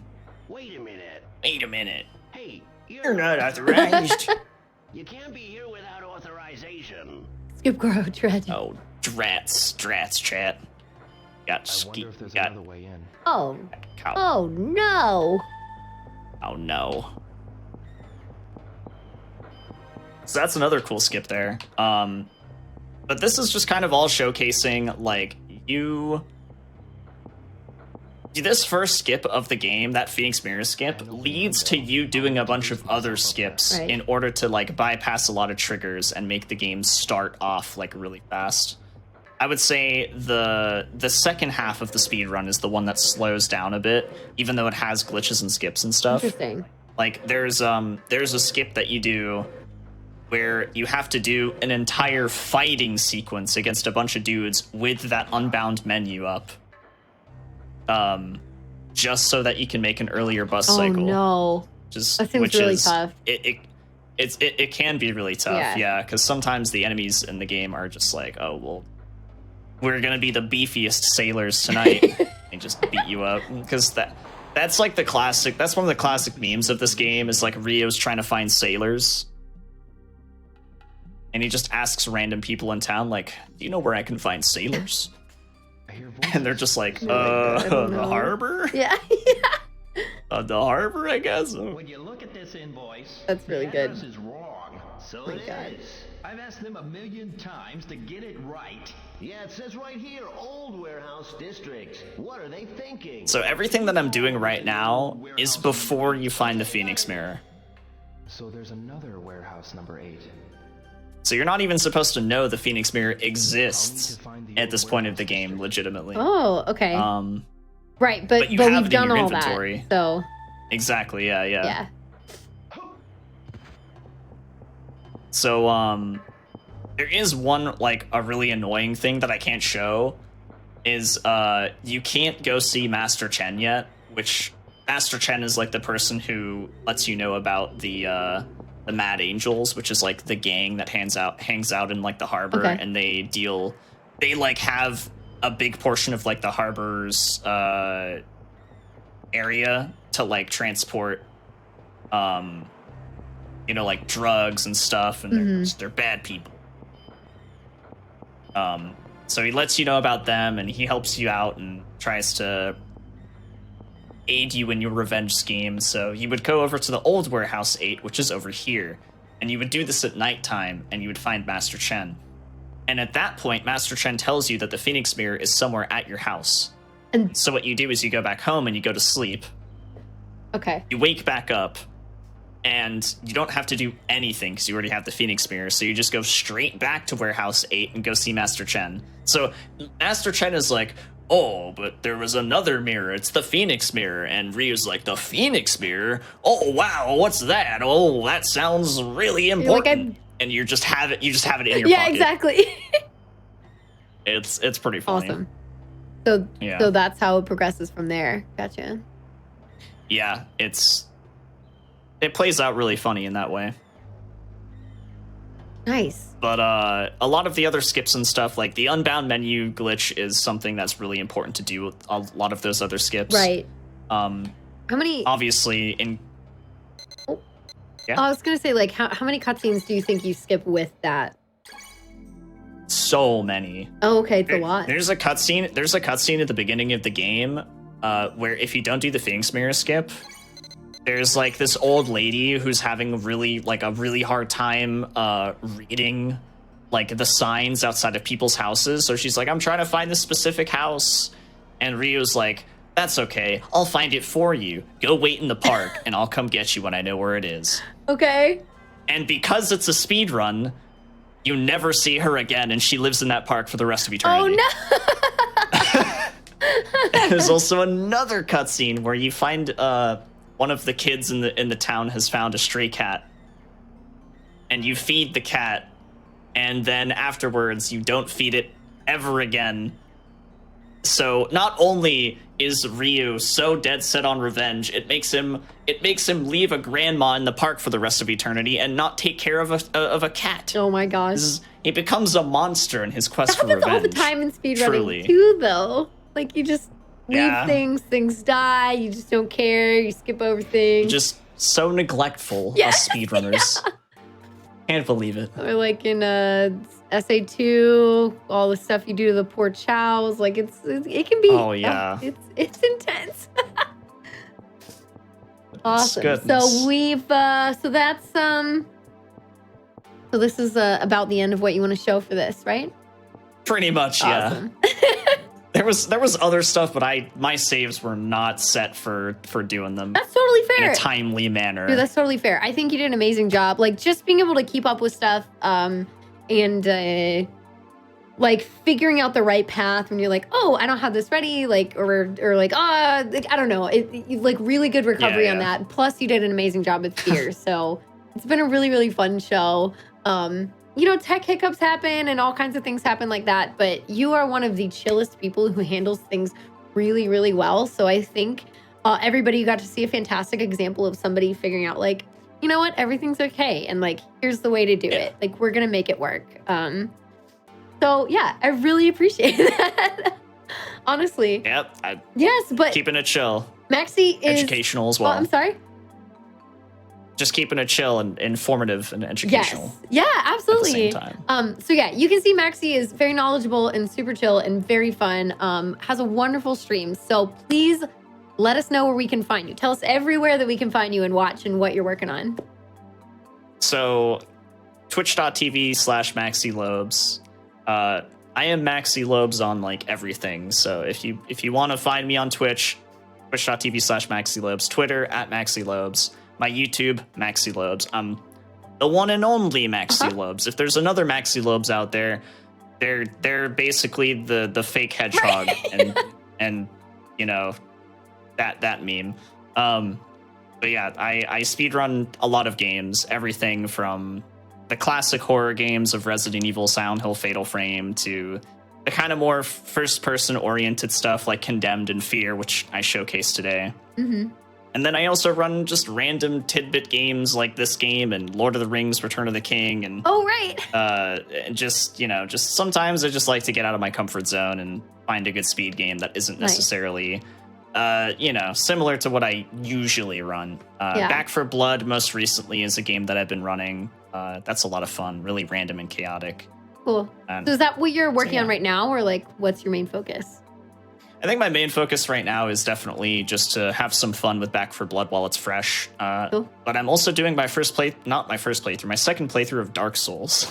Oh, right, that's right. I was watching the other night. Which it's going a lot smoother than my first playthrough. I'll say that. But yeah, Awesome. that's what I do. I stream full time, and I just like to have fun. Cool. Well, there you go. You Games heard and it. whatnot. If you want to find Maxi Lobes, just search Maxi Lobes and you'll find it. Oh, yeah. But yeah, definitely check them out. A lot of late night content. So, if you're up around this time, this is the time to start watching. So make sure you please go give him a follow and check him out. Thank you all so much for being here this evening. I appreciate it. We will see you next month. We are a bi-monthly show, so it's 2 Mondays a month at 10 p.m. Eastern. You can catch this show. That's never happened before. And we'll have more glitch things happening. Next month is going to be really fun. I already have my guests lined up. Just got to check in with them. And before I let you go, just want to mention some stuff like Frost Fatal. The game and volunteer submissions are closed, but we have this thing called One and Done-a-thon. So submissions are now open for that until November 21st. So One and Done-a-thon is a new series of weekend marathons on the GDQ hotfix, where every runner only ever gets to show one run on the series. So think about what game you want, you most want to show off in a showcase and submit that. You can find more information at gamesdonequick.com/hotfix. Just like you can with the other shows that we have available. Again, feel free to watch us on YouTube, or if you are watching on YouTube right now, consider coming and watching us live because, we can answer your questions and do all kinds of things like that. What else has been going on? We have the GDQ Sum of Best segments is another thing on YouTube that we got. I don't know why I keep kind of messing with my hands. I'm sorry. So that's on YouTube. It is a highlight channel. So if you want to see kind of the bits and pieces of some of our hotfix shows and maybe get a feel for what some of these shows are about, you can check out the Sum of Best segments channel. And then from there, kind of have the short versions, the wrap-up versions. So those have been coming out. Then AGDQ 2022 schedule's out. And tomorrow at 7 p.m. Eastern, we have Random Number Generation, which is a fantastic show because, it's all about RNG and all of that stuff. So it's randomizers. So if you like randomizers or you don't even know that much about them, definitely check out that show. Again, 7 p.m. Eastern. Tomorrow is Ocarina of Time co-op randomizer. And that's with Nuclear Reaction and Fant TV, who both have new shows on GDQ Hotfix. Those are 2 other GDQ showrunners. So watch that. You can get a feel for 3 showrunners at once and then be like, I want to watch all these shows. So yeah, anyway, I will let you all go. But thank you for being here. Thank you for watching. Maxie, thank you so much for joining us. You did awesome. Really appreciate it. Thank you. Thank you for having me. Yes, again, please follow Maxie, and we will see you all next time. Take care and have a great night, everyone. Bye. Bye-bye.